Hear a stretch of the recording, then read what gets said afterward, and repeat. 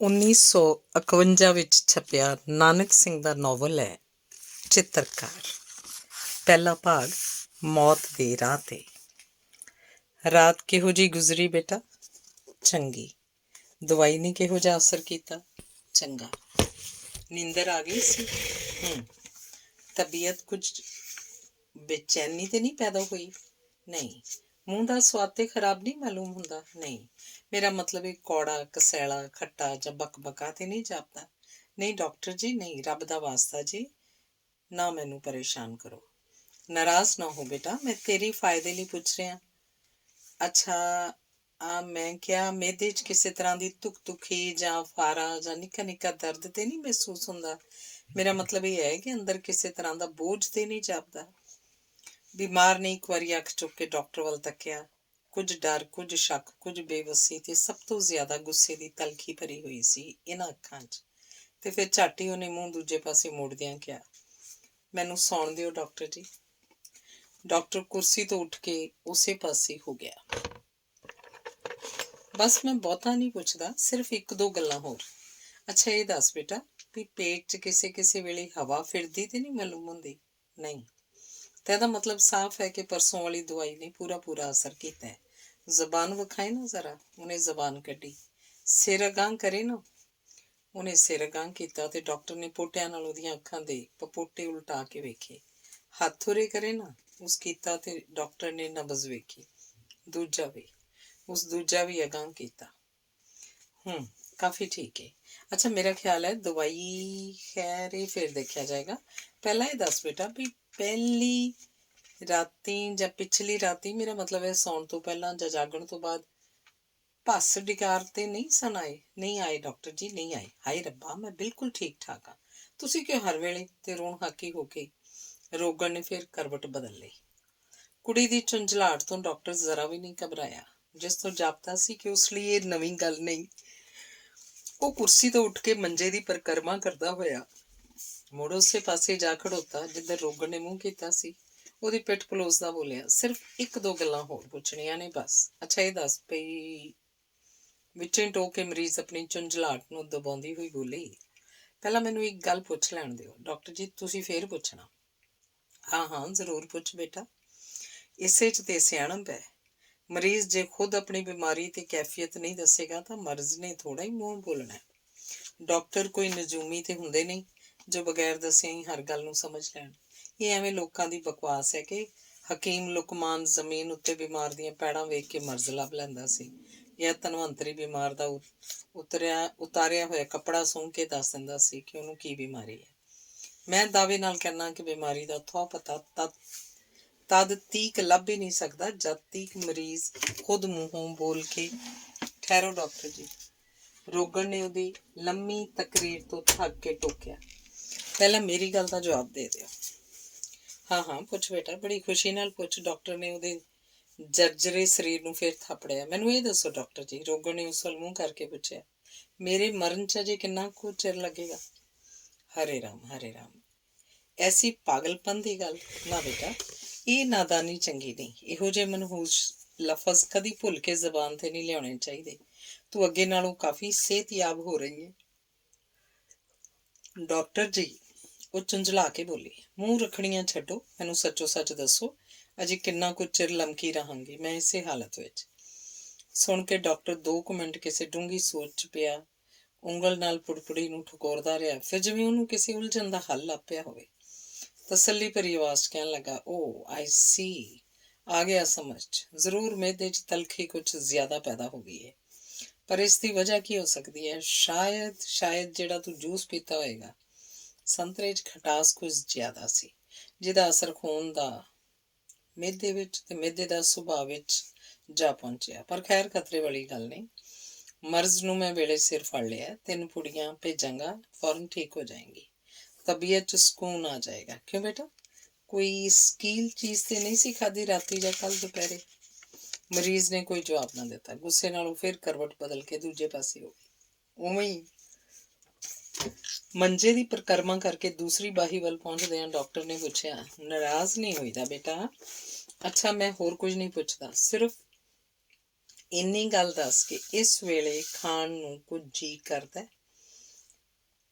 ਹੈ। ਮਰੀਜ਼ ਨੇ ਉਸੇ ਭਰੀ ਪੀਤੀ ਆਵਾਜ਼ 'ਚ ਕਿਹਾ, ਸੰਖੀਆਂ ਖਾਣ ਨੂੰ। ਹੇ ਭਗਵਾਨ, ਡਾਕਟਰ ਚਿਮਕ ਕੇ ਬੋਲਿਆ। ਅੱਛਾ, ਮੈਂ ਕੁਝ ਨਹੀਂ ਪੁੱਛਦਾ, ਜ਼ਰੂਰ ਮਿਹਦੇ 'ਚ ਕੋਈ ਡਿਫੈਕਟ ਹੈ, ਮੈਂ ਜਾ ਕੇ ਛੇਤੀ ਨੌਕਰ ਹੱਥ ਦਵਾਈ ਭੇਜ ਦਿਆਂਗਾ। ਉਹ ਉੱਠਿਆ, ਕੰਧ ਨਾਲੋਂ ਆਪਣੀ ਮੋਟੀ ਰੁਪਹਿਲੀ ਮੁੱਠ ਵਾਲੀ ਸੋਟੀ ਚੁੱਕੀ ਤੇ ਜਾਂਦਾ ਜਾਂਦਾ ਇੱਕ ਵਾਰੀ ਫੇਰ ਰੁਕਿਆ। ਪੁੜੀਆਂ ਦੇ 2-2 ਘੰਟੇ ਬਾਅਦ ਗਰਮ ਪਾਣੀ ਨਾਲ ਲੈ ਲੈਣੀਆਂ, 1-2 ਡਕਾਰ ਖੁੱਲ ਕੇ ਆ ਜਾਣਗੇ, ਮਿਹਦੇ ਤੋਂ ਗਰਮੀ ਤੇ ਬੋਝ ਇੱਕਦਮ ਚੁੱਕਿਆ ਜਾਏਗਾ। ਤੇ ਦੇਖ ਬੇਟਾ, ਦਵਾਈ ਨਾਲ ਪਰਹੇਜ਼ ਬੜਾ ਜ਼ਰੂਰੀ ਹੁੰਦਾ ਹੈ। ਤੁਹਾਨੂੰ ਮੁਕੰਮਲ ਤੌਰ ਤੇ ਆਰਾਮ ਦੀ ਲੋੜ ਹੈ, ਬਿਲਕੁਲ ਮੰਜੇ ਤੋਂ ਪੈਰ ਹੇਠ ਨਹੀਂ ਉਤਾਰਨਾ, ਖਾਸ ਕਰਕੇ ਪੌੜੀਆਂ ਤਾਂ ਬਿਲਕੁਲ ਨਹੀਂ ਚੜ੍ਹਨੀਆਂ ਚਾਹੀਦੀਆਂ, ਇਸ ਨਾਲ ਖੂਨ 'ਚ ਤਲਖੀ।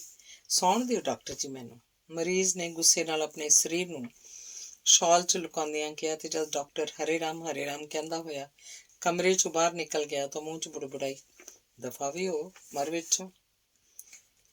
ਅਗਲਾ ਅੰਗ ਹੈ ਬੇਜੋੜ ਸਾਥ। ਫੁੱਲ ਵਿੱਚ ਖੁਸ਼ਬੂ ਕਿੱਥੇ ਲੁਕੀ ਹੋਈ ਹੈ? ਜੇ ਕੋਈ ਠੁੱਲੀ ਅਕਲ ਵਾਲਾ ਉਹਦੀਆਂ ਪੰਖੜੀਆਂ ਨੂੰ ਦੰਦਾਂ ਹੇਠ ਚਿੱਥ ਕੇ, ਨੋਹਾਂ ਨਾਲ ਖਰੋਚ ਕੇ ਜਾਂ ਚੁਟਕੀ 'ਚ ਮਸਲ ਕੇ ਇਸ ਭੇਦ ਨੂੰ ਲੱਭਣਾ ਚਾਹੇ ਤਾਂ ਕੀ ਉਹ ਸਫਲ ਹੋ ਸਕੇਗਾ?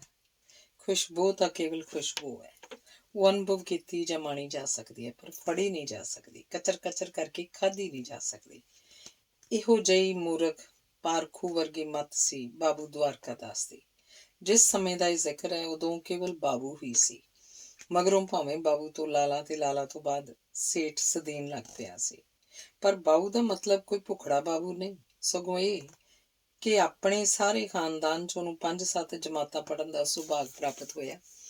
ਇਸੇ ਕਰਕੇ ਇੱਕ ਵਪਾਰੀ ਹੁੰਦਾ ਹੋਇਆ ਵੀ ਉਹ ਬਾਬੂ ਦੁਆਰ ਦਾਸ ਸੱਦਿਆ ਜਾਂਦਾ ਸੀ।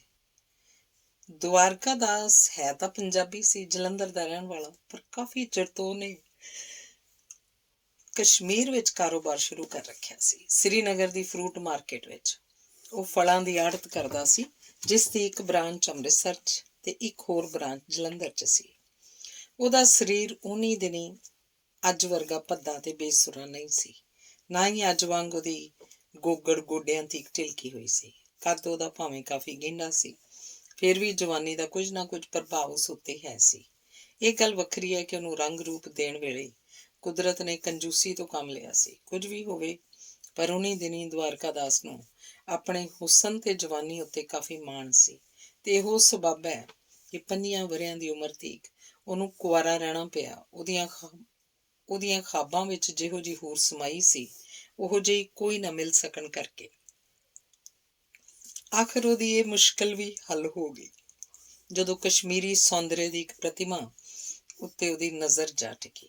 ਕਸ਼ਮੀਰ ਦੀਆਂ ਸਰਸਬਜ਼ ਵਾਦੀਆਂ 'ਚ ਵਸਦੇ ਇੱਕ ਬ੍ਰਾਹਮਣ ਖਾਨਦਾਨ ਦੀ ਲੜਕੀ ਨਾਲ ਉਹਦਾ ਗੰਢ ਚਿਤਰਾਵਾ ਹੋ ਗਿਆ। ਮਟਨ ਨਾਂ ਦਾ ਛੋਟਾ ਜਿਹਾ ਕਸਬਾ ਸ੍ਰੀਨਗਰ ਤੋਂ ਪਹਿਲਗਾਮ ਵੱਲ ਜਾਂਦਿਆਂ 20 ਮੀਲ ਦੀ ਵਾਟ ਉੱਤੇ ਬੜਾ ਪ੍ਰਸਿੱਧ ਹੈ। ਮਟਨ ਸ਼ਬਦ ਅਸਲ 'ਚ ਮਾਰਤੰਡ ਸ਼ਬਦ ਤੋਂ ਵਿਗੜ ਕੇ ਬਣਿਆ। ਕਸ਼ਮੀਰ ਸਾਰਾ ਹੀ ਉਂਝ ਤਾਂ ਏਸ਼ੀਆ ਭਰ ਵਿੱਚ ਕੁਦਰਤੀ ਸੁਹੱਪਣ ਦਾ ਕੇਂਦਰ ਮੰਨਿਆ ਜਾਂਦਾ ਹੈ, ਪਰ ਇਹ ਮਟਨ ਸਾਰੇ ਕਸ਼ਮੀਰ ਦੀ ਸੁੰਦਰਤਾ ਦਾ ਸੀਨਾ ਹੈ। ਹਰਿਆਵਲ ਪਰਬਤਮਾਲਾ ਦੀ ਗੋਦ ਵਿੱਚ ਤੇ ਲੁੱਧਰ ਨਾਲੇ ਦੇ ਕੰਢੇ ਵਸਦੀ ਇਸ ਸੰਖੇਪ ਜਿਹੀ ਆਬਾਦੀ ਨੂੰ ਕੁਦਰਤ ਨੇ ਖਾਸ ਤੌਰ ਤੇ ਸੁਹੱਪਣ ਨਾਲ ਮਾਲਾਮਾਲ ਕਰ ਰੱਖਿਆ। ਜਾਪਦਾ ਜਿਵੇਂ ਕੋਮਲ ਕਲਾ ਜਾਂ ਸ਼ਾਇਰੀ ਦਾ ਜਨਮ ਇਸੇ ਧਰਤੀ ਦੀ ਕੁੱਖੋਂ ਹੋਇਆ ਹੋਵੇਗਾ। ਇੱਥੇ ਬਹੁਤੀ ਆਬਾਦੀ ਕਸ਼ਮੀਰੀ ਪੰਡਤਾਂ ਦੀ ਹੈ ਤੇ ਟਾਵੀਂ ਟਾਵੀਂ ਮੁਸਲਮਾਨਾਂ ਤੇ ਸਿੱਖਾਂ ਦੀ। ਸਿੱਖਾਂ ਦਾ ਇੱਥੇ ਇੱਕ ਇਤਿਹਾਸਿਕ ਗੁਰਦੁਆਰਾ ਹੈ, ਜਿੱਥੇ ਕਿਹਾ ਜਾਂਦਾ ਹੈ ਕਿ ਸ੍ਰੀ ਗੁਰੂ ਨਾਨਕ ਦੇਵ ਜੀ ਦੇ ਚਰਨ ਪਏ ਸਨ। ਦਵਾਰਕਾ ਦਾਸ ਨੇ ਇੱਕ ਵਾਰੀ ਜਦ ਗਰਮੀਆਂ ਦੇ ਰੁੱਤੇ ਸੈਰ ਸਪਾਟੇ ਲਈ ਮਟਨ ਕਿਆਮ ਕੀਤਾ ਹੋਇਆ ਸੀ, ਤਾਂ ਇੱਕ ਦਿਨ ਅਚਨਚੇਤ ਇੱਕ 18 ਕੁ ਵਰ੍ਹਿਆਂ ਦੀ ਸੁੰਦਰੀ ਉਹਦੀ ਨਜ਼ਰੀ ਪਈ, ਜਿਹੜੀ ਭੋਲੇ ਭਾ ਲੁੱਧਰ ਦੇ ਸੀਤਲ ਪਾਣੀ 'ਚ ਪੈਰ ਲਮਕਾਈ ਕੰਢੇ ਤੇ ਬੈਠੀ ਪੱਥਰਾਂ ਗੀਟਿਆਂ ਨਾਲ ਖੇਡ ਰਹੀ ਸੀ। ਕੁਝ ਤਾਂ ਅਸਲੋਂ ਹੀ ਉਹ ਰੂਪ ਦੀ ਰਾਣੀ ਸੀ, ਕੁਝ ਉਹਦੇ ਖੇਡਣ ਦੀ ਅਦਾ ਤੇ ਕੁਝ ਸਮੇਂ ਦਾ ਦ੍ਰਿਸ਼ ਸਭਨਾਂ ਨੇ ਰਲ ਮਿਲ ਕੇ ਦਵਾਰਕਾ ਦਾਸ ਤੇ ਕੁਝ ਐਸਾ ਅਸਰ ਕੀਤਾ ਕਿ ਦਿਲ ਉਹਦਾ ਹੱਥੋਂ ਜਾਂਦਾ ਰਿਹਾ। ਉਹਨੇ ਅਨੁਭਵ ਕੀਤਾ ਕਿ ਉਹਦੀ ਚਿਰੋਕੀ ਭਾਲ ਸਫਲੀ ਹੋ ਗਈ ਹੈ। ਕਸ਼ਮੀਰੀ ਲੋਕਾਂ 'ਚ ਇਹ ਇੱਕ ਗੁਣ ਜਾਂ ਔਗੁਣ ਹੈ ਕਿ ਉਹ ਕਿਸੇ ਵੀ ਸ਼ਰਤ ਉੱਤੇ ਆਪਣੀਆਂ ਲੜਕੀਆਂ ਵਤਨ ਤੋਂ ਬਾਹਰ ਨਹੀਂ ਵਿਆਹੁੰਦੇ। ਇਸ ਬਾਰੇ ਉਹਨਾਂ ਵਿੱਚ ਕਈ ਤਰ੍ਹਾਂ ਦੀਆਂ ਰਵਾਇਤਾਂ ਪ੍ਰਚਲਿਤ ਹਨ।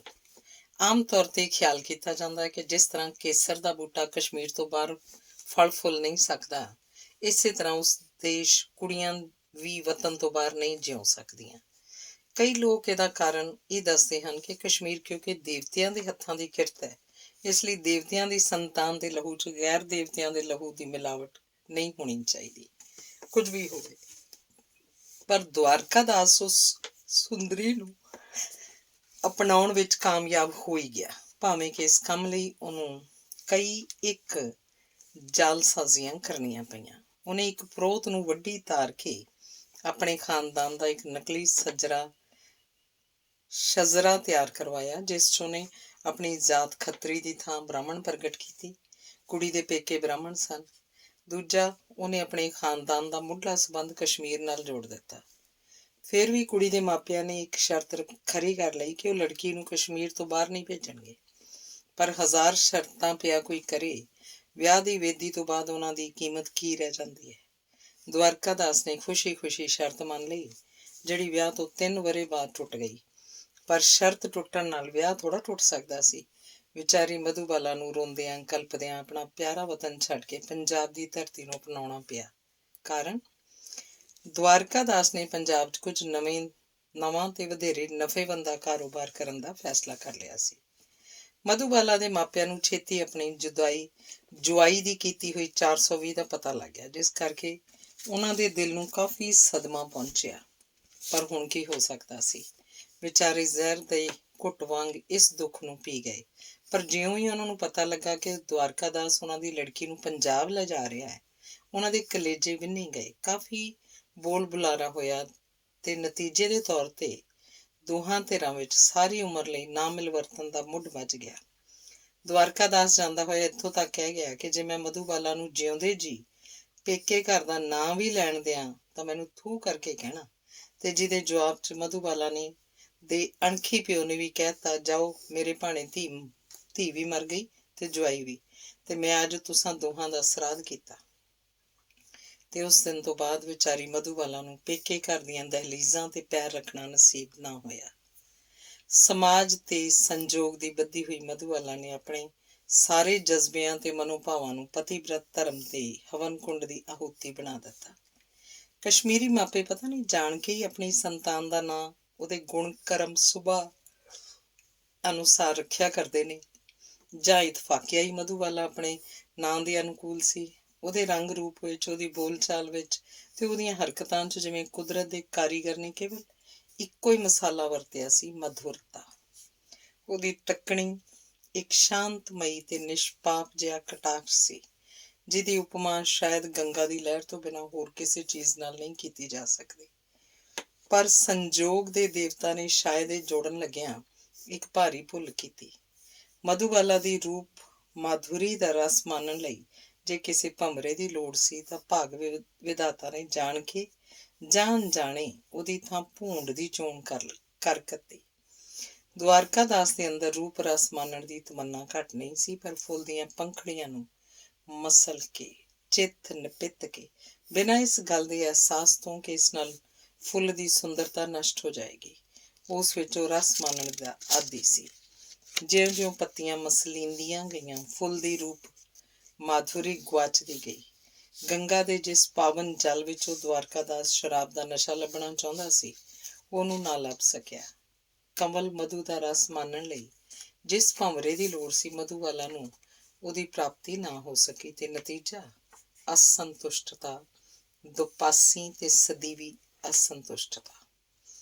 ਦੋਹਾਂ ਬੇਮੇਚ ਪਹੀਆਂ ਉੱਤੇ ਗ੍ਰਸਤ ਦੀ ਗੱਡੀ ਹੋਏ ਹਚਕੋਲੇ ਖਾਂਦੀ ਰਿੜ੍ਹਦੀ ਗਈ ਤੇ ਵਰ੍ਹਿਆਂ ਦੇ ਵਰ੍ਹੇ ਬੀਤਦੇ ਗਏ।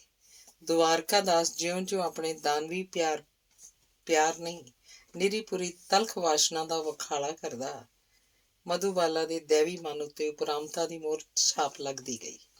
ਉਹ ਅਸਲੀ ਤੇ ਅਮਲੀ ਰੂਪ ਵਿੱਚ ਪਤੀਵਰਤਾ ਬਣ ਕੇ ਪਤੀ ਦੀ ਪੂਜਾ ਕਰਨੀ ਚਾਹੁੰਦੀ ਸੀ, ਜਿਹਾ ਕਿ ਉਹਦੇ ਖਾਨਦਾਨ ਦੀਆਂ ਪਤਨੀਆਂ ਦੀ ਰੀਤ ਸੀ।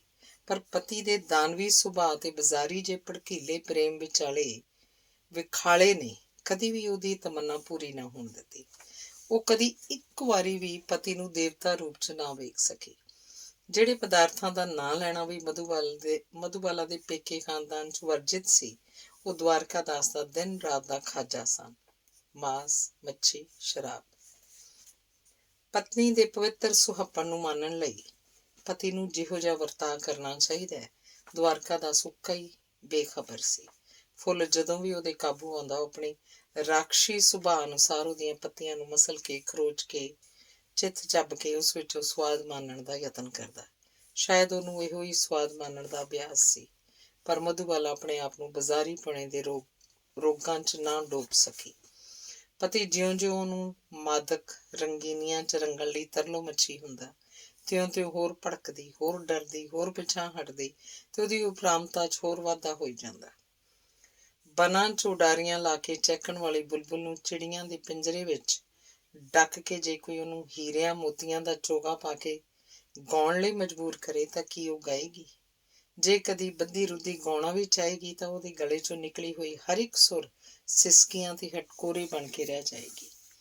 ਸੁਭਾਵਕ ਹੀ ਮਧੂਬਾਲਾ ਉਹਨਾਂ ਜਨਾਨੀਆਂ 'ਚੋਂ ਸੀ ਜਿਹੜੀਆਂ ਜ਼ਹਿਰ ਪੀ ਕੇ ਮੁਸਕਰਾਉਣਾ ਜਾਣਦੀਆਂ ਨੇ। ਉਹ ਪਤੀ ਦਾ ਅਤਿਆਚਾਰ ਸਹਿੰਦੀ ਰਹੀ। ਮਾਪਿਆਂ ਦੇ ਵਤਨ ਤੋਂ ਸਦਾ ਲਈ ਵਿਛੋੜਨ ਦਾ ਅਤਿਆਚਾਰ, ਭੈੜੇ ਵਹਿਸ਼ਿਆਨਾ ਤੇ ਰਾਖਸ਼ੀ ਢੰਗ ਨਾਲ ਉਹਦਾ ਇਸਤਰੀਤਵ ਮਾਨਣ ਦਾ ਅਤਿਆਚਾਰ ਤੇ ਹੋਰ ਕਈ ਤਰ੍ਹਾਂ ਦਾ ਅਤਿਆਚਾਰ, ਪਰ ਕਦੀ ਇੱਕ ਵਾਰ ਵੀ ਸ਼ਿਕਵੇ ਦਾ ਲਫ਼ਜ਼ ਉਹਨੇ ਜ਼ਬਾਨ ਤੇ ਨਾ ਲਿਆਂਦਾ। ਉਹ ਸਦਾ ਹੀ ਪਤੀ ਦੇ ਸਾਹਮਣੇ ਹੱਸਣ ਮੁਸਕਰਾਉਣ ਦਾ ਸਾਂਗ ਭਰਦੀ ਰਹੀ, ਜਿਹਦੇ ਪਿੱਛੇ ਉਹਦੀ ਜ਼ਿੰਦਗੀ ਘੁੱਟ-ਘੁੱਟ ਕੇ ਸਾਹ ਲੈਂਦੀ ਰਹੀ। ਇੱਕ ਵਾਰੀ ਆਪਣਾ ਪਿਆਰਾ ਵਤਨ ਤੇ ਆਪਣਾ ਸਨੇਹ ਭਰਪੂਰ ਮਾਪਿਆਂ ਨੂੰ ਵੇਖਣ ਦੀ ਤੜਪ ਇੱਕ ਪਲ ਲਈ ਵੀ ਉਹਦੇ ਅੰਦਰੋਂ ਦੂਰ ਨਾ ਹੋਈ, ਪਰ ਕਦੀ ਵੀ ਉਹਨੇ ਮੂੰਹ ਪਾੜ ਕੇ ਆਪਣੀ ਤਮੰਨਾ ਪਤੀ ਅੱਗੇ ਪ੍ਰਗਟ ਨਾ ਕੀਤੀ। ਉਹ ਦਿਲ ਨੂੰ ਰਵਾਉਂਦੀ ਤੇ ਬੁੱਲ੍ਹਾਂ ਨੂੰ ਹਸਾਉਂਦੀ ਹੋਈ ਗਲ ਪਏ ਇਸ ਗ੍ਰਸਤ ਦੇ ਢੋਲ ਨੂੰ ਤਦ ਤੱਕ ਵਜਾਉਂਦੀ ਚਲੀ ਗਈ ਜਦ ਤੀਕ ਮੌਤ ਨੇ ਉਹਨੂੰ ਸਾਰੇ ਦੁੱਖਾਂ ਤੋਂ ਮੁਕਤ ਨਾ ਕਰ ਦਿੱਤਾ। ਕਸ਼ਮੀਰ ਵਿੱਚੋਂ ਕੰਮਕਾਰ ਸਮੇਟ ਕੇ ਦਵਾਰਕਾ ਦਾਸ ਨੇ ਜਲੰਧਰ 'ਚ ਆ ਕੇ ਬਿਜ਼ਨਸ ਸ਼ੁਰੂ ਕੀਤਾ, ਤੇ ਉਹ ਇਹ ਸਮਾਂ ਸੀ ਜਦ ਉਹ ਬਾਬੂ ਤੋਂ ਲਾਲਾ ਦਵਾਰਕਾ ਦਾਸ ਬਣ ਚੁੱਕਾ ਸੀ। ਵਣਜ ਵਪਾਰ ਵਿੱਚ ਉਹਨੇ ਛੇਤੀ ਲੱਖਾਂ ਦੇ ਵਾਰੇ ਨਿਆਰੇ ਕਰ ਲਏ। ਲੱਛਮੀ ਨੇ ਦੌਲਤ ਦੀ ਖੂਬ ਛੇਬਰ ਲਾਈ, ਪਰ ਉਧਰ ਮਧੂਬਾਲਾ ਦੇ ਜੀਵਨ ਸਰੋਤ ਵਿੱਚੋਂ ਰਸ ਮੁੱਕਣਾ ਸ਼ੁਰੂ ਹੋ ਗਿਆ। ਦਵਾਰਕਾ ਦਾਸ ਜਿਹੜਾ ਦਿਨ ਰਾਤ ਉਹਦੀ ਸੁੰਦਰਤਾ ਨੂੰ ਮਸਲਣ ਉੱਤੇ ਕਾਰਬੰਦ ਰਹਿੰਦਾ ਸੀ, ਉਹਦੇ ਵਰਤਾਓ ਵਿੱਚ ਵੀ ਹੁਣ ਪਹਿਲਾਂ ਵਰਗੀ ਗਰਮਾਇਸ਼ ਨਹੀਂ ਸੀ ਰਹੀ। ਜਿਉਂ-ਜਿਉਂ ਮਧੂਬਾਲਾ ਦੇ ਚਿਹਰੇ ਦੀ ਟੁਕੜੀ ਉੱਤੇ ਬਸੰਤ ਫੈਲਦੀ ਗਈ, ਪਤੀ ਦੇਵਤੇ ਦੀਆਂ ਰੁਚੀਆਂ ਹੋਰ ਪਾਸੇ ਝਾਕਣ ਲੱਗ ਪਈਆਂ। ਜਿਹੋ-ਜਿਹੇ ਹੁਸਨ ਤੇ ਰੂਪ ਨੂੰ ਮਾਣਨ ਦਾ ਉਹ ਖਾਹਿਸ਼ਮੰਦ ਸੀ, ਉਹ ਤਾਂ ਰੁਪਏ ਦੀ ਮਦਦ ਨਾਲ ਬਾਜ਼ਾਰ ਦੇ ਸੌਦੇ ਵਾਂਗ ਹਰ ਵੇਲੇ ਤੇ ਹਰ ਕਿਸਮ ਦਾ ਖਰੀਦਿਆ ਜਾ ਸਕਦਾ ਸੀ। ਸੋ ਇਹ ਸੌਦਾਬਾਜ਼ੀ ਪਹਿਲਾਂ ਕੁਝ ਚਿਰ ਲੁਕ ਛਿਪ ਕੇ ਤੇ ਫਿਰ ਮਧੂਬਾਲਾ ਦੀਆਂ ਅੱਖਾਂ ਸਾਹਮਣੇ ਹੋਣ ਲੱਗੀ। ਮਧੂਬਾਲਾ ਦੇ ਅੰਦਰ ਜੇ ਅਜੇ ਵੀ ਕੁਝ ਸਾਹ-ਸਤ ਬਾਕੀ ਸੀ ਤਾਂ ਪਤੀ ਦੀਆਂ ਇਹਨਾਂ ਅਮੋੜ ਆਦਤਾਂ ਨੇ ਉਹਨੂੰ ਹੋਰ ਵੀ ਚੱਟ ਲਿਆ। ਇਹਦਾ ਜੀਵਨ ਛੇਕੜ ਉਸ ਗੰਨੇ ਵਰਗਾ ਹੋ ਗਿਆ ਜਿਹਦਾ ਰਸ ਨਿਚੋੜ ਕੇ ਪੱਛੀ ਨੂੰ ਇੱਕ ਪਾਸੇ ਸੁੱਟ ਦਿੱਤਾ ਗਿਆ ਹੋਵੇ। ਵਿਆਹ ਤੋਂ ਬਾਅਦ ਮਧੂਬਾਲਾ ਨੇ ਇੱਕ ਲੜਕੀ ਨੂੰ ਜਨਮ ਦਿੱਤਾ ਤੇ ਉਸ ਤੋਂ ਬਾਅਦ ਇੱਕ ਹੋਰ ਲੜਕੀ ਨੂੰ, ਤੇ ਇਸ ਤੋਂ ਪਹਿਲਾਂ ਹੀ ਕਿ ਤੀਜੀ ਵਾਰ ਦਵਾਰਕਾ ਦਾਸ ਦੇ ਪੁੱਤਰ ਪ੍ਰਾਪਤੀ ਦਾ ਚਾਅ ਪੂਰਾ ਹੁੰਦਾ, ਮਧੂਬਾਲਾ ਆਪਣੀਆਂ ਦੋਹਾਂ ਬੱਚੀਆਂ ਨੂੰ ਉਸ ਬੇਮੁਰੱਬਤ ਪਿਓ ਦੇ ਰਹਿਮ ਤੇ ਛੱਡ ਕੇ ਪਰਲੋਕ ਜਾ ਵਸੀ। ਅਗਲਾ ਅੰਗ ਹੈ ਦੋ ਭੈਣਾਂ। ਦਰਖਤ ਦੀ ਇੱਕੋ ਟਾਹਣੀ ਨੂੰ ਵੱਖ-ਵੱਖ ਰੂਪ, ਰੰਗ ਤੇ ਫਲ ਲੱਗ ਪੈਣੇ ਕੋਈ ਅਚੰਭਾ ਗੱਲ ਨਹੀਂ, ਕਿਉਂਕਿ ਫਲ ਦਾ ਸੰਬੰਧ ਨਿਰਾ-ਪੁਰਾ ਬੀਜ ਨਾਲ ਹੀ ਨਹੀਂ, ਹੋਰ ਵੀ ਕਈ ਐਸੇ ਤੱਤਾਂ ਨਾਲ ਹੁੰਦਾ ਜਿਹੜੇ ਨਬਾਤਾਤੀ ਜੀਵਨ ਉੱਤੇ ਆਪੋ ਆਪਣਾ ਅਸਰ ਕਰਦੇ ਤੇ ਉਸੇ ਅਨੁਸਾਰ ਭਿੰਨ ਭੇਦ ਪੈਦਾ ਕਰ ਦਿੰਦੇ ਹਨ। ਕੁਝ ਇਸ ਤਰ੍ਹਾਂ ਦੇ ਅਸਰਾਂ ਕਾਰਨ ਦੋਹਾਂ ਭੈਣਾਂ ਦੇ ਨਾ ਕੇਵਲ ਗੁਣ ਕਰਮ ਸੁਭਾਅ ਵਿੱਚ ਹੀ ਜ਼ਮੀਨ ਅਸਮਾਨ ਦਾ ਫਰਕ ਹੈ, ਬਲਕਿ ਉਹਨਾਂ ਦੀ ਰੂਪ ਰੰਗ ਵਿੱਚ ਵੀ। ਸਵਰਗਵਾਸਨ ਮਧੂਬਾਲਾ ਦੀਆਂ ਇਹਨਾਂ ਦੋਹਾਂ ਲੜਕੀਆਂ ਦੀ ਉਮਰ 11 ਤੇ 5 ਵਰ੍ਹਿਆਂ ਦੀ ਸੀ ਜਦ ਕੁਦਰਤ ਦੇ ਨਿਰਦਈ ਹੱਥ ਨੇ ਉਹਨਾਂ ਨੂੰ ਮਾਂ ਦੀ ਗੋਦੀ 'ਚੋਂ ਖਿੱਚ ਲਿਆ। ਵੱਡੀ ਦਾ ਨਾਂ ਹੈ ਸੁਧਾ, ਛੋਟੀ ਦਾ ਕੁਸਮ। ਥੋੜੇ ਤੋਂ ਥੋੜੇ ਸ਼ਬਦਾਂ ਵਿੱਚ ਜੇ ਦੋਹਾਂ ਭੈਣਾਂ ਦੇ ਗੁਣ ਕਰਮ ਸੁਭਾਅ ਦੀ ਵਿਆਖਿਆ ਕਰਨੀ ਹੋਵੇ ਤਾਂ ਇਉਂ ਕਹਿ ਦੇਣਾ ਚਾਹੀਦਾ ਹੈ ਕਿ ਸੁਧਾ ਜੇ ਆਪਣੇ ਪਿਤਾ ਦੀ ਤਸਵੀਰ ਹੈ ਤਾਂ ਕੁਸਮ ਆਪਣੀ ਮਾਤਾ ਦੀ। ਪਿਓ ਵਾਂਗ ਹੀ ਸੁਧਾ ਦਾ ਕੱਦ ਮਧਰਾ, ਸਰੀਰ ਭਾਰਾ, ਰੰਗ ਪੱਕਾ, ਸੁਭਾਅ ਬੜਾ ਸ਼ੌਕ ਤੇ ਹਠੀ ਹੈ। ਇਸ ਤੋਂ ਉਲਟ ਕੁਸਮ ਨਿਰੀ ਪੁਰੀ ਕੁਸਮ ਮਤਲਬ ਕੇਸਰ ਦੀ ਤੁਰੀ ਮਾਲੂਮ ਹੁੰਦੀ ਹੈ। ਉਹਦੇ ਨਕਸ਼ਾਂ ਵਿੱਚ ਕੁਦਰਤ ਨੇ ਕੋਈ ਅਨੋਖੀ ਰੂਪ ਆਬਾ ਭਰੀ ਹੈ। ਚੰਚਲਤਾ ਜਾਂ ਸ਼ੋਖੀ ਵਰਗੀ ਚੀਜ਼ ਤਾਂ ਜਿਵੇਂ ਉਹਨੂੰ ਛੋਹ ਵੀ ਨਹੀਂ ਗਈ, ਮਾਨੋ ਮਧੂਬਾਲਾ ਦੀ ਹੀ ਇੱਕ ਨਿੱਕੇ ਹੁੰਦਿਆਂ ਦੀ ਤਸਵੀਰ ਹੋਵੇ। ਦੂਸਰੀ ਲੜਕੀ ਨੂੰ ਜਨਮ ਦੇਣ ਤੋਂ ਬਾਅਦ ਮਧੂਬਾਲਾ ਦੀ ਜ਼ਿੰਦਗੀ ਇੱਕ ਤਰ੍ਹਾਂ ਮੌਤ ਦਾ ਹੀ ਦੂਸਰਾ ਰੂਪ ਬਣੀ ਰਹੀ। ਪਤੀ ਨੇ ਉਹਨੂੰ ਉੱਕਾ ਹੀ ਦਿਲੋਂ ਉਤਾਰ ਛੱਡਿਆ ਸੀ। ਇੱਕ ਤਾਂ ਮਧੂਬਾਲਾ ਦੇ ਅਕਸਰ ਰੋਗੀ ਰਹਿਣ ਕਰਕੇ, ਦੂਜਾ ਹਰ ਵਾਰੀ ਧੀਆਂ ਜੰਮਣ ਵਾਲੀ ਪਤਨੀ ਨੂੰ ਉਂਝ ਵੀ ਸਾਡੇ ਦੇਸ਼ 'ਚ ਨਹਿਸ਼ ਤੇ ਨਿਕੰਮੀ ਚੀਜ਼ ਸਮਝਿਆ ਜਾਂਦਾ ਹੈ। ਧੀਆਂ ਦਾ ਪਿਓ ਬਣਨ ਤੋਂ ਦਵਾਰਕਾ ਦਾਸ ਨੂੰ ਸੁਭਾਵਕ ਹੀ ਚਿੜ ਸੀ, ਕਿਉਂਕਿ ਉਹ ਆਪ ਵੀ ਆਪਣੇ ਮਾਪਿਆਂ ਦੇ ਘਰ 5 ਭੈਣਾਂ ਦਾ ਇੱਕੋ ਇੱਕ ਭਰਾ ਸੀ। ਖਾਸ ਕਰਕੇ ਦੂਜੀ ਲੜਕੀ ਹੋ ਪੈਣ ਤੋਂ ਬਾਅਦ ਤਾਂ ਉਹਨੂੰ 20 ਵਿਸਵੇ ਯਕੀਨ ਹੋ ਗਿਆ ਸੀ ਕਿ ਇਸ ਕੁੜੀਆਂ ਬਣਾਉਣ ਵਾਲੀ ਮਸ਼ੀਨ ਪਾਸੋਂ ਪੁੱਤਰ ਦੀ ਉਮੀਦ ਰੱਖਣੀ ਹੀ ਫਜ਼ੂਲ ਹੈ। ਇਸ ਸੂਰਤ ਵਿੱਚ ਜੇ ਉਹ ਚਾਹੁੰਦਾ ਤਾਂ ਦੂਸਰਾ ਵਿਆਹ ਕਰਾ ਸਕਦਾ ਸੀ, ਕਿਉਂਕਿ ਮਾਇਆ ਦੀ ਬਹੁਤਾਤ ਵਿੱਚ ਉਮਰ ਦਾ ਤਕਾਜ਼ਾ ਖਤਮ ਹੋ ਜਾਇਆ ਕਰਦਾ ਹੈ। ਫਿਰ ਦਵਾਰਕਾ ਦਾਸ ਤਾਂ ਜੇ ਕੁੱਲ 40 ਦੇ ਲੱਗੇ ਹੀ ਪੁੱਜਿਆ ਸੀ, ਪਰ ਦੁਬਾਰਾ ਵਿਆਹ ਦੇ ਬੰਧਨ 'ਚ ਪੈਣਾ ਉਹਨੇ ਠੀਕ ਨਹੀਂ ਸਮਝਿਆ। ਕਈਆਂ ਲੋਕਾਂ ਦਾ ਖਿਆਲ ਹੈ ਕਿ ਦਵਾਰਕਾ ਦਾਸ ਨੇ ਬੱਚੀਆਂ ਦੇ ਮੋਹ ਕਰਕੇ ਦੂਜੀ ਸ਼ਾਦੀ ਨਹੀਂ ਸੀ ਕਰਾਈ, ਪਰ ਇਹਦਾ ਅਸਲ ਕਾਰਨ ਕੁਝ ਹੋਰ ਹੀ ਸੀ। ਉਹ ਅਯਾਸ਼ੀ ਦੇ ਹੜ 'ਚ ਇਸ ਤੇਜ਼ੀ ਨਾਲ ਵਹਿ ਗਿਆ ਸੀ ਕਿ ਵਿਆਹ ਸ਼ਾਦੀ ਦੇ ਝੰਜਟ 'ਚ ਪੈਣਾ ਉਹਨੂੰ ਵਬਾਲ ਮਾਲੂਮ ਹੁੰਦਾ ਸੀ। ਫਿਰ ਇਸ ਗੱਲ ਦੀ ਵੀ ਤਾਂ ਕੋਈ ਗਰੰਟੀ ਨਹੀਂ ਸੀ ਕਿ ਦੂਜੇ ਵਿਆਹ ਤੋਂ ਜ਼ਰੂਰ ਹੀ ਉਹਨੂੰ ਪੁੱਤਰ ਰਤਨ ਦੀ ਪ੍ਰਾਪਤੀ ਹੋ ਜਾਏਗੀ। ਜੇ ਫਿਰ ਵੀ ਕੁੜੀਆਂ ਦੀ ਲਾਮਡੋਰੀ ਜਾਰੀ ਰਹੀ ਤਾਂ ਕੀ ਬਣੇਗਾ। ਇਹੋ ਸੋਚ ਵਿਚਾਰ ਕੇ ਉਹਨੇ ਮੁੜ ਵਿਆਹ ਦਾ ਨਾਂ ਨਹੀਂ ਲਿਆ। ਦਵਾਰਕਾ ਦਾਸ ਦੀ ਇੱਕ ਭੈਣ ਵਿਧਵਾ ਸੀ, ਜਿਹਨੂੰ ਉਹ ਕਾਫੀ ਚਿਰ ਤੋਂ ਆਸਰਾ ਦੇਈ ਚੱਲਿਆ ਆ ਰਿਹਾ ਸੀ। ਉਹਦਾ ਨਾਂ ਸੀ ਜਮਨਾ। ਉਹਨੇ ਇਹਨਾਂ ਦੋਹਾਂ ਮੈਕਟਰ ਬੱਚੀਆਂ ਨੂੰ ਪਾਲ ਪੋਸ ਕੇ ਸਿਆਣੀਆਂ ਕੀਤਾ ਸੀ, ਤੇ ਜਦ ਉਹ ਵੀ ਸਵਰਗਵਾਸ ਹੋ ਗਈ ਤਾਂ ਸੁਧਾ ਨੇ ਆਪਣੀ ਛੋਟੀ ਭੈਣ ਨੂੰ ਮਾਂ ਬਣ ਕੇ ਸੰਭਾਲ ਲਿਆ। ਦੋਹਾਂ ਭੈਣਾਂ ਦਾ ਆਪੋ 'ਚ ਇੰਨਾ ਪਿਆਰ ਸੀ ਜਿਹਦੀ ਮਿਸਾਲ ਮਿਲਣੀ ਮੁਸ਼ਕਿਲ ਹੈ। ਸੁਧਾ ਆਪਣੀ ਨਿੱਕੀ ਭੈਣ ਨੂੰ ਵੇਖ ਕੇ ਜਿਉਂਦੀ ਸੀ। ਉਹ ਕੁਸਮ ਲਈ ਜਿੰਦ ਪ੍ਰਾਣ ਵਾਰਨ ਨੂੰ ਤਿਆਰ ਸੀ, ਤੇ ਅਜਿਹਾ ਹੁੰਦਾ ਵੀ ਕਿਉਂ ਨਾ, ਜਦਕਿ ਕੁਸਮ ਲਈ ਸੁਧਾ ਨਿਰੀਪੁਰੀ ਭੈਣ ਹੀ ਨਹੀਂ ਸੀ, ਸਗੋਂ ਮਾਂ ਵੀ ਤੇ ਪਿਓ ਵੀ ਸੀ। ਮਾਂ ਤਾਂ ਵਿਚਾਰੀਆਂ ਦੀ ਮਰ ਕੇ ਉਹਨਾਂ ਨੂੰ ਛੱਡ ਗਈ ਸੀ, ਪਰ ਪਿਓ ਜਿਉਂਦਾ ਹੀ ਇਹਨਾਂ ਭਾਗਣੀਆਂ ਵੱਲੋਂ ਮੂੰਹ ਮੋੜ ਬੈਠਾ ਸੀ। ਉਹ ਦਿਨ ਰਾਤ ਜਾਂ ਤਾਂ ਆਪਣੇ ਕਾਰੋਬਾਰ 'ਚ ਖੱਚਤ ਰਹਿੰਦਾ ਤੇ ਜਾਂ ਮੌਜ ਮੇਲੇ 'ਚ। ਕੁਝ ਚਿਰ ਤੋਂ ਉਹਨੇ ਆਪਣਾ ਹੈੱਡਕੁਆਟਰ ਦਿੱਲੀ 'ਚ ਬਣਾ ਲਿਆ ਸੀ, ਜਿੱਥੇ ਉਹਨੇ ਕਾਫੀ ਜਾਇਦਾਦ ਖਰੀਦੀ ਸੀ, ਜਿਸ ਕਰਕੇ ਉਹਨੂੰ ਮਹੀਨੇ 'ਚ 20-25 ਦਿਨ ਦਿੱਲੀ ਰਹਿਣਾ ਪੈਂਦਾ ਸੀ।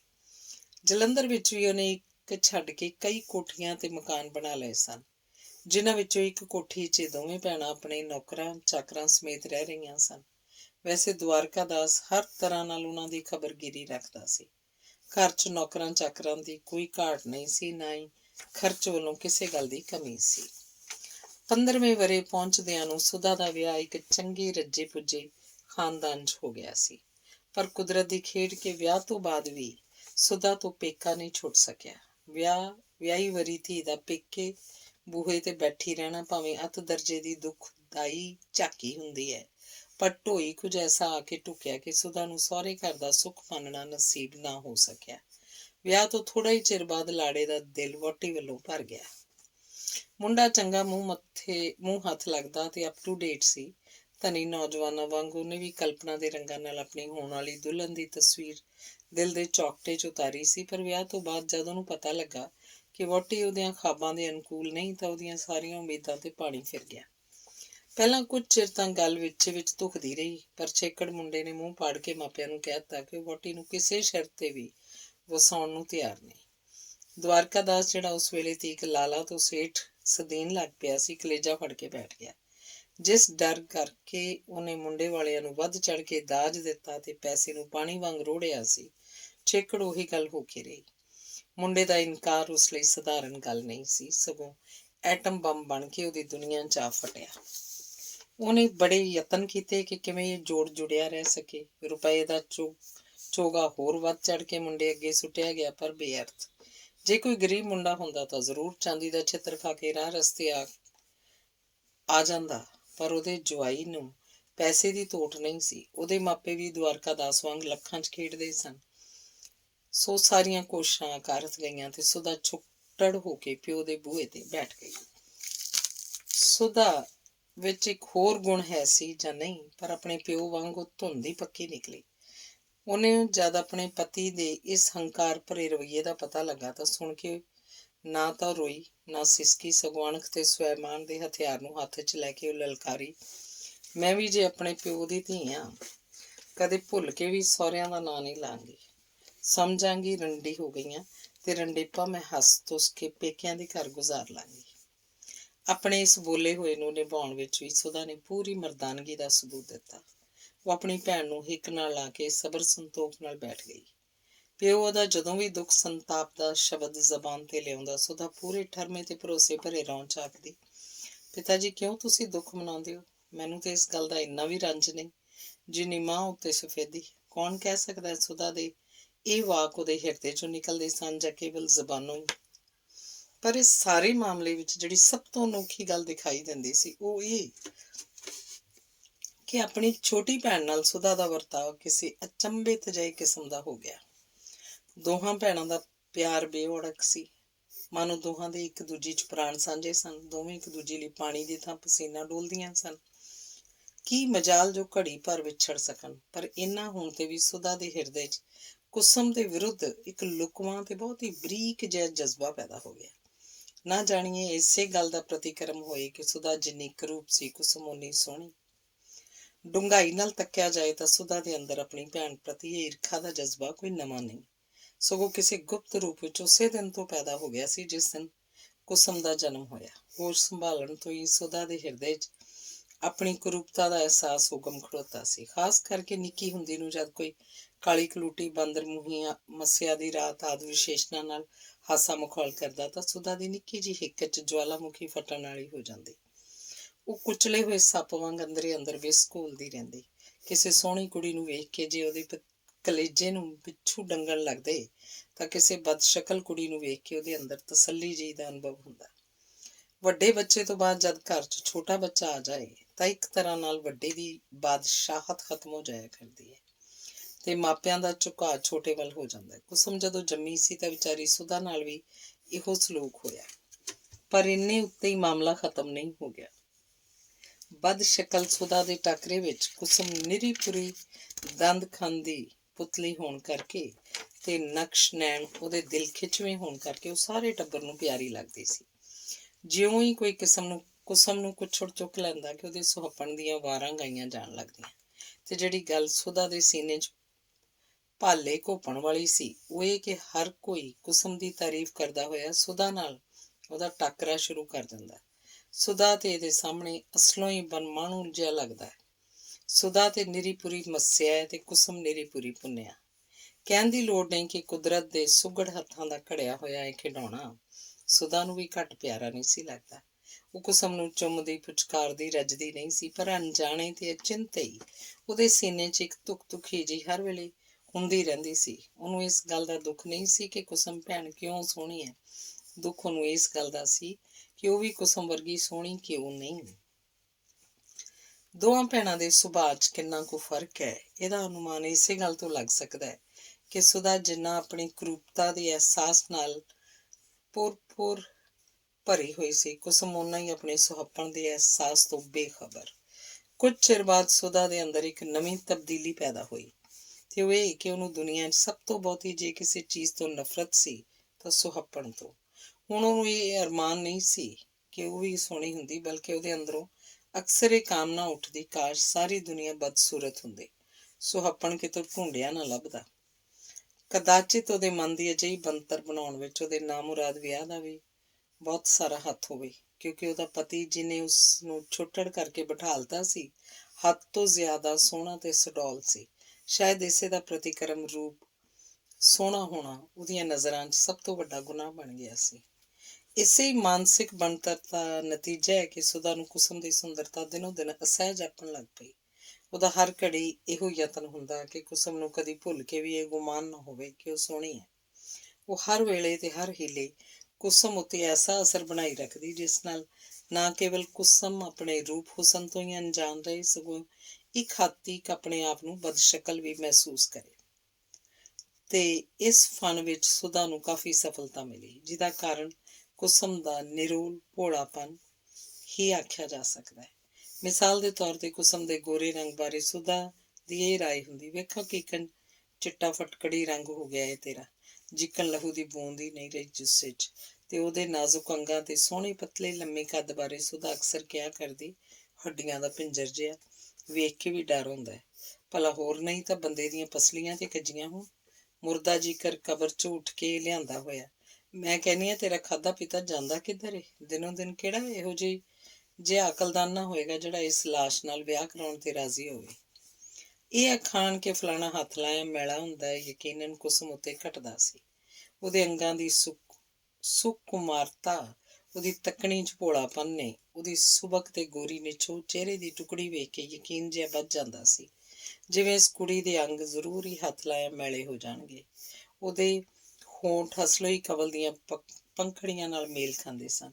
ਉਹ ਹੱਸਦੀ ਜਾਂ ਗੱਲ ਕਰਦੀ ਤਾਂ ਉਸ ਵਿੱਚੋਂ ਸੰਗੀਤ ਦੀ ਖਿਰਨ ਵਰਗੀ ਝਣਕਾਰ ਅਨੁਭਵ ਹੁੰਦੀ ਸੀ। ਪਰ ਕਿਸਮਤ ਦੀ ਮਾਰ ਕੇ ਸੁਧਾ ਨੂੰ ਉਸਦੀ ਕੋਈ ਆਦਤ ਵੀ ਅੱਛੀ ਨਹੀਂ ਸੀ। ਉਹਦੀ ਹਰ ਖੂਬੀ ਤੇ ਐਸੇ ਸੁਘੜ ਹਮਦਰਦਾਨਾ ਢੰਗ ਨਾਲ ਬੋਲਦੀ ਕਿ ਕੁਸਮ ਨੂੰ ਉਹਦੀ ਸੱਚਾਈ ਉੱਤੇ ਜ਼ਰਾ ਵੀ ਸ਼ੱਕ ਨਾ ਹੋ ਸਕਦਾ।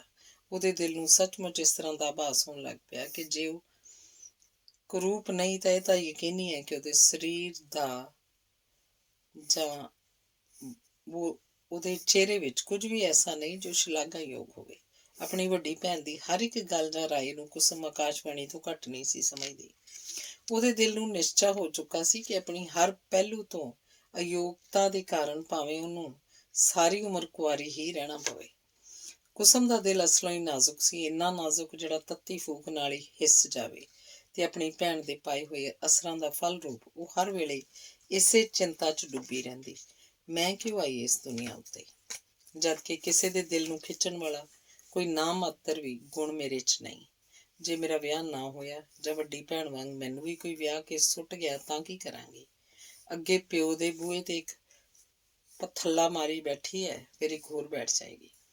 ਪਿਓ ਨਾਲ ਕੁਸਮ ਦਾ ਬੇਓੜਕ ਪਿਆਰ ਹੈ, ਪਰ ਸੁਧਾ ਵਿੱਚ ਉਹਦੇ ਪ੍ਰਾਣ ਵਸਦੇ ਨੇ। ਸੁਧਾ ਉਸ ਨਾਲ ਜੇ ਜ਼ਰਾ ਕੁ ਗੁੱਸੇ ਹੋ ਜਾਏ ਤਾਂ ਕੁਸਮ ਦੇ ਭਾਅ ਦੀ ਬਣ ਜਾਂਦੀ ਹੈ। ਇੱਕ ਤਾਂ ਆਪਣੀ ਭੈਣ ਦੇ ਵਿਵਹਾਰਿਕ ਦੁੱਖ ਨੂੰ ਬਹੁਤ ਬੁਰੀ ਤਰ੍ਹਾਂ ਅਨੁਭਵ ਕਰਦੀ ਹੈ। ਸੁਧਾ ਦੁਖੀ ਹੈ, ਪਰ ਭੁੱਲ ਕੇ ਵੀ ਵਿਚਾਰੀ ਦੇ ਦਿਲ ਨੂੰ ਕਿਸੇ ਤਰ੍ਹਾਂ ਦੀ ਠੇਸ ਨਾ ਲੱਗ ਜਾਏ। ਹਰ ਵੇਲੇ ਉਹ ਇਸ ਗੱਲੋਂ ਚੁਕੰਨੀ ਰਹਿੰਦੀ ਹੈ ਤੇ ਲੱਗਦੀ ਵਾ ਉਹਨੂੰ ਨਾਰਾਜ਼ ਕਰਨ ਵਾਲੀ ਕਦੀ ਕੋਈ ਗੱਲ ਨਹੀਂ ਕਰਦੀ। ਪਰ ਸੁਧਾ ਦਾ ਸੁਭਾਅ ਦਿਨੋਂ ਦਿਨ ਪਤਾ ਨਹੀਂ ਕਿਹੋ ਜਿਹਾ ਹੋਈ ਜਾ ਰਿਹਾ ਕਿ ਕਿਸੇ ਵੇਲੇ ਵੀ ਉਹਦੇ ਮੱਥੇ ਤੋਂ ਤਿਉੜੀਆਂ ਸਾਫ਼ ਨਹੀਂ ਹੁੰਦੀਆਂ। ਵਿਚਾਰੀ ਕੁਸਮ 24 ਘੰਟੇ ਅੱਠੇ ਪੈਰ ਇਸੇ ਚਿੰਤਾ 'ਚ ਪਿਸਦੀ ਰਹਿੰਦੀ ਹੈ। ਕਈ ਵਾਰੀ ਉਹ ਸੁਧਾ ਦੀਆਂ ਉਹ ਗੱਲਾਂ ਵੀ ਕਬੂਲਣ 'ਚ ਤਿਆਰ ਹੋ ਜਾਂਦੀ ਹੈ ਜਿਹੜੀਆਂ ਗੱਲਾਂ ਮੰਨਣ ਤੋਂ ਉਹਦਾ ਦਿਲ ਵਿਰੋਧੀ ਹੁੰਦਾ ਹੈ। ਸੁਧਾ ਜਦ ਬਹੁਤ ਗੁੱਸੇ 'ਚ ਆਉਂਦੀ ਤਾਂ ਕੁਸਮ ਨੂੰ ਇੱਥੋਂ ਤੱਕ ਵੀ ਕਹਿ ਜਾਂਦੀ, ਰੰਡੀਏ ਖਬਰੇ ਕਿਹੜੀ ਕੁਲੱਛਣੀ ਘੜੀ ਜੰਮੀ ਸੈਂ ਤੂੰ ਕਿ ਪਹਿਲਾਂ ਤੂੰ ਮਾਂ ਨੂੰ ਖਾਧਾ ਫਿਰ ਮੇਰੇ ਸੁਹਾਗ ਨੂੰ ਲਾਂਬੂ ਲਾਏ ਹੋਈ, ਨਿੱਜ ਜੰਮਦੀਆਂ ਤੂੰ ਇਹੋ ਜਿਹੀ ਕਲੁਖਤ। ਤੇ ਭੈਣ ਦੇ ਤਾਨੇ ਕੁਸਮ ਨੂੰ ਤਾਨੇ ਨਹੀਂ ਸਮਝਾਪਦੇ, ਸਗੋਂ ਆਕਾਸ਼ਬਾਣੀ। ਉਹਨੂੰ ਸੱਚਮੁੱਚ ਯਕੀਨ ਹੋ ਜਾਂਦਾ ਕਿ ਮੈਂ ਇੱਕ ਨੈਸ਼ ਤੇ ਬਦਸ਼ਗਨੀ ਚੀਜ਼ ਹਾਂ। ਜਿੱਥੇ ਵੀ ਮੇਰਾ ਪੈਰ ਪਏਗਾ ਉਹ ਵਸਦਾ ਰਸਤਾ ਘਰ ਖੇ ਹੋ ਜਾਏਗਾ। ਮੇਰਾ ਪਰਛਾਵਾਂ ਹੀ ਨੈਸ਼ ਹੈ। ਇੱਕ ਕੋਸੀ ਫੂਕ ਨਾ ਸਹਾਰਨ ਵਾਲਾ ਕੁਸਮ ਦਾ ਦਿਲ ਇਹੋ ਜਿਹੇ ਮੁਆਤੇ ਸਹਿੰਦਾ ਸਹਿੰਦਾ ਅੰਦਰੇ ਅੰਦਰ ਸੜ ਭੁੱਜ ਕੇ ਮਨੂਰ ਹੋ ਗਿਆ। ਉਹਨੂੰ ਨਾ ਆਪਣੀ ਭੈਣ ਉੱਤੇ ਰੰਜ ਸੀ, ਨਾ ਕਿਸੇ ਹੋਰ ਉੱਤੇ। ਬਸ ਆਪਣੇ ਆਪ ਨੂੰ ਹੀ ਉਹ ਸਾਰੀਆਂ ਉਪਾਧੀਆਂ ਦਾ ਮੂਲ ਸਮਝਣ ਲੱਗ ਪਈ ਸੀ। ਉਹਨੂੰ ਆਪਣੇ ਆਪ ਉੱਤੇ, ਆਪਣੇ ਰੰਗ ਰੂਪ ਪਾਸੋਂ ਇੱਥੋਂ ਤੱਕ ਕਿ ਆਪਣੇ ਹਰ ਇੱਕ ਅੰਗ ਪਾਸੋਂ ਨਫ਼ਰਤ ਹੋਣ ਲੱਗ ਪਈ। ਤੇ ਇਵੇਂ ਉਹਦੀ ਜ਼ਿੰਦਗੀ 'ਚ ਬੋਝਲ ਘੜੀਆਂ ਬੀਤ ਰਹੀਆਂ ਸਨ।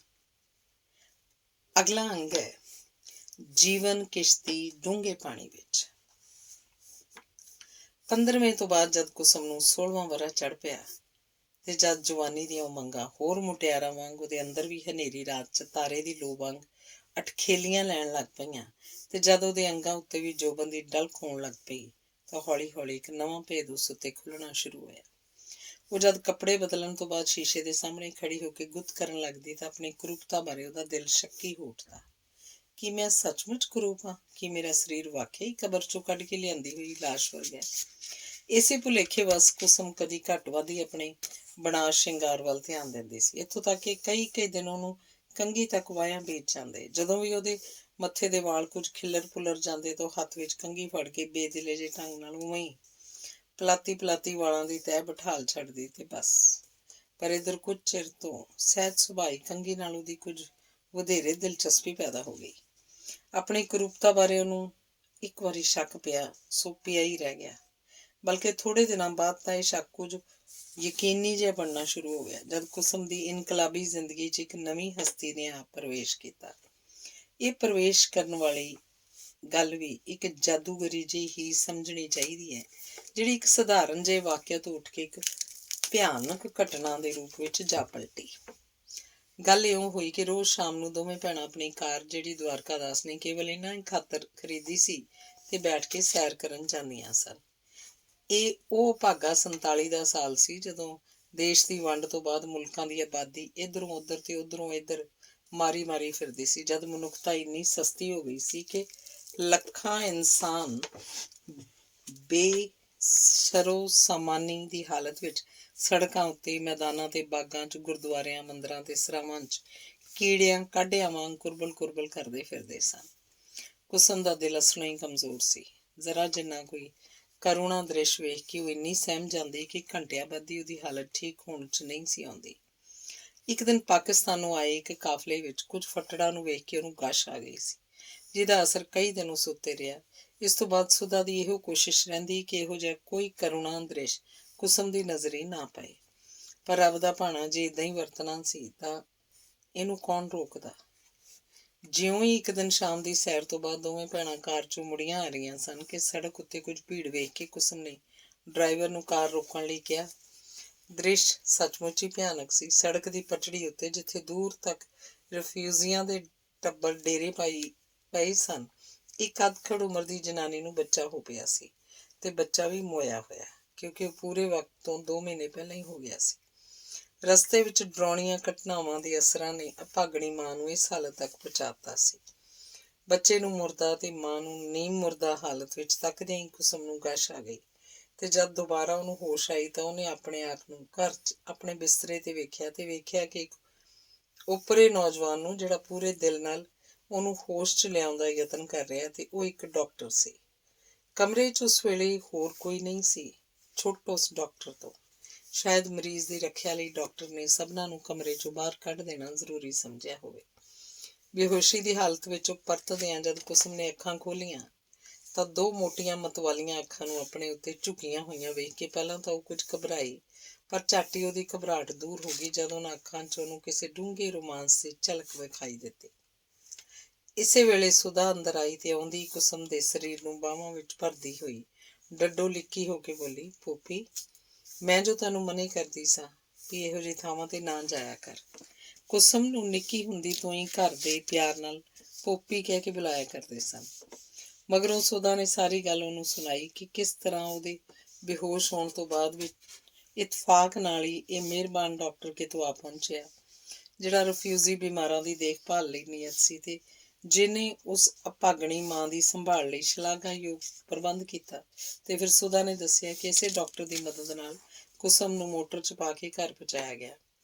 ਡਾਕਟਰ ਵੀ ਨਾਲ ਹੀ ਆਇਆ ਤੇ ਵਿਚਾਰਾ ਰਾਤ ਭਰ ਕੁਸਮ ਦੀ ਸਰਾਂਦੀ ਬੈਠਾ ਉਹਨੂੰ ਹੋਸ਼ 'ਚ ਲਿਆਉਣ ਦੇ ਯਤਨ ਕਰਦਾ ਰਿਹਾ। ਕੁਸਮ ਨੇ ਜਦ ਆਪਣੀ ਭੈਣ ਦੇ ਮੂੰਹੋਂ ਇਸ ਡਾਕਟਰ ਦੀਆਂ ਮਿਹਰਬਾਨੀਆਂ ਦਾ ਜ਼ਿਕਰ ਸੁਣਿਆ ਤਾਂ ਅੱਖਾਂ ਦੀ ਬੋਲੀ 'ਚ ਉਹਨੇ ਨੌਜਵਾਨ ਦਾ ਧੰਨਵਾਦ ਕੀਤਾ, ਤੇ ਕੁਸਮ ਦੀਆਂ ਅੱਖਾਂ ਦੀ ਸ਼ਾਇਦ ਪਹਿਲੀ ਤੱਕਣੀ ਸੀ ਜਿਸ ਵਿੱਚ ਕਿਸੇ ਓਪਰੇ ਲਈ ਪਿਆਰ ਦਾ ਅੰਸ਼ ਵੀ ਕਿਤੋਂ ਆ ਰਲਿਆ ਸੀ। ਹੋਰ ਥੋੜ੍ਹੀ ਦੇਰ ਬਾਅਦ ਡਾਕਟਰ ਸ਼ਾਮੀ ਫੇਰ ਆਉਣ ਦਾ ਇਕਰਾਰ ਕਰਕੇ ਚਲਾ ਗਿਆ, ਪਰ ਜਾਂਦਾ ਹੋਇਆ ਕੁਸਮ ਦੇ ਹਿਰਦੇ 'ਚ ਕੁਝ ਉਥਲ-ਪੁਥਲ ਜਿਹੀ ਪੈਦਾ ਕਰ ਗਿਆ। ਕੁਸਮ ਨੇ ਉਹ ਸਾਰੀ ਦਿਹਾੜੀ ਮੰਜੇ ਤੇ ਹੀ ਗੁਜ਼ਾਰੀ। ਭਾਵੇਂ ਉਹਨੂੰ ਕੋਈ ਖਾਸ ਕਮਜ਼ੋਰੀ ਨਹੀਂ ਸੀ ਜਾਪਦੀ, ਪਰ ਜਾਂਦਾ ਹੋਇਆ ਤਾਕੀਦ ਜੋ ਕਰ ਗਿਆ ਸੀ। ਦਿਹਾੜੀ 'ਚ ਕਈ ਵਾਰੀ ਕੁਸਮ ਦੇ ਮਨ ਦੀ ਪਲੇਟ ਉੱਤੇ ਉਸ ਡਾਕਟਰ ਦੀ ਤਸਵੀਰ ਆਈ, ਤੇ ਜਦੋਂ ਵੀ ਆਈ ਕੁਸਮ ਨੂੰ ਇੱਕ ਤਰ੍ਹਾਂ ਦੀ ਸੋਚ ਵਿੱਚ ਗੁਆ ਗਈ। ਉਹਦੀ ਤੱਕਣੀ ਵਿੱਚ ਕੀ ਸੀ, ਕਿਸ ਤਰ੍ਹਾਂ ਦੀ ਕਸ਼ਿਸ਼ ਜਿਹੀ ਸੀ ਉਸਦੀਆਂ ਅੱਖਾਂ 'ਚ, ਅੱਖਾਂ ਹੀ ਅੱਖਾਂ ਥਾਣੀ ਕਿਸ ਤਰ੍ਹਾਂ ਦੀ ਕੰਬਣੀ ਜਿਹੀ ਪੈਦਾ ਕਰ ਦਿੱਤੀ ਸੀ ਉਹਨੇ ਮੇਰੇ ਅੰਦਰ, ਕਿ ਉਹ ਕੋਈ ਜਾਦੂਗਰ ਜਾਂ ਹਿਪਨੋਟਿਸਟ ਸੀ। ਤੇ ਸ਼ਾਮ ਨੂੰ ਜਦ ਡਾਕਟਰ ਦੂਜੀ ਵਾਰ ਉਹਦੇ ਕਮਰੇ 'ਚ ਆਇਆ ਤਾਂ ਕੁਸਮ ਨੂੰ ਇੰਝ ਮਹਿਸੂਸ ਹੋਇਆ ਜਿਵੇਂ ਉਹ ਸਵੇਰ ਤੋਂ ਨਹੀਂ, ਮੁੱਦਤਾਂ ਤੋਂ ਨਹੀਂ, ਜਨਮਾਂਤਰਾਂ ਤੋਂ ਇਹਦੀ ਉਡੀਕ 'ਚ ਸੀ। ਇਤਫਾਕ ਨਾਲ ਉਸ ਵੇਲੇ ਸੁਦਾ ਘਰ ਨਹੀਂ ਸੀ, ਜਿਸ ਕਰਕੇ ਕੁਸਮ ਨੂੰ ਡਾਕਟਰ ਨਾਲ ਗੱਲਾਂ ਕਰਨ ਦਾ ਖੁੱਲ੍ਹਾ ਮੌਕਾ ਮਿਲ ਗਿਆ। ਡਾਕਟਰ ਨੇ ਆਉਂਦਿਆਂ ਹੀ ਪਹਿਲਾ ਸਵਾਲ ਕੀਤਾ, ਕੁਸਮ ਜੀ, ਤਬੀਅਤ ਕਿਸ ਤਰ੍ਹਾਂ ਰਹੀ? ਸਵਾਲ ਕੋਈ ਅਨੋਖਾ ਨਹੀਂ ਸੀ, ਜਦਕਿ ਕੋਈ ਵੀ ਡਾਕਟਰ ਆਪਣੇ ਮਰੀਜ਼ ਉੱਤੇ ਪਹਿਲਾ ਸਵਾਲ ਇਹੋ ਕਰਦਾ ਹੈ। ਤੇ ਇਹਦਾ ਜਵਾਬ ਵੀ ਔਖਾ ਨਹੀਂ ਸੀ, ਪਰ ਕੁਸਮ ਨੂੰ ਜਾਪਿਆ ਜਿਵੇਂ ਉਹਦੀ ਜ਼ਬਾਨ ਤਾਲੂ ਨਾਲ ਸਿਉਂਤੀ ਗਈ ਹੋਵੇ। ਬਿਨਾਂ ਕੁਸਮ ਦੀ ਆਗਿਆ ਪ੍ਰਾਪਤ ਕੀਤਿਆਂ ਜਦ ਡਾਕਟਰ ਨੇ ਉਹਦਾ ਹੱਥ ਫੜ ਕੇ ਨਬਜ਼ ਟਟੋਲਣੀ ਸ਼ੁਰੂ ਕੀਤੀ ਤਾਂ ਕੁਸਮ ਦਾ ਸਮੁੱਚਾ ਸਰੀਰ ਜਿਵੇਂ ਧਰਤੀ 'ਚ ਗੱਡਿਆ ਗਿਆ। ਤੁਹਾਡਾ ਦਿਲ ਬੜਾ ਅਜੀਬ ਹੈ ਕੁਸਮ ਜੀ, ਨਬਜ਼ ਤੋਂ ਹੱਥ ਹਟਾ ਕੇ ਡਾਕਟਰ ਨੇ ਕਹਿਣਾ ਸ਼ੁਰੂ ਕੀਤਾ। ਇਹਦੇ ਦੋ ਹੀ ਸਬੱਬ ਹੋ ਸਕਦੇ ਨੇ, ਜਾਂ ਦਿਲ ਦੀ ਹੱਦ ਦਰਜੇ ਦੀ ਕਮਜ਼ੋਰੀ ਤੇ ਜਾਂ ਮਨੁੱਖੀ ਦਰਦ ਦਾ ਬੇਪਨਾਹ ਜਜ਼ਬਾ। ਪਰ ਮੈਂ ਖਿਆਲ ਕਰਦਾ ਕਿ ਦੂਜੀ ਤਰ੍ਹਾਂ ਦਾ ਅੰਦਾਜ਼ਾ ਹੀ ਠੀਕ ਹੈ। ਪਹਿਲਾਂ ਮੇਰਾ ਖਿਆਲ ਸੀ, ਮੇਰਾ ਹੀ ਨਹੀਂ ਆਮ ਸਿਆਣਿਆਂ ਦਾ ਇਹੋ ਖਿਆਲ ਹੈ ਕਿ ਅਮੀਰ ਲੋਕਾਂ ਦੇ ਸੀਨੇ 'ਚ ਦਿਲ ਨਹੀਂ ਹੁੰਦਾ, ਇਸੇ ਕਰਕੇ ਲੋਕੀ ਉਹਨਾਂ ਨੂੰ ਹਿਰਦੇਹੀਣ ਕਹਿੰਦੇ ਨੇ। ਪਰ ਤੁਹਾਡੀ ਮਿਸਾਲ ਨੇ ਤਾਂ ਇਸ ਥਿਊਰੀ ਨੂੰ ਗਲਤ ਸਾਬਤ ਕਰ ਦਿੱਤਾ। ਬਿਨਾਂ ਜਾਣ ਪਛਾਣ ਤੋਂ ਕਿਸੇ ਮੁਟਿਆਰ ਦੇ ਸਾਹਮਣੇ ਕਿਸੇ ਉੱਪਰੇ ਗੱਭਰੂ ਦਾ ਨਿਝੱਕ ਹੋ ਕੇ ਇਸ ਤਰ੍ਹਾਂ ਦੀਆਂ ਗੱਲਾਂ ਕਰ ਜਾਣਾ ਕੁਸਮ ਨੂੰ ਪਹਿਲਾਂ ਤਾਂ ਭੱਦਰਤਾ ਤੋਂ ਉਲਟ ਜਾਪਿਆ, ਪਰ ਝੱਟ ਹੀ ਸੋਚਣ ਲੱਗੀ, ਨਹੀਂ, ਸਪਸ਼ਟਵਾਦੀ ਤੇ ਬੇਲਾਗ ਆਦਮੀ ਸਮਾਜਿਕ ਸੱਭਿਅਤਾ ਤੋਂ ਉੱਚੇ ਹੁੰਦੇ ਨੇ। ਤੇ ਇਸ ਖਿਆਲ ਨੇ ਕੁਸਮ ਦੇ ਦਿਲ 'ਚ ਡਾਕਟਰ ਲਈ ਸ਼ਰਧਾ ਜਿਹੀ ਦਾ ਜਜ਼ਬਾ ਪੈਦਾ ਕਰ ਦਿੱਤਾ। ਡਾਕਟਰ ਦੇ ਪਹਿਲੇ ਸਵਾਲ ਤਬੀਅਤ ਕਿਸ ਤਰ੍ਹਾਂ ਰਹੀ ਦਾ ਕੁਸਮ ਨੇ ਜਵਾਬ ਨਹੀਂ ਸੀ ਦਿੱਤਾ, ਪਰ ਉਹਦਾ ਦੁਬਾਰਾ ਇੱਕ ਨਿੱਕਾ ਜਿਹਾ ਲੈਕਚਰ ਹੀ ਝਾੜ ਜਾਣਾ ਇੱਕ ਐਸੀ ਗੱਲ ਸੀ ਜਿਹਦਾ ਕੁਸਮ ਵੱਲੋਂ ਜਵਾਬ ਨਾ ਦਿੱਤਾ ਜਾਣਾ ਸਾਊਪੁਣੇ ਤੋਂ ਵਿਰੁੱਧ ਸਮਝਿਆ ਜਾਏਗਾ। ਇਹੋ ਖਿਆਲ ਕਰਕੇ ਕੁਸਮ ਨੇ ਜਵਾਬ ਦਿੱਤਾ, ਪਰ ਦੂਜੀ ਦਾ ਨਹੀਂ, ਪਹਿਲੀ ਗੱਲ ਦਾ। ਤਬੀਅਤ ਕਾਫੀ ਠੀਕ ਹੈ ਡਾਕਟਰ ਜੀ। ਤੇ ਕੁਸਮ ਨੇ ਮਹਿਸੂਸ ਕੀਤਾ ਜਿਵੇਂ ਉਹਦਾ ਇਹ ਜਵਾਬ ਅਤ ਦਰਜੇ ਦਾ ਗਵਾਰੂ ਤੇ ਬੇਢੰਗਾ ਹੈ। ਉਹਨੂੰ ਆਪਣੀ ਭੈਣ ਦੀ ਸਦੀਵੀ ਰਾਏ ਕਿ ਕੁਸਮ ਬਿਲਕੁਲ ਨਿਕੰਮੀ ਤੇ ਕਿਸੇ ਵੀ ਗੁਣ ਤੋਂ ਸੱਖਣੀ ਕੁੜੀ ਹੈ, ਅਮਲੀ ਤੌਰ ਤੇ ਯਥਾਰਥ ਮਾਲੂਮ ਹੋਣ ਲੱਗੀ। ਤੁਹਾਨੂੰ ਅੱਗੇ ਵੀ ਕਦੀ ਫਿੱਟ ਆਇਆ? ਡਾਕਟਰ ਨੇ ਉਹਦੀਆਂ ਅੱਖਾਂ 'ਚ ਕੁਝ ਪੜ੍ਹਨ ਦੇ ਇਰਾਦੇ ਨਾਲ ਪੁੱਛਿਆ। ਕਦੀ ਕਦੀ ਆ ਜਾਂਦਾ ਹੈ, ਕੁਸਮ ਨੇ ਜਿਵੇਂ ਕਿਸੇ ਬੋਝ ਹੇਠ ਦੱਬੀ ਹੋਈ ਨੇ ਜਵਾਬ ਦਿੱਤਾ। ਤੇ ਤੁਸੀਂ ਕੋਈ ਇਲਾਜ ਨਹੀਂ ਕੀਤਾ? ਜੀ ਨਹੀਂ, ਮੈਂ ਸੋਚਿਆ ਆਪੇ ਠੀਕ ਹੋ ਜਾਏਗਾ। ਖਿਮਾ ਕਰਨਾ ਕੁਸਮ ਜੀ, ਡਾਕਟਰ ਨੇ ਐਤਕੀ ਆਪਣੇ ਵਾਕਾਂ 'ਚ ਨਿਝੱਕਪਣਾ ਲੈ ਆਂਦਾ। ਇਸ ਬਿਮਾਰੀ ਨੂੰ ਲਮਕਣ ਨਹੀਂ ਸੀ ਦੇਣਾ ਚਾਹੀਦਾ। ਹਿਸਟੀਰੀਆ ਹੋ ਜਾਣ ਦਾ ਖਤਰਾ ਹੈ। ਜੇ ਮੈਂ ਗਲਤੀ ਨਹੀਂ ਖਾਂਦਾ ਤਾਂ ਤੁਹਾਡੇ ਦਿਲ ਉੱਤੇ ਦਬਾਅ ਰਹਿੰਦਾ ਹੈ ਕਿਸੇ ਚੀਜ਼ ਦਾ। ਤੇ ਇੱਛਰ ਨੂੰ ਸੁਧਾ ਵੀ ਆ ਗਈ। ਡਾਕਟਰ ਨੇ ਉਸ ਅੱਗੇ ਉਹ ਸਾਰਾ ਕੁਝ ਦੁਹਰਾ ਦਿੱਤਾ ਜੋ ਕੁਝ ਉਹ ਕੁਸਮ ਨੂੰ ਕਹਿ ਚੁੱਕਾ ਸੀ। ਸੁਧਾ ਸੁਣ ਕੇ ਸੋਚੀ ਪੈ ਗਈ। ਉਹਨੇ ਕੁਸਮ ਪ੍ਰਤੀ ਆਪਣੇ ਸਦੀਵੀ ਵਰਤਾਓ ਉੱਤੇ ਇੱਕ ਲੰਮੀ ਨਜ਼ਰ ਮਾਰੀ। ਡਾਕਟਰ ਦਾ ਕਹਿਣਾ ਉਹਨੂੰ ਸੱਚਾ ਹੀ ਜਾਪਿਆ। ਤੇ ਜਦੋਂ ਡਾਕਟਰ ਨੇ ਕਿਹਾ ਹਿਸਟੀਰੀਆ ਹੋਣ ਦਾ ਖਤਰਾ ਹੈ ਤਾਂ ਸੁਧਾ ਇੱਕਦਮ ਘਬਰਾ ਗਈ ਤੇ ਉੱਥੇ ਬੈਠਿਆਂ ਉਹਨੂੰ ਸੋਚ ਆਈ, ਜੇ ਕੁਸਮ ਨੂੰ ਹਿਸਟੀਰੀਆ ਹੋ ਗਿਆ, ਜੇ ਕੁਸਮ ਪਾਗਲ ਹੋ ਗਈ, ਜੇ ਕੁਸਮ ਮਰ ਗਈ ਤਾਂ ਇਹਦਾ ਪਾਪ ਕਿਸ ਦੀ ਗਰਦਨ ਤੇ ਹੋਏਗਾ? ਕਿ ਮੈਂ ਭੈਣ ਨਹੀਂ ਡੈਣ। ਬਚਪਨ ਤੋਂ ਲੈ ਕੇ ਹੁਣ ਤੀਕ ਕੁਸਮ ਨਾਲ ਕੀਤੇ ਹੋਏ ਵਰਤਾਅ ਦੀ ਇੱਕ ਪ੍ਰਤੱਖ ਤਸਵੀਰ ਜਿਵੇਂ ਸੁਧਾ ਦੀਆਂ ਅੱਖਾਂ ਅੱਗੇ ਚਿੱਤਰੀ ਗਈ। ਉਹਨੂੰ ਆਪਣੇ ਉੱਤੇ ਤੇ ਆਪਣੇ ਕਠੋਰ ਵਰਤਾਅ ਉੱਤੇ ਨਫ਼ਰਤ ਹੋ ਆਈ। ਭੈਣ ਦੀ ਮਮਤਾ ਨੇ ਉਹਦੀਆਂ ਅੱਖਾਂ ਸਜਲ ਕਰ ਦਿੱਤੀਆਂ। ਉਹਦੇ ਅੰਦਰੋਂ ਕਾਮਨਾ ਉੱਠੀ, ਹੇ ਭਗਵਾਨ, ਇੱਕ ਵਾਰੀ ਕਿਸੇ ਤਰ੍ਹਾਂ ਕੁਸਮ ਬਚ ਜਾਏ। ਮੈਂ ਮੁੜ ਕੇ ਕਦੇ ਵੀ ਉਹਦੇ ਦਿਲ ਉੱਤੇ ਕੋਈ ਦਬਾਅ ਪਾਉਣ ਵਾਲੀ ਗੱਲ ਨਹੀਂ ਕਰਾਂਗੀ। ਉਸ ਦਿਨ ਤੋਂ ਡਾਕਟਰ ਨੇ ਕੁਸਮ ਦਾ ਇਲਾਜ ਸ਼ੁਰੂ ਕਰ ਦਿੱਤਾ। 2, 4, 10 ਦਿਨਾਂ ਬਾਅਦ ਇਸ ਡਾਕਟਰ ਦੀ ਨਾ ਕੇਵਲ ਇੱਕ ਡਾਕਟਰ ਦੀ ਹੈਸੀਅਤ ਵਿੱਚ ਇਸ ਘਰ ਨਾਲ ਸਾਂਝ ਪੈਦਾ ਹੋ ਗਈ, ਸਗੋਂ ਮਿੱਤਰਤਾ ਦੀ ਵੀ। ਤੇ ਫਿਰ ਇਹ ਮਿੱਤਰਤਾ ਵੀ ਆਪਣੀਆਂ ਹੱਦਾਂ ਅੰਦਰ ਬੰਦ ਨਾ ਰਹਿ ਕੇ ਹੋਰ ਕੁਝ ਚਿਰ ਬਾਅਦ ਪਿਆਰ ਦੀ ਸ਼ਕਲ ਧਾਰਨ ਕਰ ਗਈ। ਕੁਸਮ ਜੀ ਨੂੰ ਆਪਣੀ ਬਾਬਤ ਹੁਣ ਤੀਕ ਇਹੋ ਨਿਸ਼ਚਾ ਸੀ ਕਿ ਉਹ ਕਿਸੇ ਤਰ੍ਹਾਂ ਦੇ ਸੁਹੱਪਣ ਤੋਂ ਕਈ ਸੱਖਣੀ ਮੁੱਖਣੀ ਹੈ। ਡਾਕਟਰ ਦੀ ਮਰਮ ਸਪਰਸ਼ੀ ਛੋਹ ਨੇ ਦਿਨੋਂ ਦਿਨ ਕੇਸ ਉੱਤੇ ਇਹ ਭੇਦ ਖੋਲ੍ਹਣਾ ਸ਼ੁਰੂ ਕਰ ਦਿੱਤਾ ਕਿ ਕੁਸਮ ਨਾ ਕੇਵਲ ਸੁੰਦਰੀ ਹੈ, ਸਗੋਂ ਸੁੰਦਰਤਾ ਦੀ ਰਾਣੀ ਹੈ। ਸੁਧਾ ਜਿਹੜੀ ਆਪਣੀ ਮੂਰਖਤਾ ਭਰੇ ਵਰਤਾਅ ਦਾ ਪ੍ਰਤੀਕਰਮ ਵੇਖ ਚੁੱਕੀ ਸੀ, ਹੁਣ ਕੁਸਮ ਦੇ ਰਸਤੇ 'ਚ ਕੋਈ ਕਿਸੇ ਤਰ੍ਹਾਂ ਦੀ ਰੋਕ ਰੁਕਾਵਟ ਨਹੀਂ ਸੀ ਪੈਦਾ ਕਰਦੀ। ਕੁਸਮ ਦੇ ਸੌਂਦਰਯ ਦਾ ਵਿਕਾਸ ਦਿਨੋਂ ਦਿਨ ਉੱਭਰਦਾ ਗਿਆ। ਉਹਦੇ ਸਿੱਥਲ ਤੇ ਬੇਹਿੱਸ ਜਜ਼ਬਿਆਂ 'ਚ ਜੀਵਨ ਭਰਦਾ ਗਿਆ ਤੇ ਉਹਦੇ ਅੰਗਾਂ ਪ੍ਰਤੀ ਅੰਗਾਂ ਉੱਤੇ ਨਵ ਜੋਬਨ ਦੀ ਬਹਾਰ ਆਪਣਾ ਅਧਿਕਾਰ ਕਰਦੀ ਗਈ। ਉਹੀ ਸੁਧਾ ਜਿਹੜੀ ਕਦੀ ਭੁੱਲ ਕੇ ਵੀ ਸ਼ੀਸ਼ੇ ਦੇ ਸਾਹਮਣੇ ਨਹੀਂ ਹੁੰਦੀ, ਹੁਣ ਘੰਟਿਆਂ ਬੱਧੀ ਸ਼ੀਸ਼ੇ ਅੱਗੇ ਖੜੀ ਆਪਣੇ ਲੰਮੇ ਕਾਲੇ ਕੇਸਾਂ ਨੂੰ ਸਵਾਰਦੀ ਸਜਾਉਂਦੀ ਰਹਿੰਦੀ। ਖਾਸ ਕਰਕੇ ਜਦੋਂ ਡਾਕਟਰ ਦੇ ਆਉਣ ਦਾ ਵੇਲਾ ਹੁੰਦਾ ਤਾਂ ਕੁਸਮ ਦੇ ਅੰਗ ਅੰਗ 'ਚੋਂ ਕੋਈ ਮਿਲਣ ਤੀਬਰਤਾ ਉਦੇਮਾਨ ਹੋ ਉੱਠਦੀ। ਸੁਧਾ ਕੁਸਮ ਨੂੰ ਦਿਨਾਂ ਵਿੱਚ ਹੀ ਹੂਰ ਬਣੀ ਵੇਖ ਕੇ ਸੁਧਾ ਦਿਲ ਵਿੱਚ ਸੋਚਦੀ, ਸੁਧਾ ਤੂੰ ਵਿਚਾਰੀ ਇਸ ਮਾਸੂਮ ਕੁੜੀ ਨਾਲ ਕਿੰਨਾ ਅਨਿਆਂ ਕੀਤਾ। ਕਿਸ ਤਰ੍ਹਾਂ ਤੂੰ ਰੋਕਾਂ ਟੋਕਾਂ ਦੇ ਸ਼ਿਕੰਜੇ 'ਚ ਕੱਸ ਕੇ ਉਹਦੀ ਜਵਾਨੀ ਨੂੰ ਤੇ ਇਹਦੀ ਸੁੰਦਰਤਾ ਨੂੰ ਨਸ਼ਟ ਕਰਨ ਤੇ ਤੁਲੀ ਰਹਿੰਦੀ ਸੈਂ। ਤੇ ਸੁਧਾ ਦਾ ਦਿਲ ਇਸ ਉਪਕਾਰੀ ਡਾਕਟਰ ਨੂੰ ਦਿਲ 'ਚ ਲੱਖ ਲੱਖ ਧੰਨਵਾਦ ਦਿੰਦਾ ਜਿਨੇ ਉਹਦੀ ਭੈਣ ਨੂੰ ਉਹਦੇ ਆਪਣੇ ਜ਼ੁਲਮ ਦੇ ਸ਼ਿਕਾਰ ਹੋਣ ਤੋਂ ਬਚਾ ਲਿਆ ਸੀ। ਸੁਦਾ ਦਾ ਦਿਲ ਜਿਹੜਾ ਅੱਗੇ ਕੁਸਮ ਦੇ ਸੁਹੱਪਣ ਨੂੰ ਵੇਖ ਕੇ ਸੜ ਭੁੱਜ ਜਾਇਆ ਕਰਦਾ ਸੀ, ਹੁਣ ਖੁਸ਼ੀ 'ਚ ਹੁਲਾਰੇ ਲੈਣ ਲੱਗ ਪੈਂਦਾ। ਜਦ ਨਾਤੀ ਧੋਤੀ ਬਣੀ ਸਵਰੀ ਕੁਸਮ ਦੀ ਕਟੀਲੀ ਛਬ ਨੂੰ ਉਹ ਨਜ਼ਰ ਭਰ ਕੇ ਵੇਖਦੀ, ਕਿੰਨੀਆਂ ਹੀ ਸੁੱਤੀਆਂ ਹੋਈਆਂ ਕਲਪਨਾਵਾਂ ਜਾਗ ਉੱਠੀਆਂ ਕੁਸਮ ਦੇ ਹਿਰਦੇ 'ਚ। ਜਦ ਉਹਨੇ ਆਪਣੀ ਪੰਧ ਉੱਤੇ ਤੁਰੇ ਜਾਂਦਿਆਂ ਕਿਸੇ ਗੈਰ ਜਿਨਸੀ ਵਿਅਕਤੀ ਨਾਲ ਆਪਣੇ ਦਿਲ ਦੀ ਕੰਨੀ ਘਸਰਦੀ ਮਹਿਸੂਸ ਕੀਤੀ। ਘਰ ਦਾ ਕੰਮ ਧੰਦਾ ਕਰਨ, ਸੈਰ ਸਪਾਟਾ ਕਰਨ, ਖਾਣ ਪੀਣ ਤੇ ਹੱਸਣ ਜਾਂ ਰੋਣ ਤੋਂ ਬਿਨਾਂ ਜ਼ਿੰਦਗੀ ਦਾ ਕੁਝ ਹੋਰ ਵੀ ਹੁੰਦੀ ਹੈ, ਇਹਨੂੰ ਕੁਸਮ ਨੇ ਆਪਣੇ ਜੀਵਨ ਪਹਿਲੀ ਵਾਰ ਅਨੁਭਵ ਕੀਤਾ। ਜਦ ਗੱਲਾਂ ਹੀ ਗੱਲਾਂ ਵਿੱਚ ਇੱਕ ਦਿਨ ਡਾਕਟਰ ਵਿਨੋਦ ਨੇ ਉਹਨੂੰ ਕਹਿ ਦਿੱਤਾ, ਕੁਸਮ ਤੂੰ ਕਦੀ ਇਹ ਵੀ ਸੋਚਿਆ ਕਿ ਕਦੀ ਕੋਈ ਤੇਰੀ ਜ਼ਿੰਦਗੀ ਦਾ ਸਾਂਝੀਵਾਲ ਬਣੇਗਾ? ਸਾਂਝੀਵਾਲ? ਕਿਸ ਗੱਲ ਦਾ ਸਾਂਝੀਵਾਲ? ਕੌਣ ਸਾਂਝੀਵਾਲ? ਕਿਸ ਦਾ ਸਾਂਝੀਵਾਲ? ਇਹ ਪ੍ਰਸ਼ਨ ਉਹਨੇ ਡਾਕਟਰ ਵਿਨੋਦ ਉੱਤੇ ਨਹੀਂ ਸਗੋਂ ਆਪਣੇ ਆਪ ਉੱਤੇ ਕੀਤਾ, ਕਿਸੇ ਮੂਕ ਭਾਸ਼ਾ ਵਿੱਚ ਜਿਹਦੇ ਅਰਥ ਉਹ ਨਾ ਆਪ ਸਮਝ ਸਕਦੀ ਸੀ, ਨਾ ਕਿਸੇ ਨੂੰ ਸਮਝਾ ਸਕਦੀ ਸੀ। ਇਸ ਸੰਖੇਪ ਜਿਹਾ ਪ੍ਰਸ਼ਨ, ਕੇਵਲ ਕੁਝ ਮਿਲਵੇਂ ਤੁਲਵੇਂ ਸ਼ਬਦਾਂ ਦਾ ਇੱਕ ਗੁੱਛਾ ਜਿਹਾ, ਡਾਕਟਰ ਵਿਨੋਦ ਨੇ ਕੁਸਮ ਦੀ ਦੁਨੀਆ 'ਚ ਇਉਂ ਸੁੱਟ ਦਿੱਤਾ ਜਿਵੇਂ ਕਿਸੇ ਰਾਹੀ ਨੂੰ ਹਨੇਰੇ 'ਚ ਤੁਰਿਆਂ ਜਾਂਦਿਆਂ ਬਿਜਲੀ ਦੇ ਲਿਸ਼ਕਾਰੇ ਨਾਲ ਦੂਰ, ਬਹੁਤ ਦੂਰ ਕੁਝ ਦਿਸਿਆ ਹੋਵੇ। ਪਰ ਇਸ ਤੋਂ ਪਹਿਲਾਂ ਹੀ ਕਿ ਉਹ ਸੋਚੇ ਜਾਂ ਉਹਨੂੰ ਕੀ ਦਿਸਿਆ ਹੈ, ਬਿਜਲੀ ਦਾ ਲਿਸ਼ਕਾਰਾ ਲੋਪ ਹੋ ਜਾਣ ਕਾਰਨ ਹਨੇਰਾ ਛਾ ਗਿਆ ਹੋਵੇ ਤੇ ਜਿਸ ਤੋਂ ਬਾਅਦ ਰਾਹੀ ਦੇ ਪੈਰਾਂ ਹੇਠਲੀ ਪਗਡੰਡੀ ਗੁਆਚ ਗਈ ਹੋਵੇ। ਡਾਕਟਰ ਦੇ ਪ੍ਰਸ਼ਨ ਦਾ ਕੋਈ ਉੱਤਰ ਨਾ ਦੇਣ ਤੇ ਵੀ ਕੁਸਮ ਕਈ ਦਿਨ ਤੇ ਕਈ ਰਾਤਾਂ ਬਰਾਬਰ ਇਸੇ ਪ੍ਰਸ਼ਨ ਬਾਰੇ ਸੋਚਦੀ ਰਹੀ। ਡਾਕਟਰ ਵਿਨੋਦ ਦੀ ਉਮਰ 24-25 ਵਰ੍ਹਿਆਂ ਦੀ ਹੈ। ਉਹ ਰੋਹਤਕ ਦਾ ਰਹਿਣ ਵਾਲਾ ਹੈ, ਇੱਕ ਰੱਜੇ ਪੁੱਜੇ ਘਰਾਣੇ ਦਾ ਕੁਲ ਦੀਪਕ। ਉਹਨੂੰ ਬੜਾ ਹੀ ਥੋੜਾ ਚਿਰ ਹੋਇਆ ਹੈ MBBS ਕੀਤੇ ਨੂੰ, ਤੇ ਇਸ ਤੋਂ ਬਾਅਦ ਉਹਨੂੰ ਲੋਕ ਸੇਵਾ ਦੀ ਲਗਨ ਨੇ ਘਰ-ਬਾਰ ਦੇ ਮੋਹ ਤੋਂ ਉਪਰਾਮ ਕਰ ਦਿੱਤਾ ਤੇ ਉਹ ਅੱਜ ਕੱਲ੍ਹ ਦਿਨ ਰਾਤ ਲੋਕ ਹਿੱਤਾਂ ਦੇ ਕੰਮ 'ਚ ਜੁਟਿਆ ਰਹਿੰਦਾ ਹੈ। ਉਹਨੂੰ ਰੋਜ਼ੀ ਪੈਦਾ ਕਰਨ ਦੀ ਚਿੰਤਾ ਕੋਈ ਨਹੀਂ, ਕਿਉਂਕਿ ਉਹਦੇ ਮਾਪੇ ਇੱਕ ਤਕੜੀ ਜਾਇਦਾਦ ਤੇ ਬਹੁਤ ਵੱਡੇ ਅਸਰ ਰਸੂਖ ਦੇ ਮਾਲਕ ਹਨ। ਇਹੋ ਜਿਹੀ ਕਿੰਨਾ ਕੁਝ ਡਾਕਟਰ ਵਿਨੋਦ ਨੇ ਆਪਣੇ ਇਹਨਾਂ ਥੋੜੇ ਦਿਨਾਂ ਦੀ ਜਾਣ ਪਹਿਚਾਣ ਦੇ ਦੌਰਾਨ ਕੁਸਮ ਤੇ ਸੁਦਾ ਨੂੰ ਦੱਸਿਆ ਸੀ। ਤੇ ਸਭ ਤੋਂ ਮਾਰਕੇ ਦੀ ਗੱਲ ਜਿਹੜੀ ਉਹਨੇ ਸੁਦਾ ਦੀ ਇੱਕ ਪੁੱਛ ਦੇ ਜਵਾਬ 'ਚ ਦੱਸੀ, ਉਹ ਇਹ ਕਿ ਡਾਕਟਰ ਵਿਨੋਦ ਅਜੇ ਤੱਕ ਕੁਆਰਾ ਹੈ। ਉਹ ਅਵਲ ਤੇ ਵਿਆਹ ਕਰਾਉਣ ਦਾ ਇਰਾਦਾ ਹੀ ਨਹੀਂ ਰੱਖਦਾ, ਜੇ ਕਦੇ ਕਰਾਏਗਾ ਵੀ ਤਾਂ ਉਸ ਇਸਤਰੀ ਰਤਨ ਨਾਲ ਜਿਹੜੀ ਹਰ ਮੰਜ਼ਿਲ ਤੇ ਉਸਦੇ ਮੋਢੇ ਨਾਲ ਮੋਢਾ ਜੋੜ ਕੇ ਤੁਰ ਸਕੇ। ਇਹ ਗੱਲ ਡਾਕਟਰ ਵਿਨੋਦ ਨੇ ਕੁਸਮ ਨੂੰ ਨਹੀਂ, ਸੁਦਾ ਨੂੰ ਕਹੀ ਸੀ, ਤੇ ਉਸ ਵੇਲੇ ਜਦੋਂ ਕੁਸਮ ਉੱਥੇ ਮੌਜੂਦ ਨਹੀਂ ਸੀ।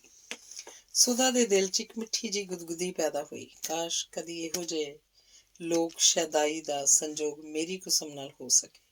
ਤੇ ਇਸ ਤੋਂ ਕਈ ਦਿਨ ਬਾਅਦ ਜਦ ਡਾਕਟਰ ਵਿਨੋਦ ਨੇ ਕੁਸਮ ਨੂੰ ਉਪਰੋਕਤ ਗੱਲ, ਕੁਸਮ ਤੇਰੀ ਜ਼ਿੰਦਗੀ ਦਾ ਸਾਂਝੀਵਾਲ ਆਖੀ, ਤਾਂ ਡਾਕਟਰ ਦੇ ਇਹਨਾਂ ਲਫ਼ਜ਼ਾਂ ਨੂੰ ਕੁਸਮ ਨੇ ਇੰਨ ਬਿੰਨ ਆਪਣੀ ਭੈਣ ਪਾਸ ਰਾਤੀ ਦੁਹਰਾ ਦਿੱਤਾ।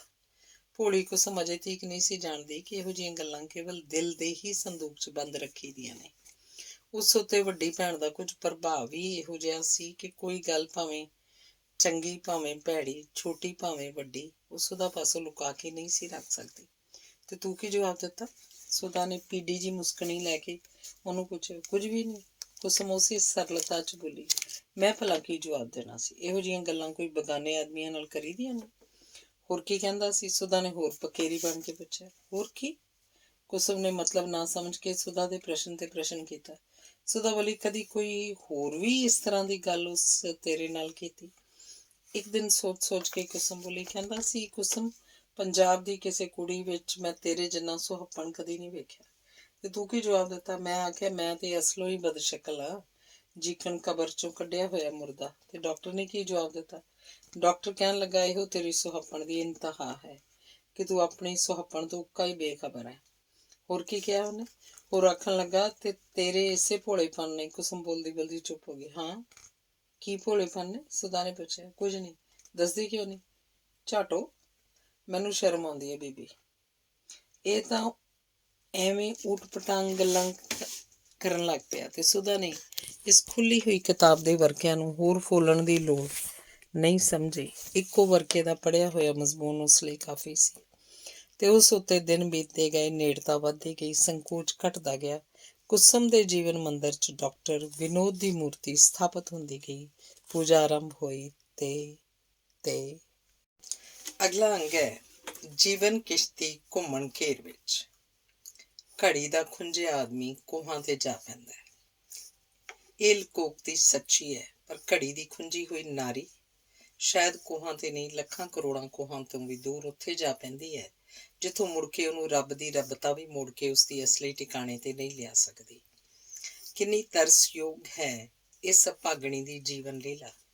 ਬਦਨਸੀਬ ਕੁਸਮ ਸਰੇ ਬਾਜ਼ਾਰ ਲੁੱਟੀ ਗਈ। ਜਿਸ ਡਾਕਟਰ ਵਿਨੋਦ ਨੂੰ ਦੋਹਾਂ ਭੈਣਾਂ ਨੇ ਧਰਤੀ ਤੇ ਉਤਰਿਆ ਹੋਇਆ ਕੋਈ ਅਰਸ਼ੀ ਫਰਿਸ਼ਤਾ ਸਮਝਿਆ ਸੀ ਤੇ ਜਿਹਦੀ ਮਹਾਨਤਾ ਨੂੰ ਵੇਖ ਕੇ ਕੁਸਮ ਤਨੋਂ ਮਨੋਂ ਉਹਦੀ ਪੂਜਾ ਕਰਨ ਲੱਗ ਪਈ ਸੀ, ਉਹ ਹੁਸਨ ਦਾ ਡਾਕੂ ਤੇ ਵਿਸ਼ਵਾਸਘਾਤੀ ਨਿਕਲਿਆ।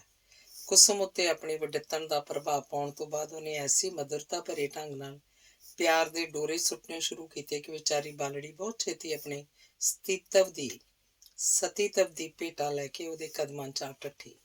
ਕੁਸਮ ਤਾਂ ਵਿਚਾਰੀ ਭੋਲੀ ਭਾਲੀ ਸੀ, ਪਰ ਸੁਧਾ ਜੀ ਨੇ ਆਪਣੀ ਜ਼ਿੰਦਗੀ 'ਚ ਕਾਫੀ ਕੁਝ ਵੇਖਿਆ, ਅਨੁਭਵਿਆ ਸੀ, ਤੇ ਜਿਹੜੀ ਆਪ ਹੀ ਕਿਸੇ ਮਨੁੱਖ ਦੀਆਂ ਸ਼ੈਤਾਨੀਆਂ ਦਾ ਸ਼ਿਕਾਰ ਹੋ ਕੇ ਉਮਰਾਂ ਬੱਧੀ ਦੁੱਖਾਂ ਦੀ ਚੱਕੀ ਝੋਣ ਲਈ ਛੱਡ ਦਿੱਤੀ ਗਈ ਸੀ, ਉਹ ਵੀ ਡਾਕਟਰ ਵਿਨੋਦ ਦੇ ਚਕਮਿਆਂ 'ਚ ਫਸੀ ਗਈ।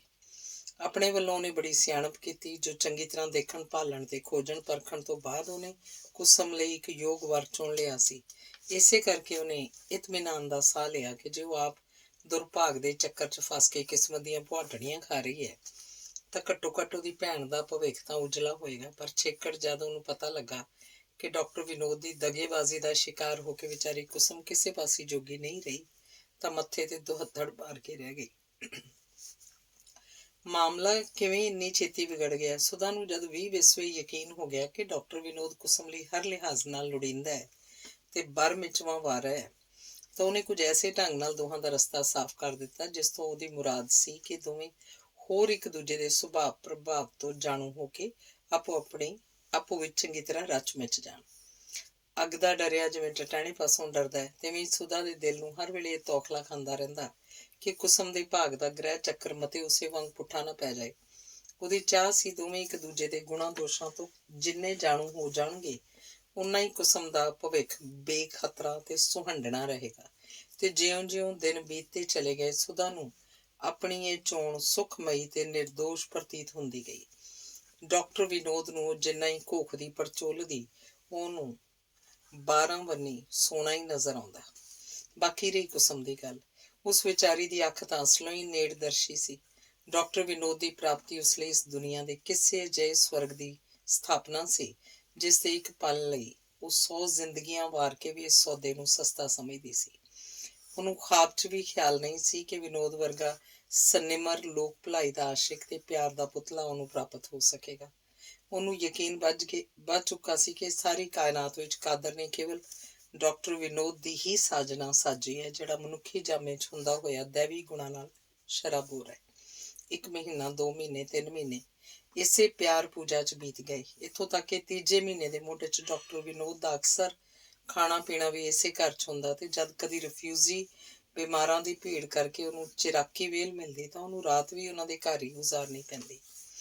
ਵਿਆਹ ਦੇ ਕੌਲ ਕਰਾਰ ਪੱਕੇ ਹੋ ਗਏ। ਡਾਕਟਰ ਵਿਨੋਦ ਹਰ ਵਾਰੀ ਇਹੋ ਕਹਿੰਦਾ ਸੀ ਕਿ ਕਾਫਲਿਆਂ ਦੀ ਆਮਦ ਅੱਜ ਕੱਲ੍ਹ ਜ਼ੋਰਾਂ ਤੇ, ਇਸ ਕਰਕੇ ਕੰਮ ਹੱਥੋਂ ਸਿਰ ਖੁਰਕਣ ਦੀ ਵੇਲ ਨਹੀਂ ਮਿਲਦੀ। ਸੋ ਜਿਉਂ ਹੀ ਇਸ ਪਾਸਿਓਂ ਕੁਝ ਹੌਲ ਹੰਗਾਰਾ ਹੁੰਦਾ ਹੈ, ਉਹ ਵਿਆਹ ਦਾ ਮਹੂਰਤ ਕਢਾ ਲਏਗਾ। ਸਭ ਤੋਂ ਵੱਡੀ ਗੱਲ ਜਿਹਨੇ ਦੋਹਾਂ ਕੁੜੀਆਂ ਦੀ ਮੱਤ ਉੱਤੇ ਪਰਦਾ ਪਾ ਦਿੱਤਾ, ਉਹ ਇਹ ਕਿ ਡਾਕਟਰ ਵਿਨੋਦ ਕਈ ਡੰਗ ਰੋਟੀ ਨਹੀਂ ਸੀ ਖਾਂਦਾ। ਜੇ ਵੇਲੇ ਦਾ ਕੁਵੇਲਾ ਆ ਵੀ ਜਾਂਦਾ ਤਾਂ ਮਗਰੀ ਡਾਕਟਰ ਜੀ ਦੀ ਰੱਟ ਲਾਈ ਲੋਕੀ ਆ ਬੂਹਾ ਖੜਕਾਉਂਦੇ, ਤੇ ਡਾਕਟਰ ਸੀ ਕਿ ਰੋਟੀ ਦੀਆਂ ਜੇ 4 ਬੁਰਕੀਆਂ ਖਾ ਚੁੱਕਾ ਤਾਂ 5ਵੀਂ ਥਾਲੀ ਵਿੱਚ ਹੀ ਸੁੱਟ ਕੇ ਉੱਠ ਭੱਜਿਆ। ਸੁਧਾ ਨੇ 1000 ਤਰਲੇ ਕਰਨੇ, ਕੁਸਮ ਨੇ ਲੱਖ ਵਾਸਤੇ ਪਾਣੇ ਕਿ 2 ਮਿੰਟ ਲਾ ਕੇ ਫੁਲਕਾ ਖਤਮ ਕਰ ਜਾਓ, ਪਰ ਡਾਕਟਰ ਨੇ ਇਹ ਕਹਿੰਦਿਆਂ ਉਵੇਂ ਹੀ ਬਾਹਰ ਉੱਠ ਭੱਜਣਾ ਕਿ ਰੋਟੀ ਨਾਲੋਂ ਮਰੀਜ਼ ਦੀ ਜ਼ਿੰਦਗੀ ਜ਼ਿਆਦਾ ਜ਼ਰੂਰੀ। ਕਿੰਨਾ ਸਵਾਦ ਸੀ ਇਸ ਹਸਰਤ ਵਿੱਚ, ਜਿਹੜੀ ਡਾਕਟਰ ਵਿਨੋਦ ਨੇ ਇਸ ਤਰ੍ਹਾਂ ਭੁੱਖਣ ਭਾਣੇ ਉੱਠ ਕੇ ਚਲੇ ਜਾਣ ਤੋਂ ਬਾਅਦ ਦੋਵਾਂ ਕੁੜੀਆਂ ਦੇ ਦਿਲਾਂ ਅੰਦਰ ਪੈਦਾ ਹੁੰਦੀ। ਆਪਣੇ ਇਸ ਹਠੀ ਭਣਵਈਏ ਦੀ ਸੇਵਾ ਲਗਨ ਨੂੰ ਵੇਖ ਕੇ ਸੁਧਾ ਦੇ ਦਿਲ ਨੂੰ ਅਵਸ਼ ਦੁੱਖ ਹੁੰਦਾ, ਪਰ ਕਿੰਨਾ ਮਿੱਠਾ, ਕਿੰਨਾ ਪਿਆਰਾ ਸੀ ਇਹ ਦੁੱਖ।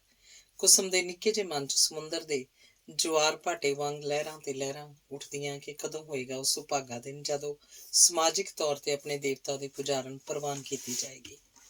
ਸੇਠ ਦੁਆਰਕਾ ਦਾਸ ਇਨੀ ਦਿਨੀ ਬਹੁਤਾ ਦਿੱਲੀ ਰਹਿੰਦਾ ਸੀ। ਕਦੀ ਕਦਾਈਂ ਉਹ ਕਾਰੋਬਾਰ ਦੇ ਸੰਬੰਧ ਵਿੱਚ ਆਉਂਦਾ ਤੇ 2-4 ਦਿਨ ਠਹਿਰ ਕੇ ਕੁੜੀਆਂ ਨੂੰ ਮਿਲ ਗਿਲ ਕੇ ਫਿਰ ਚਲਾ ਜਾਂਦਾ। ਇੱਕ ਵਾਰੀ ਜਦ ਦਵਾਰਕਾਦਾਸ ਆਇਆ ਤਾਂ ਸੁਧਾ ਨੇ ਡਾਕਟਰ ਵਿਨੋਦ ਨਾਲ ਉਹਦੀ ਜਾਣ ਪਛਾਣ ਕਰਾਈ। ਆਪਣੇ ਇਸ ਬਣਨ ਵਾਲੇ ਜਵਾਈ ਨੂੰ ਵੇਖ ਕੇ ਦਵਾਰਕਾਦਾਸ ਖੁਸ਼ੀ ਨਾਲ 1 ਤੋਂ 4 ਹੋ ਗਿਆ। ਉਹਨੇ ਪਰਮਾਤਮਾ ਦਾ ਲੱਖ ਲੱਖ ਸ਼ੁਕਰ ਕੀਤਾ ਜਿਹਦੀ ਕਿਰਪਾ ਨਾਲ ਏਡਾ ਸੁਪਾਤਰ ਉਹਨੂੰ ਪ੍ਰਾਪਤ ਹੋਇਆ। ਉਹਦੇ ਦਿਲ ਵਿੱਚ ਪੈਦਾ ਹੋ ਚੁੱਕਾ ਸੁਧਾ ਦੇ ਭਾਗ ਵਾਲਾ ਨਾਸੂਰ ਵੀ ਇਸ ਪ੍ਰਾਪਤੀ ਦੀ ਖੁਸ਼ੀ ਨੇ ਹੌਲੀ ਹੌਲੀ ਭਰਨਾ ਸ਼ੁਰੂ ਕਰ ਦਿੱਤਾ। ਸੁਧਾ ਦੀ ਇਸ ਸੁਭਾਗੀ ਚੋਣ ਨੂੰ ਸਲਾਉਂਦਾ ਨਹੀਂ ਸੀ ਰੱਜਦਾ। ਅੰਦਰੇ ਅੰਦਰ ਵਿਆਹ ਦੀਆਂ ਤਿਆਰੀਆਂ ਆਰੰਭ ਹੋ ਗਈਆਂ। ਕੁਸਮ ਲਈ ਕੀ ਗਹਿਣਾ ਬਣਨਾ ਚਾਹੀਦਾ ਹੈ, ਕਿੰਨੀਆਂ ਸਾੜੀਆਂ, ਕਿੰਨੇ ਸੂਟ ਤੇ ਜਲੰਧਰ 'ਚ ਕਿਹੜੀ ਸਭ ਤੋਂ ਚੰਗੀ ਕੋਠੀ ਜਿਹਨੂੰ ਕੁਸਮ ਪਸੰਦ ਕਰੇ ਦਾਜ 'ਚ ਦਿੱਤੀ ਜਾਵੇ ਯਾਦ। ਇੱਕ ਅੱਧ ਵਾਰੀ ਦਵਾਰਕਾਦਾਸ ਨੇ ਸੁਧਾ ਪਾਸ ਖਾਸ਼ ਪ੍ਰਗਟ ਕੀਤੀ ਕਿ ਹੋਵੇ ਨਾ ਤਾਂ ਇੱਕ ਦਿਨ ਆਪਣੇ ਕਿਸੇ ਆਦਮੀ ਨੂੰ ਭੇਜ ਕੇ ਮੁੰਡੇ ਦੇ ਘਰ-ਬਾਰ ਬਾਬਤ ਸਾਰਾ ਪਤਾ ਕਰ ਲਿਆ ਜਾਏ। ਪਰ ਸੁਧਾ ਦੇ ਦਿਲ ਤੇ ਡਾਕਟਰ ਵਿਨੋਦ ਦਾ ਇੰਨਾ ਡੂੰਘਾ ਪ੍ਰਭਾਵ ਪੈ ਚੁੱਕਾ ਸੀ ਕਿ ਉਹਨੇ ਕਿਸੇ ਤਰ੍ਹਾਂ ਦੀ ਖੋਜ ਪੜਤਾਲ ਕਰਨ ਦੀ ਲੋੜ ਨਾ ਸਮਝੀ। ਉਹਦਾ ਦਵਾਰਕਾਦਾਸ ਨੂੰ ਇੱਕੋ ਕਹਿਣਾ ਸੀ ਕਿ ਪਿਤਾ ਜੀ ਅਸਾਂ ਤਾਂ ਬਸ ਮੁੰਡਾ ਵੇਖਣਾ ਸੀ, ਵੇਖ ਲਿਆ, ਠੋਕ ਵਜਾ ਕੇ ਵੇਖ ਲਿਆ। ਮੁੰਡਾ ਜਦ ਨਿਰਾ ਹੀਰਿਆਂ ਦੀ ਖਾਣ ਹੈ ਤਾਂ ਅਸਾਂ ਘਰ-ਬਾਰ ਨੂੰ ਵੇਖ ਕੇ ਕੀ ਕਰਨਾ। ਸੋ ਕੁੜੀ ਦੀ ਹਰ ਤਰ੍ਹਾਂ ਨਾਲ ਤਸੱਲੀ ਵੇਖ ਕੇ ਦਵਾਰਕਾਦਾਸ ਨੇ ਵੀ ਹਾਂ ਰਲਾ ਦਿੱਤੀ ਤੇ ਚਲੋ ਕੰਮ ਰਾਸ ਹੋਇਆ। ਪਰ ਇੱਕ ਦਿਨ ਅਚਾਨਕ ਹੀ ਇੱਕ ਐਸੀ ਖਬਰ ਦਵਾਰਕਾਦਾਸ ਨੂੰ ਮਿਲੀ ਜਿਹਨੇ ਨਾ ਕੇਵਲ ਸਾਰੀ ਕੀਤੀ ਕਤਰੀ ਉੱਤੇ ਪਾਣੀ ਫੇਰਤਾ ਬਲਕਿ ਸਭ ਕੁਝ ਚੌੜ ਚਪੱਟ ਹੋ ਗਿਆ। ਦਿੱਲੀ 'ਚ ਹੁੰਦਿਆਂ ਉਹਨੂੰ ਕਿਸੇ ਨੇ ਖਬਰ ਕੀਤੀ ਕਿ ਡਾਕਟਰ ਵਿਨੋਦ ਕੁਆਰਾ ਨਹੀਂ ਸਗੋਂ ਵਿਆਹਿਆ ਹੋਇਆ ਤੇ 2 ਸੰਤਾਨਾਂ ਦਾ ਪਿਓ ਵੀ ਬਣ ਚੁੱਕਾ, ਇੱਕ ਮੁੰਡੇ ਤੇ ਇੱਕ ਕੁੜੀ ਦਾ। ਸੁਣ ਕੇ ਸੇਠ ਦਵਾਰਕਾਦਾਸ ਦੇ ਸੱਤੀ ਕੱਪੜੀਆਂ ਅੱਗ ਲੱਗ ਉੱਠੀ। ਦੁਨੀਆ ਸਾਰੀ ਉਸ ਲਈ ਹਨੇਰਾ ਹੋ ਗਈ। ਅੱਗੇ ਇੱਕ ਧੀ ਦਾ ਦੁੱਖ ਹੀ ਉਸ ਲਈ ਕੁਝ ਘੱਟ ਨਹੀਂ ਸੀ ਕਿ ਦੂਜੀ ਦਾ ਪੋਖਾ ਉਦੋਂ ਵੀ ਬਦਸ਼ਗਨਾ ਜਾਪਣ ਲੱਗਾ।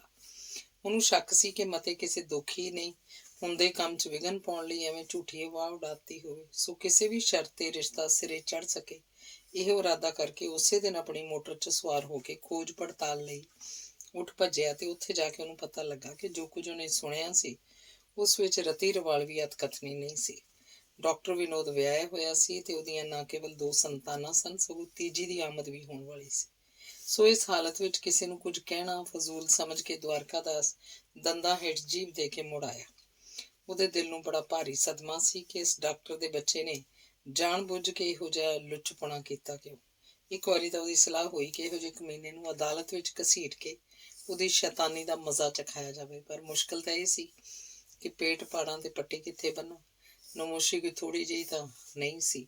ਜੇ ਗੱਲ ਨਸ਼ਰ ਹੋ ਗਈ ਤਾਂ ਨਤੀਜਾ ਸਾਫ਼ ਸੀ ਕਿ ਸੁਧਾ ਵਾਂਗ ਕੁਸਮ ਵੀ ਹਮੇਸ਼ਾ ਲਈ ਉਹਦੇ ਬੂਹੇ ਦੀ ਦਹਿਲੀਜ਼ ਬਣ ਜਾਏਗੀ। ਉਹਨੂੰ ਕਿਸੇ ਵੀ ਚੰਗੇ ਘਰਾਣੇ ਨੇ ਨਹੀਂ ਕਬੂਲਣਾ। ਸੋ ਵਿਚਾਰਾ ਸਬਰ ਦਾ ਘੁੱਟ ਪੀ ਕੇ ਬੈਠ ਗਿਆ।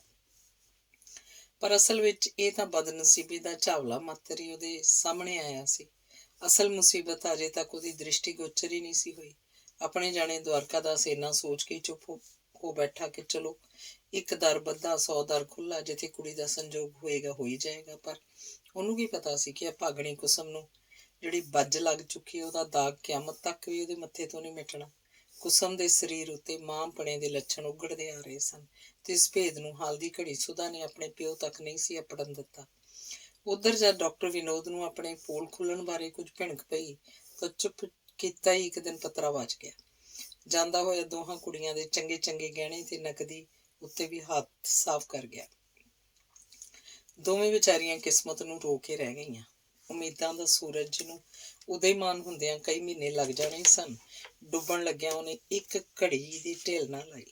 ਜਲੰਧਰ ਪਹੁੰਚ ਕੇ ਦਵਾਰਕਾਦਾਸ ਨੂੰ ਜਦ ਸਾਰੀ ਰਾਮ ਕਹਾਣੀ ਸੁਧਾ ਨੇ ਵੱਖਰਿਆਂ ਕਰਕੇ ਸੁਣਾਈ ਤਾਂ ਦਵਾਰਕਾਦਾਸ ਦੇ ਪੈਰਾਂ ਹੇਠੋਂ ਧਰਤੀ ਖਿਸਕਣ ਲੱਗੀ, ਕਿਉਂਕਿ ਇੱਧਰ ਦਾ ਮਾਮਲਾ ਹੀ ਕੁਝ ਹੋਰ ਦਾ ਹੋਰ ਬਣ ਗਿਆ ਸੀ। ਕੁਸਮ ਤੇ ਡਾਕਟਰ ਵਿਨੋਦ ਦਾ ਸਾਥ ਉਸ ਹੱਦ ਤੱਕ ਜਾ ਪਹੁੰਚਿਆ ਸੀ ਜਿਸ ਤੋਂ ਅੱਗੇ ਕੇਵਲ ਵਿਆਹ ਦੀ ਸਧਾਰਨ ਰਸਮ ਹੀ ਬਾਕੀ ਰਹਿ ਜਾਂਦੀ ਹੈ, ਹੋਰ ਕੁਝ ਨਹੀਂ। ਤੇ ਇਸ ਹਾਲਤ ਵਿੱਚ ਵਿਆਹ ਦਾ ਮਾਮਲਾ ਰੁਕ ਜਾਣਾ ਜਾਂ ਪਿੱਛੇ ਪੈ ਜਾਣਾ ਦੂਜੇ ਸ਼ਬਦਾਂ 'ਚ ਇਖਲਾਕੀ ਤੇ ਸਮਾਜਿਕ ਤੌਰ ਤੇ ਮੌਤ ਹੀ ਸਮਝਿਆ ਜਾ ਸਕਦਾ ਹੈ। ਅਜੇ ਤੱਕ ਕੁਸਮ ਨੂੰ ਇਸ ਬਾਰੇ ਕੁਝ ਨਹੀਂ ਦੱਸਿਆ ਗਿਆ। ਕੇਵਲ ਉਹਨੂੰ ਇੰਨਾ ਹੀ ਪਤਾ ਸੀ ਕਿ ਡਾਕਟਰ ਵਿਨੋਦ ਵਿਆਹ ਦੀ ਤਿਆਰੀ ਲਈ ਬਾਹਰ ਗਿਆ ਹੋਇਆ ਤੇ ਜਿਹਦੇ ਵਿਛੋੜੇ ਵਿੱਚ ਵਿਚਾਰੀ ਕੁਸਮ ਘੜੀਆਂ ਪਲ ਗਿਣ ਗਿਣ ਕੇ ਵਕਤ ਗੁਜ਼ਾਰ ਰਹੀ ਸੀ। ਇੱਕ ਦਿਨ ਜਦ ਸੁਧਾ ਨੂੰ ਕੁਸਮ ਬਾਰੇ ਕੁਝ ਸ਼ੱਕ ਜਿਹਾ ਪਿਆ ਤਾਂ ਪੁੱਛੀ ਬੈਠੀ, ਕਿਉਂ ਗੋਪੀ ਕੀ ਗੱਲ ਹੈ, ਤੇਰਾ ਰੰਗ ਕਿਉਂ ਪੀਲਾ ਪੈਂਦਾ ਜਾਂਦਾ? ਨਾਲੇ ਕਈ ਦਿਨਾਂ ਤੋਂ ਮੈਂ ਵੇਖਦੀ ਹਾਂ ਰੋਜ਼ ਸਵੇਰੇ ਤੈਨੂੰ ਵਰਤ ਆਉਂਦੇ ਨੇ। ਤੇ ਜਵਾਬ 'ਚ ਪਹਿਲਾਂ ਤਾਂ ਕੁਸਮ ਚੁੱਪ ਰਹੀ, ਪਰ ਜਦੋਂ ਭੈਣ ਨੇ ਘੜੀ ਮੁੜੀ ਮਜਬੂਰ ਕਰਨ ਤੇ ਉਹਨੇ ਜ਼ੁਬਾਨ ਖੋਲੀ ਤਾਂ ਸੁਣ ਕੇ ਸੁਧਾ ਦੀ ਖਾਨੇ ਹੋ ਗਈ। ਉਹਨੇ ਉਸੇ ਰਾਤ ਡਾਕਟਰ ਵਿਨੋਦ ਨੂੰ ਵੱਖਰਿਆਂ ਸੱਦ ਕੇ ਗੱਲ ਸਮਝਾਈ। ਜਵਾਬ 'ਚ ਡਾਕਟਰ ਪਹਿਲਾਂ ਤਾਂ ਕੁਝ ਠੱਠੰਬਰ ਜਿਹਾ ਗਿਆ, ਪਰ ਮਗਰੋਂ ਪੂਰੀ ਦਲੇਰੀ ਦਾ ਸਾਂਗ ਭਰਦਾ ਕਹਿਣ ਲੱਗਾ, ਚੰਗਾ ਮੈਂ ਕੱਲ ਹੀ ਜਾਣਾ ਤੇ 5-7 ਦਿਨਾਂ ਦੇ ਅੰਦਰ ਹੀ ਵਿਆਹ ਦੀ ਤਾਰੀਖ ਨਿਯਤ ਕਰਤੀ ਜਾਏਗੀ। ਤੇ ਜਦ ਦੂਜੇ ਦਿਨ ਸਵੇਰੇ ਉਹ ਤੁਰਨ ਲੱਗਾ ਤਾਂ ਛੇਕੜ ਤੀਕ ਸੁਧਾ ਉਹਨੂੰ ਇਹੋ ਤਾਕੀਦਾਂ ਕਰਦੀ ਰਹੀ, ਜਲਦੀ ਜਲਦੀ, ਬਹੁਤ ਛੇਤੀ। ਉਧਰ ਡਾਕਟਰ ਗਿਆ ਤੇ ਇੱਧਰ ਦਵਾਰਕਾ ਦਾਸ ਨੇ ਆ ਕੇ ਹੋਰ ਹੀ ਖਬਰ ਸੁਣਾ ਦਿੱਤੀ। ਹੱਥਾਂ ਦੇ ਤੋਤੇ ਉੱਡ ਗਏ ਸੁਧਾ ਦੇ। ਤੇ ਅਚਾਨਕ ਹੀ ਦਵਾਰਕਾ ਦਾਸ ਨੂੰ ਖਿਆਲ ਆਇਆ, ਜਿਹੜਾ ਸ਼ੈਤਾਨ ਇਸ ਤਰ੍ਹਾਂ ਛਲ ਕਪਟ ਦਾ ਜਾਲ ਵਿਛਾ ਕੇ ਗਿਆ ਹੈ, ਸੁੱਕਾ ਨਹੀਂ ਨਿਕਲਿਆ ਹੋਣਾ। ਉਹਨੇ ਸੁਧਾ ਨੂੰ ਪੁੱਛਿਆ, ਸੇਫ ਦੀਆਂ ਚਾਬੀਆਂ ਕਿਸ ਕੋਲ ਨੇ? ਸੁਧਾ ਨੇ ਕੁਸਮ ਦਾ ਨਾਂ ਲਿਆ ਤੇ ਜਦ ਕੁਸਮ ਪਾਸੋਂ ਪੁੱਛਿਆ ਤਾਂ ਉਸ ਦੱਸਿਆ ਕਿ ਉਹ ਤਾਂ ਉਦੋਂ ਡਾਕਟਰ ਨੇ ਲਈਆਂ ਸਨ। ਕਹਿੰਦਾ ਸੀ ਕੁਝ ਨਗਦੀ ਮੇਰੇ ਕੋਲ ਹੈ, ਜਿਹੜੀ ਬੈਂਕ 'ਚ ਜਮ੍ਹਾਂ ਕਰਾਉਣ ਦਾ ਮੌਕਾ ਨਹੀਂ ਮਿਲਿਆ, ਸੋ ਹਾਲੇ ਪੇਟੀ 'ਚ ਹੀ ਰੱਖ ਜਾਣਾ। ਇਹ ਤੋਂ ਬਾਅਦ ਜਦ ਤਿੰਨੇ ਪੇਟੀ ਪਾਸ ਪਹੁੰਚੇ ਤਾਂ ਉਹ ਸਖਣੀ ਮੁਖਣੀ ਸੀ, ਛੁੱਟ ਕਾਗਜ਼ਾਂ ਪੱਤਰਾਂ ਦੇ ਉਸ 'ਚ ਹੋਰ ਕੁਝ ਨਹੀਂ ਸੀ। ਸਭਨਾਂ ਨੂੰ ਸਹੀ ਦੀ ਛੱਡ ਕੇ ਪਹੇ ਦੀ ਪੈ ਗਈ। ਕੁਸਮ ਗਸ਼ ਖਾ ਕੇ ਡਿੱਗ ਪਈ, ਪਰ ਉਹਨੂੰ ਹੋਸ਼ ਵਿੱਚ ਲਿਆਉਣ ਦੀ ਕਿਸੇ ਨੂੰ ਹੋਸ਼ ਨਹੀਂ ਸੀ। ਬਲਕਿ ਸੁਧਾ ਤਾਂ ਦਿਲ ਹੀ ਦਿਲ 'ਚ ਪ੍ਰਾਰਥਨਾ ਕਰਨ ਲੱਗੀ ਕਿ ਹੇ ਪਰਮਾਤਮਾ, ਇਹ ਬੇਹੋਸ਼ੀ ਇਸ ਦੀ ਮੌਤ ਬਣ ਜਾਏ, ਪਰ ਕਦੀ ਮੂੰਹੋਂ ਮੰਗੀ ਮੌਤ ਨਹੀਂ ਮਿਲਦੀ ਹੁੰਦੀ। ਥੋੜ੍ਹੀ ਦੇਰ ਬਾਅਦ ਕੁਸਮ ਨੂੰ ਆਪਣੇ ਆਪ ਹੀ ਹੋਸ਼ ਆ ਗਈ ਤੇ ਉਹ ਤਲੀਆਂ ਮਲਣ ਲੱਗੀ। ਫਿਰ ਵੀ ਸੁਧਾ ਨੇ ਆਪਣੇ ਵੱਲੋਂ ਅਕਲਮੰਦੀ ਕੀਤੀ ਕਿ ਕੁਸਮ ਦੀ ਵਾਸਤਵਿਕ ਹਾਲਤ ਬਾਰੇ ਉਹਨੇ ਦਵਾਰਕਾ ਦਾਸ ਨੂੰ ਕੁਝ ਨਹੀਂ ਦੱਸਿਆ, ਨਹੀਂ ਤੇ ਕੁਸਮ ਵਾਂਗ ਉਹ ਵੀ ਬੇਹੋਸ਼ ਹੋ ਜਾਂਦਾ। ਕੁਝ ਚਿਰ ਤੋਂ ਦਵਾਰਕਾ ਦਾਸ ਨੂੰ ਇੱਕ ਵਹਿਮ ਜਿਹੀ ਦੀ ਬਿਮਾਰੀ ਚੰਬੜ ਗਈ ਸੀ। ਉਹ ਅਕਸਰ ਸੋਚਿਆ ਕਰਦਾ ਸੀ ਕਿ ਇਹ ਸਭ ਮਧੂਬਾਲਾ ਦੇ ਸਰਾਪ ਦਾ ਹੀ ਫਲ ਹੈ ਤੇ ਜਾਂ ਉਹਦੇ ਪੇਕਿਆਂ ਦੀਆਂ ਬਦਅਸੀਸਾਂ ਦਾ। ਮੈਂ ਉਹਨਾਂ ਦੀ ਲੜਕੀ ਉਹਨਾਂ ਪਾਸੋਂ ਵਿੱਚ ਛੋੜ ਕੇ ਉਹਨਾਂ ਦੀਆਂ ਆਂਦਰਾਂ ਕਲਪਾਈਆਂ। ਮੈਂ ਮਧੂਬਾਲਾ ਨਾਲ ਮਨ ਮੰਨੇ ਜ਼ੁਲਮ ਕੀਤੇ। ਮੈਂ ਉਹਦੀ ਆਤਮਾ ਨੂੰ ਕੁਚਲਿਆ, ਲਤਾੜਿਆ। ਮੈਂ ਹਰ ਘੜੀ ਉਸ ਦੇਵੀ ਦੀਆਂ ਸੱਧਰਾਂ ਨੂੰ ਤਿਰਸਕਾਰਿਆ, ਉਹਦੇ ਜਜ਼ਬਿਆਂ ਨਾਲ ਖੇਡਿਆ ਤੇ ਉਹਦੀ ਇਸਤਰੀਅਤ ਦਾ ਅਪਮਾਨ ਕੀਤਾ। ਕਦਾਚਿਤ ਇਹ ਉਸੇ ਪਾਪ ਦਾ ਫਲ ਹੈ ਜਿਹੜਾ ਮੈਂ ਦਿਨ ਰਾਤ ਭੁਗਤ ਰਿਹਾ। ਉਦੋਂ ਮੈਂ ਨਹੀਂ ਸੀ ਜਾਣਦਾ ਕਿ ਧੀਆਂ ਦੇ ਦੁੱਖ 'ਚ ਮਾਪਿਆਂ ਦਾ ਲਹੂ ਕੀਕਣ ਚੁੜ ਚੁੜ ਕਰਕੇ ਸੜਦਾ ਹੈ। ਪਰ ਅੱਜ ਜਦ ਕਿ ਉਹੀ ਹਾਲਤ ਮੇਰੇ ਆਪਣੇ ਨਾਲ ਵਾਪਰ ਰਹੀ ਹੈ ਤਾਂ ਸਮਝ ਆਈ ਹੈ ਕਿ ਮਧੂਬਾਲਾ ਦੇ ਮਾਪਿਆਂ ਨਾਲ ਕੀ ਗੁਜ਼ਰੀ ਹੋਏਗੀ। ਤੇ ਸੁਧਾ ਦੇ ਸਦਮੇ ਤੋਂ ਬਾਅਦ ਜਦ ਇਹ ਕੁਸਮ ਦੀ ਨਵੀਂ ਸਮੱਸਿਆ ਉਹਦੇ ਸਾਹਮਣੇ ਆਈ ਤਾਂ ਉਹਨੂੰ ਹੋਰ ਵੀ ਪੱਕਾ ਯਕੀਨ ਬੱਝ ਗਿਆ ਕਿ ਸੱਚਮੁੱਚ ਹੀ ਇਹ ਮਧੂਬਾਲਾ ਤੇ ਉਹਦੇ ਮਾਪਿਆਂ ਦਾ ਸਰਾਪ ਹੀ ਸਭ ਕੁਝ ਕਰਵਾ ਰਿਹਾ। ਪਰ ਛੁੱਟ ਪਛਤਾਵੇ ਤੋਂ ਹੋਰ ਉਸ ਪਾਸ ਰਹਿ ਕੀ ਗਿਆ ਸੀ। ਛੁੱਟ ਇਸ ਤੋਂ ਕਿ ਆਪਣੇ ਸ਼ੁਗਲ ਮੇਲਿਆਂ 'ਚ ਜਿਹੜੇ ਦਿੱਲੀ ਰਹਿ ਕੇ ਗੁਪਤ ਤੌਰ ਤੇ ਉਹ ਜਾਰੀ ਰੱਖਦਾ ਸੀ, ਹੋਰ ਵਾਧਾ ਕਰਕੇ ਆਪਣਾ ਗਮ ਗਲਤ ਕਰੇ ਤੇ ਜਾਂ ਆਪਣੇ ਕਾਰੋਬਾਰ ਦੀਆਂ ਉਲਝਣਾਂ 'ਚ ਹੋਰ ਜ਼ਿਆਦਾ ਉਲਝ ਕੇ ਦਿਲ ਦੀ ਇਸ ਪੀੜ ਨੂੰ ਫਰਾਮੋਸ਼ ਕਰ ਸਕੇ। ਬਾਕੀ ਗੱਲ ਰਹੀ ਡਾਕਟਰ ਵਿਨੋਦ ਨੂੰ ਫੜਨ ਜਾਂ ਉਸ ਉੱਤੇ ਕਾਨੂੰਨੀ ਚਾਰਾਜੋਈ ਕਰਨ ਦੀ, ਇਸ ਕੰਮ ਨੂੰ ਉਹ ਇੱਜ਼ਤ ਤੋਂ ਡਰਦਾ ਹੱਥ ਨਾ ਪਾ ਸਕਿਆ। ਨਾ ਜਾਣੀਏ ਇਸ ਮਾਮਲੇ 'ਚ ਵਿਚਾਲੇ ਕੁਸਮ ਨੂੰ ਕੀ ਘਸੀਟਿਆ ਜਾਏ। ਦਵਾਰਕਾ ਦਾਸ ਹੋਰ 2-4 ਦਿਨ ਜਲੰਧਰ ਰਹਿਣ ਤੋਂ ਬਾਅਦ ਕੁੜੀਆਂ ਨੂੰ ਧੀਰਜ ਦਿਲਾਸਾ ਦੇ ਕੇ ਦਿੱਲੀ ਚਲਾ ਗਿਆ। ਬਹੁਤਾ ਚਿਰ ਉਹ ਆਪਣੇ ਹੈੱਡ ਆਫਿਸ ਤੋਂ ਦੂਰ ਰਹਿ ਵੀ ਨਹੀਂ ਸੀ ਸਕਦਾ, ਪਰ ਸੁਧਾ ਤੇ ਕੁਸਮ ਨੂੰ ਮਾਨਸਿਕ ਕਸ਼ਟਾਂ ਦੇ ਜਿਸ ਕੜਾਹੇ 'ਚ ਤਲੀਂਦਿਆਂ ਛੱਡ ਕੇ ਉਹ ਜਾ ਰਿਹਾ ਸੀ, ਇਹਨੂੰ ਕੇਵਲ ਉਹੀ ਭਾਗਣੀਆਂ ਸਮਝ ਸਕਦੀਆਂ ਸਨ। ਦਵਾਰਕਾ ਦਾਸ ਨੇ ਤਾਂ ਕੇਵਲ ਇੰਨਾ ਹੀ ਕਹਿ ਕੇ ਆਪਣੇ ਦਿਲ ਨੂੰ ਮਾੜੀ ਮੋਟੀ ਤਸੱਲੀ ਦੇ ਲਈ ਕਿ ਰਿਸ਼ਤੇ ਦਾ ਕੀ ਹੈ, ਇੱਥੇ ਨਾ ਸੀ ਹੋਰ ਕਿਤੇ ਹੋ ਜਾਏਗਾ। ਤੇ ਜਿਹੜਾ 10-12 ਹਜ਼ਾਰ ਨਕਦ ਨੂੰ ਹੱਥ ਫੇਰ ਗਿਆ ਸੀ, ਉਹਦੀ ਵੀ ਉਹਨੂੰ ਕੋਈ ਬਹੁਤੀ ਚਿੰਤਾ ਨਹੀਂ ਸੀ। ਪਰ ਜਿਹੜੀ ਪਾਪ ਦੀ ਫੰਡ ਕੁਸਮ ਦੇ ਸਿਰ ਚੁਕਾ ਕੇ ਉਹ ਸ਼ੈਤਾਨ ਡਾਕਟਰ ਪੱਤਰਾ ਵਾਚ ਗਿਆ ਸੀ, ਉਹਦੇ ਕਸ਼ਟ ਨੂੰ ਤਾਂ ਦੋਹਾਂ ਕੁੜੀਆਂ ਦਾ ਦਿਲ ਹੀ ਜਾਣਦਾ ਸੀ। ਖੁਸ਼ੀਆਂ ਦੇ ਕਹਿ ਕਹੇ ਜਿਹੜੇ ਡਾਕਟਰ ਵਿਨੋਦ ਦੀ ਆਮਦ ਨਾਲ ਕੁਝ ਚਿਰ ਇਸ ਘਰ 'ਚ ਗੂੰਜੇ ਸਨ, ਛਾਈ-ਮਾਈ ਹੋ ਗਏ ਤੇ ਸਾਰਾ ਘਰ ਨਰਕ ਦੀ ਝਾਕੀ ਬਣ ਗਿਆ। ਕੁਸਮ ਨੂੰ ਤਾਂ ਇਸ ਹਾਦਸੇ ਨੇ ਜਿਵੇਂ ਉੱਕਾ ਹੀ ਮਾਰ ਮੁਕਾਇਆ। ਉਹਦੇ ਲੁਕਣ ਲਈ ਇਸ ਧਰਤੀ ਉੱਤੇ ਹੁਣ ਕੋਈ ਥਾਂ ਬਾਕੀ ਨਹੀਂ ਸੀ ਤੇ ਨਾ ਹੀ ਕੋਈ ਐਸਾ ਸਹਾਰਾ ਜਿਹੜਾ ਉਹਦੀ ਇਸ ਆਤਮ ਪੀੜ ਲਈ ਫਾਹੇ ਦਾ ਕੰਮ ਦੇ ਸਕੇ। ਪਰ ਮੁਸ਼ਕਿਲ ਦਾ ਖਾਤਮਾ ਇੱਥੇ ਹੀ ਤਾਂ ਨਹੀਂ ਹੋ ਜਾਂਦਾ। ਘਰ 'ਚ ਨੌਕਰ ਸਨ, ਆਂਢ ਗੁਆਂਢ ਨਾਲ ਸਾਂਝ ਵਰਤੋਂ ਸੀ। ਆਖਿਰ ਕਿੰਨਾ ਕੁ ਚਿਰ ਉਹਨਾਂ ਸਾਰਿਆਂ ਦੀਆਂ ਨਜ਼ਰਾਂ ਨੂੰ ਧੋਖਾ ਦਿੱਤਾ ਜਾ ਸਕਦਾ ਸੀ। ਫਿਰ ਕੁਸਮ ਜਿਸ ਖਤਰੇ ਦਾ ਸ਼ਿਕਾਰ ਹੋ ਚੁੱਕੀ, ਉਹ ਤਾਂ ਹੜ੍ਹ ਦੇ ਪਾਣੀ ਵਾਂਗ ਦਿਨੋਂ ਦਿਨ ਵੱਧਦਾ ਉਗੜਦਾ ਹੀ ਆਉਣਾ। ਕਿਵੇਂ ਇਸ 1000 ਮੌਤਾਂ ਤੋਂ ਵੱਧ ਕਸ਼ਟਾਂ ਭਰੇ ਭਵਿੱਖ ਤੋਂ ਆਪਣੇ ਆਪ ਨੂੰ ਬਚਾਇਆ ਜਾਏ। ਤੇ ਸਾਰੇ ਕੁਝ ਦਾ ਨਤੀਜਾ ਕੁਸਮ ਨੇ ਤਾਂ ਮੰਜੇ ਨਾਲ ਸਾਂਝ ਪਾ ਲਈ, ਐਸੀ ਸਾਂਝ ਕਿ ਜਿਹਨੂੰ ਸ਼ਾਇਦ ਮੌਤ ਤੋਂ ਬਿਨਾਂ ਇਸ ਦੁਨੀਆ 'ਚ ਕੋਈ ਨਾ ਛੁਡਾ ਸਕੇ। ਕੇਵਲ ਲੋਕਾਂ ਦੀਆਂ ਨਜ਼ਰਾਂ ਤੋਂ ਬਚਾਉਣ ਖਾਤਰ ਬਹਾਨੇ ਦੇ ਤੌਰ ਤੇ ਹੀ ਨਹੀਂ, ਬਲਕਿ ਸੱਚੀ ਮੁੱਚੀ ਕਿਸਮ ਦੀ ਹਾਲਤ ਮੰਜੇ ਤੇ ਪੈਣ ਵਾਲੀ ਹੋ ਗਈ ਤੇ ਦਿਨੋਂ ਦਿਨ ਤੇਜ਼ੀ ਨਾਲ ਉਹਦੀ ਸਿਹਤ ਜਵਾਬ ਦਿੰਦੀ ਜਾ ਰਹੀ ਸੀ। ਸ਼ੁਰੂ 'ਚ ਕਿਸਮਤ ਦੀ ਇਸ ਨਵੀਂ ਛੇੜਖਾਨੀ ਦਾ ਸੁਧਾ ਦੇ ਦਿਲ ਤੇ ਜੋ ਅਸਰ ਹੋਇਆ ਉਹ ਬੜਾ ਹੀ ਕਰੁਣਾ ਭਰਿਆ ਸੀ। ਉਹ ਦਿਲ 'ਚ ਕਦੀ ਆਪਣੇ ਆਪ ਨੂੰ ਕਦੀ ਕੁਸਮ ਨੂੰ ਕੋਸਦੀ, ਪਰ ਬਹੁਤਾ ਕਸੂਰ ਉਹਨੂੰ ਇਸ ਸਾਰੇ ਮਾਮਲੇ 'ਚ ਆਪਣਾ ਹੀ ਮਾਲੂਮ ਹੁੰਦਾ। ਘੜੀ ਮੁੜੀ ਹੱਥ ਮਲਦੀ ਹੋਈ ਸੋਚਦੀ, ਮੈਂ ਕਿਉਂ ਜਾਣਬੁੱਝ ਕੇ ਇੰਨੀ ਹੋ ਗਈ? ਕਿਉਂ ਨਾ ਮੈਂ ਪਹਿਲਾਂ ਹੀ ਇਹਦੇ ਨਤੀਜਿਆਂ ਨੂੰ ਸੋਚਿਆ? ਕਿਉਂ ਮੈਂ ਦੋਹਾਂ ਨੂੰ ਇੰਨੀ ਖੁੱਲ੍ਹ ਦਿੱਤੀ? ਜੇ ਮੈਂ ਨਾ ਖੁੱਲ੍ਹ ਦਿੰਦੀ ਤਾਂ ਕੀ ਉਹ ਅਨਰਥ ਹੋ ਸਕਦਾ ਸੀ? ਵਿਚਾਰੀ ਕੁਸਮ ਜੀ ਨੂੰ ਦੁਨੀਆ ਦੇ ਕਿਸੇ ਵੀ ਲਾਹਾ ਚੜਾ ਦੀ ਸੂਝ ਨਹੀਂ, ਮੈਂ ਹੀ ਤਾਂ ਉਹਨੂੰ ਇਸ ਕੁਰਾਹੀ ਪਾ ਕੇ ਬਰਬਾਦ ਕੀਤਾ। ਮੇਰੀ ਚੰਗੀ ਭਲੀ ਅਕਲ ਨੂੰ ਕਿਉਂ ਜੰਦਰਾ ਵੱਜ ਗਿਆ? ਕਈ ਵਾਰੀ ਜਦ ਸੁਦਾ ਦੀ ਘਬਰਾਹਟ ਕਈ ਹੱਦਾਂ ਬੰਨੇ ਤੋੜਨ ਵਾਲੀ ਹੋ ਜਾਂਦੀ ਤਾਂ ਇੱਥੋਂ ਤੱਕ ਸੋਚ ਲੈਂਦੀ ਕਿ ਸਾਰੀਆਂ ਉਪਾਧੀਆਂ ਦਾ ਮੂਲ ਤਾਂ ਇਹ ਕੁਲੈਣੀ ਕੁਸਮ ਹੈ। ਜਿਸ ਦਿਨ ਦੀ ਇਹ ਨੈਸ਼ ਜੰਮੀ ਹੈ, ਸੁੱਖ ਇਸ ਘਰ ਚੋਂ ਖੰਭ ਲਾ ਕੇ ਉੱਡ ਗਿਆ। ਪਹਿਲਾਂ ਜੰਮਦੀ ਨੇ ਮਾਂ ਨੂੰ ਖਾਧਾ, ਫਿਰ ਮੇਰਾ ਸੁਹਾਗ ਲੁੱਟਿਆ। ਚਿੱਕੜ ਅੱਜ ਇਹ ਦਿਨ ਵੀ ਇਸੇ ਹੋਣੀ ਨੇ ਦਿਖਾਲ ਕੇ ਹੀ ਛੱਡਿਆ। ਕਿਉਂ ਨਾ ਕਿਸੇ ਢੰਗ ਨਾਲ ਇਸੇ ਦਾ ਘੋਗਾ ਚਿੱਤ ਕੀਤਾ ਜਾਏ। ਨਾ ਹੋਏਗਾ ਬਾਂਸ, ਨਾ ਵੱਜੇਗੀ ਬਾਂਸਰੀ, ਸਾਰੇ ਪੁਆੜੇ ਮੁੱਕ ਜਾਣਗੇ। ਪਰ ਜਿਉਂ ਹੀ ਤਸਵੀਰ ਦੇ ਦੂਜੇ ਰੁੱਖ ਵੱਲ ਸੁਦਾ ਦੀ ਨਜ਼ਰ ਜਾਂਦੀ ਕਿ ਉਹਦਾ ਕਲੇਜਾ ਮੁੱਠ 'ਚ ਆ ਜਾਂਦਾ। ਵਿਚਾਰੀ ਬਦਨਸੀਬ ਕੁੜੀਏ, ਕਿ ਤੂੰ ਇਹੋ ਤਸੀਹੇ ਭੋਗਣ ਲਈ ਦੁਨੀਆ ਤੇ ਆਈ ਸੈਂ? ਮੇਰੀ ਮਾਂ ਪਿਓ ਜਾਈਏ, ਕਿ ਮੈਂ ਤੇਰੀ ਭੈਣ ਆ ਜਿਹੜੀ ਤੇਰੀ ਬਾਬਤ ਇਹੋ ਜਿਹੀਆਂ ਗੱਲਾਂ ਸੋਚ ਰਹੀ ਹਾਂ? ਤੈਨੂੰ ਮਾਰ ਮੁਕਾਉਣ ਵਾਲੀਆਂ ਨਹੀਂ। ਮੈਂ ਕਦੇ ਵੀ ਆਪਣੇ ਮਾਂ ਪਿਓ ਜਾਈ ਦਾ ਬੁਰਾ ਨਹੀਂ ਚਿਤਾਵਾਂਗੀ। ਜੋ ਹੁੰਦਾ ਹੋਵੇ। ਮੇਰੀ ਮਾਂ ਦੀ ਅੰਦਰ ਇਹ ਚੀਜ਼ ਤਾਂ ਮੈਨੂੰ ਸਾਰੀ ਦੁਨੀਆ ਦੀ ਦੌਲਤ ਦੇਣ ਬਦਲੇ ਵੀ ਨਹੀਂ ਮਿਲ ਸਕੇਗੀ। ਇਹੋ ਸੋਚਦੀ ਸੁਦਾ ਬੜਵਾਈ ਅੰਦਰ ਜਾ ਕੇ ਕੁਸਮ ਨੂੰ ਛਾਤੀ ਨਾਲ ਲਾ ਲੈਂਦੀ, ਰੱਜ ਕੇ ਰੋਂਦੀ, ਨਾਲੇ ਉਹਨੂੰ ਰਵਾਉਂਦੀ। ਅੱਜ ਕੱਲ੍ਹ ਕਰਦਿਆਂ ਹੋਰ ਕਈ ਦਿਨ ਲੰਘ ਗਏ।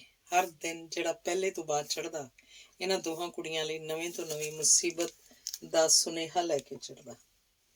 ਇਸ ਉੱਤੇ ਵਾਧਾ ਇਹ ਕਿ ਦਿਲ ਦੀ ਪੀੜ ਨੂੰ ਦਿਲ ਵਿੱਚ ਹੀ ਨੱਪ ਕੇ ਸੁਦਾ ਨੂੰ ਦੂਸਰਿਆਂ ਦੇ ਸਾਹਮਣੇ ਆਪਣੇ ਆਪ ਨੂੰ ਹਸਾਉਣਾ ਪੈਂਦਾ। ਘਰ ਦਾ ਸਭ ਕੰਮ ਧੰਦਾ ਜਿਉਂਦਾ ਤਿਉਂ ਕਰਨਾ ਪੈਂਦਾ। ਨੌਕਰਾਂ ਨਾਲ ਐਸਾ ਵਰਤਾਓ ਜਾਰੀ ਰੱਖਣਾ ਪੈਂਦਾ ਜਿਸ ਵਿੱਚੋਂ ਕੁਝ ਵੀ ਗੈਰ ਮਾਮੂਲੀ ਭਾਵਨਾ ਝਲਕੇ। ਤੇ ਸਾਂਗ ਭਰਦੀ ਸੁਦਾ ਝੁੰਝਲਾ ਉੱਠੀ। ਉਹਦਾ ਸਬਰ ਕਰਾਰ ਮੁੱਕਣ ਵਾਲਾ ਹੋ ਗਿਆ। ਉਧਰ ਵਿਚਾਰੀ ਕੁਸਮ ਦੀ ਹਾਲਤ ਹੋਰ ਵੀ ਕਹਿਣ ਸੁਣਨ ਤੋਂ ਬਾਹਰੀ ਸੀ। ਉਹਦੀ ਸਿਹਤ ਜਿਸ ਤੇਜ਼ੀ ਨਾਲ ਵਿਗੜਦੀ ਚਲੀ ਜਾ ਰਹੀ ਸੀ, ਉਸ ਤੋਂ ਇਹੋ ਜਾਪਦਾ ਸੀ ਕਿ ਕੁਝ ਹੀ ਦਿਨਾਂ ਦੀ ਮਹਿਮਾਨ ਹੈ। ਸੁਦਾ ਦੇ ਅੰਤਰੀ ਮਨ ਵਿੱਚ ਅਜੇ ਤੀਕ ਇਹ ਕਾਮਨਾ ਸਮਾਈ ਹੋਈ ਸੀ, ਰੱਬ ਇਸ ਕੁੜੀ ਨੂੰ ਛੇਤੀ ਤੋਂ ਛੇਤੀ ਦੁਨੀਆ ਤੋਂ ਚੁੱਕ ਲਏ ਤਾਂ ਜੋ ਕਿਸੇ ਨੂੰ ਵੀ ਇਹਦੇ ਲਹੂ ਨਾਲ ਹੱਥ ਨਾ ਰੰਗਣੇ ਪੈਣ। ਪਰ ਇਹਦੇ ਨਾਲ ਹੀ ਮੋਹ ਦਾ ਅਸਰ ਵੀ ਉਹਨੂੰ ਕੁਝ ਘੱਟ ਬੇਵੱਸ ਨਹੀਂ ਸੀ ਕਰਦਾ।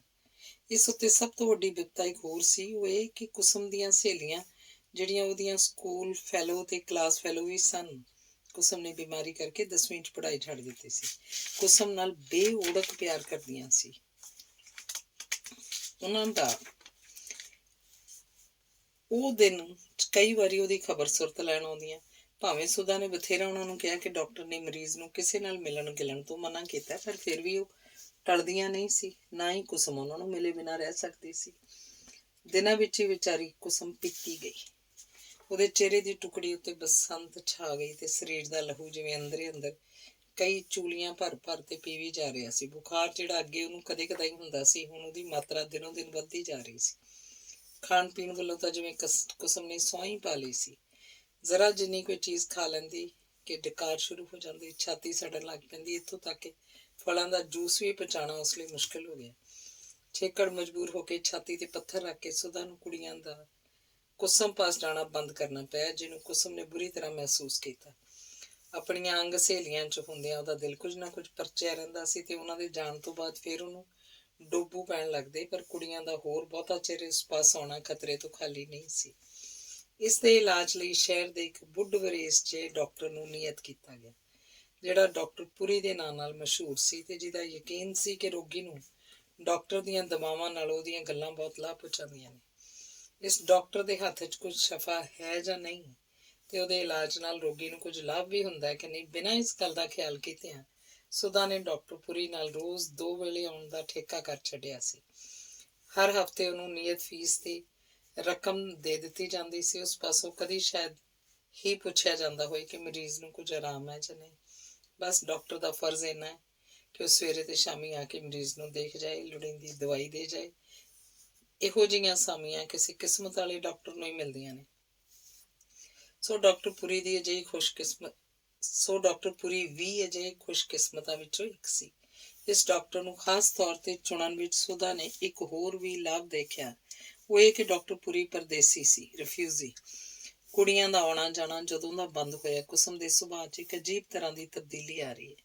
ਉਹਦਾ ਸੁਭਾਅ ਕੁਝ ਵਧੇਰੇ ਚਿੜਚਿੜਾ ਹੋ ਗਿਆ, ਜਿਵੇਂ ਦੁਨੀਆ ਦੀ ਕਿਸੇ ਵੀ ਚੀਜ਼ ਨਾਲ ਉਹਦੀ ਦਿਲਚਸਪੀ ਨਹੀਂ ਰਹੀ। ਉਹ ਮੂੰਹ ਸੁਰ ਲਪੇਟ ਕੇ ਇਕੱਲੀ ਪਿਆ ਰਹਿਣਾ ਚਾਹੁੰਦੀ ਹੈ। ਸੁਦਾ, ਜਿਸ ਨਾਲ ਉਹਦਾ ਅਜੇ ਤੱਕ ਵੀ ਬੇਹੱਦ ਪਿਆਰ ਹੈ, ਹੁਣ ਉਹ ਉਸ ਨਾਲ ਵੀ ਬਹੁਤਾ ਬੋਲਣਾ ਚਾਲਣਾ ਨਹੀਂ ਚਾਹੁੰਦੀ। ਤੇ ਸਭ ਤੋਂ ਵਧੇਰੇ ਉਹਨੂੰ ਜਿਸ ਚੀਜ਼ ਤੋਂ ਨਫ਼ਰਤ ਹੈ ਇਹ ਹੈ ਡਾਕਟਰ ਪੁਰੀ। ਕੋਈ ਤਾਂ ਲਫ਼ਜ਼ ਡਾਕਟਰ ਹੀ ਉਸ ਦੇ ਭਾਣੇ ਮੌਤ ਜਾਂ ਸ਼ੈਤਾਨ ਦਾ ਦੂਜਾ ਨਾਂ ਹੈ। ਇਸ ਉੱਤੇ ਡਾਕਟਰ ਪੁਰੀ ਦੀ ਸ਼ਕਲ ਉਹਨੂੰ ਉੱਕਾ ਨਹੀਂ ਸੁਖਾਉਂਦੀ, ਖਾਸ ਕਰਕੇ ਉਹਦੀਆਂ ਬੇਸਿਰ ਪੈਰ ਗੱਲਾਂ ਤੋਂ ਤਾਂ ਉਹਦੇ ਨੱਕ ਜਾਨ ਆ ਜਾਂਦੀ ਹੈ। ਜਿਉਂ ਹੀ ਡਾਕਟਰ ਦੇ ਆਉਣ ਦਾ ਵੇਲਾ ਹੁੰਦਾ ਹੈ, ਉਹਦਾ ਸਾਹ ਸੁੱਕਣ ਲੱਗ ਪੈਂਦਾ। ਜਦ ਉਹ ਕਮਰੇ ਚੋਂ ਨਿਕਲਦਾ ਤਾਂ ਕੁਸਮ ਨੂੰ ਜ਼ਰਾ ਤਸੱਲੀ ਦਾ ਸਾਹ ਹੁੰਦਾ।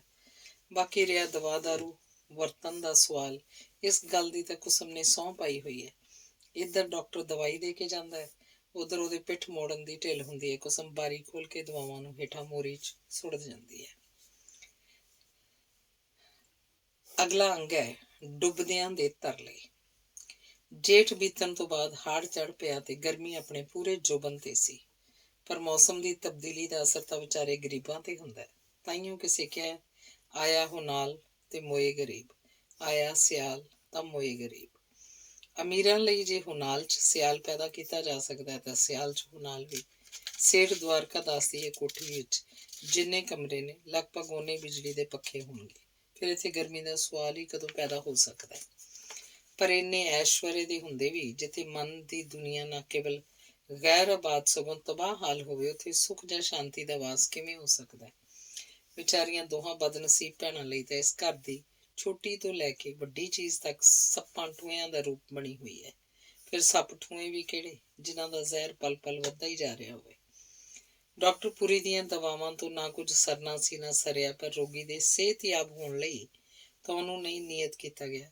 ਇਹ ਤਾਂ ਕੇਵਲ ਇੱਕ ਲੋਕ ਦਿਖਾਵਾ ਮਾਤਰ ਸੀ। ਸੋ ਆਪਣੇ ਠੀਕ ਵਕਤ ਸਿਰ ਦੋਵੇਂ ਵੇਲੇ ਆਉਂਦਾ ਚਲਾ ਜਾਂਦਾ, ਹਫ਼ਤੇ ਪਿੱਛੋਂ ਫੀਸ ਤੇ ਦਵਾਵਾਂ ਦਾ ਬਿੱਲ ਭੇਜ ਦਿੰਦਾ, ਰਕਮ ਉਹਨੂੰ ਘਰ ਬੈਠਿਆਂ ਪਹੁੰਚ ਜਾਂਦੀ। ਪਰ ਇੱਧਰ ਵਕਤ ਆ ਪਹੁੰਚਿਆ ਸੀ ਜਦੋਂ ਇਸ ਤੋਂ ਜ਼ਿਆਦਾ ਸਮੇਂ ਲਈ ਲੋਕਾਂ ਦੀਆਂ ਅੱਖਾਂ 'ਚ ਘੱਟਾ ਨਹੀਂ ਸੀ ਪਾਇਆ ਜਾ ਸਕਦਾ। ਕੁਸਮ ਨੂੰ ਤੀਸਰਾ ਮਹੀਨਾ ਜਾ ਰਿਹਾ ਸੀ। ਦਿਨ ਰਾਤ ਦੀਆਂ ਸੋਚਾਂ ਤੇ ਘੋਖਾਂ ਤੋਂ ਬਾਅਦ ਸੁਦਾ ਛੇਕੜ ਇਸ ਨਤੀਜੇ ਤੇ ਪਹੁੰਚੀ ਕਿ ਜਾਂ ਤਾਂ ਕਿਸੇ ਲੇਡੀ ਡਾਕਟਰ ਦੀ ਮਦਦ ਨਾਲ ਮਾਮਲਾ ਆਰ-ਪਾਰ ਕਰ ਦਿੱਤਾ ਜਾਏ ਤੇ ਜਾਂ ਜਦ ਤੱਕ ਇਹ ਖਤਰਾ ਦੂਰ ਨਹੀਂ ਹੁੰਦਾ ਉਸ ਥਾਂ ਨੂੰ ਹੀ ਬਦਲਿਆ ਜਾਏ। ਪਹਿਲੀ ਤਜਵੀਜ਼ ਦੇ ਰਸਤੇ 'ਚ ਬਹੁਤ ਸਾਰੇ ਖਤਰੇ ਸਨ। ਇਸ ਮਨੋਰਥ ਲਈ ਜ਼ਰੂਰ ਕਿਸੇ ਤੀਸਰੇ ਅੱਗੇ ਰਾਜ਼ ਖੋਲ੍ਹਣਾ ਪਏਗਾ ਤੇ ਉਹ ਤੀਸਰਾ ਫੇਰ ਪਤਾ ਨਹੀਂ ਅੱਗੇ ਤੋਂ ਅੱਗੇ ਕਿੰਨਿਆਂ ਕੰਨਾਂ 'ਚ ਇਸ ਭੇਦ ਨੂੰ ਪਹੁੰਚਾ ਦੇਵੇ। ਛੇਕੜ ਕਿਤੇ ਉਹ ਹਾਲਾਤ ਨਾ ਹੋਵੇ ਜਿਸ ਤਰ੍ਹਾਂ ਕਹਾਵਤ ਹੈ, ਭੇਦ ਕਹਿੰਦਾ ਤੂੰ ਮੈਨੂੰ ਮੂੰਹੋਂ ਕੱਢ, ਮੈਂ ਤੈਨੂੰ ਸ਼ਹਿਰੋਂ ਕੱਢਾਂਗਾ। ਅਖੀਰ ਦਿਮਾਗ ਲੜਾਉਂਦਿਆਂ ਸੁਦਾ ਨੂੰ ਇੱਕ ਹੋਰ ਢੰਗ ਸੁਝਿਆ ਜਿਸ ਨਾਲ ਸੱਪ ਵੀ ਮਰ ਜਾਏ, ਲਾਠੀ ਵੀ ਵੱਜ ਜਾਏ। ਅਰਥਾਤ ਕਿਸੇ ਪਹਾੜ ਦੀ ਯਾਤਰਾ ਕੀਤੀ ਜਾਏ। ਇੱਕ ਤਾਂ ਮੌਸਮ ਹੀ ਪਹਾੜ ਤੇ ਜਾਣ ਦਾ ਸੀ, ਦੂਜਾ ਪ੍ਰਦੇਸ਼ 'ਚ ਜਾ ਕੇ ਕੁਝ ਪਿਆ ਕਰੇ ਸਾਰੇ ਪਰਦੇ ਢਕੇ ਜਾ ਸਕਦੇ ਨੇ। ਉੱਥੇ ਜਾ ਕੇ ਪੈਸੇ ਦੀ ਮਦਦ ਨਾਲ ਆਦਮੀ ਜੋ ਚਾਹੇ ਕਰ ਸਕਦਾ, ਨਾ ਕੁੱਤਾ ਵੇਖੇ ਨਾ ਭੌਂਕੇ ਵਾਲੀ ਗੱਲ। ਅਸਲ ਗੱਲ ਤਾਂ ਇਹ ਹੈ ਕਿ ਸੁਦਾ ਨੇ ਆਪਣੀ ਭੈਣ ਨੂੰ ਕਿਸੇ ਨਾ ਕਿਸੇ ਹੀਲੇ ਮਾਰ ਮੁਕਾਉਣ ਦਾ ਦਿਲ ਨਾਲ ਪੱਕਾ ਫੈਸਲਾ ਕਰ ਲਿਆ ਸੀ। ਇਹ ਠੀਕ ਹੈ ਕਿ ਭੈਣ ਨੂੰ ਮਾਰਨ ਦਾ ਕੇਵਲ ਖਿਆਲ ਕਰਨ ਨਾਲ ਹੀ ਉਹਦਾ ਕਲੇਜਾ ਛਿੱਲਿਆ ਜਾਂਦਾ ਸੀ, ਪਰ ਇਸ ਵੇਲੇ ਤਾਂ ਉਹ ਉਸ ਕੁੱਕੜੀ ਵਾਲੀ ਹਾਲਤ 'ਚੋਂ ਲੰਘ ਰਹੀ ਸੀ ਜਿਹੜੀ ਪੈਰਾਂ ਨੂੰ ਸੜਨ ਤੋਂ ਬਚਾਉਣ ਲਈ ਆਪਣੇ ਬੱਚੇ ਪੈਰਾਂ ਹੇਠ ਲੈ ਲੈਂਦੀ ਹੈ। ਉਹਨੇ ਇਹ ਨਿਸ਼ਚਾ ਕੀਤਾ ਕਿ ਕਿਸੇ ਨਾ ਕਿਸੇ ਬਹਾਨੇ ਕੁਸਮ ਨੂੰ ਪਹਾੜ ਤੇ ਪਹੁੰਚਾਇਆ ਜਾਵੇ।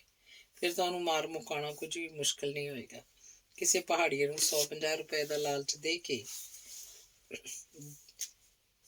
ਦੰਦੀ ਉੱਤੇ ਕੁਸਮ ਨੂੰ ਧੱਕਾ ਦਵਾ ਕੇ ਖੱਡ 'ਚ ਸੁੱਟਵਾ ਦੇਣਾ ਹੋਏਗਾ, ਜਿਸ ਤੋਂ ਬਾਅਦ ਕੋਈ ਮਾਮਲਾ ਮੁਕੱਦਮਾ ਚੱਲਣ ਦੀ ਵੀ ਸੰਭਾਵਨਾ ਨਹੀਂ ਰਹੇਗੀ।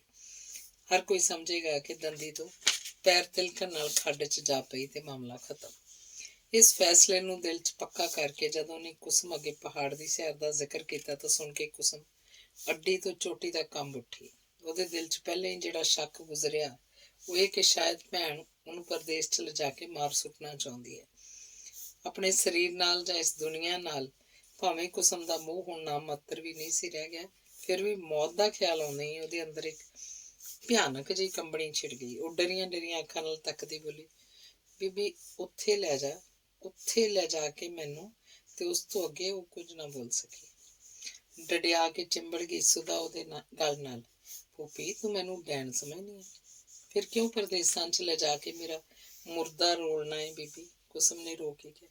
ਪੋਪੀ, ਸੁਦਾ ਅੰਦਰ ਅਥਰੂ ਪੂੰਝਦੀ ਹੋਈ ਬੋਲੀ, ਮੈਂ ਤੈਨੂੰ ਮਾਰਨ ਲਈ ਨਹੀਂ, ਜਵਾਲਣ ਲਈ ਲੈ ਜਾਣਾ ਚਾਹੁੰਦੀ ਹਾਂ, ਪਰ ਮੈਂ ਜੀਣਾ ਨਹੀਂ ਚਾਹੁੰਦੀ। ਬੀਬੀ ਚੱਲੀ।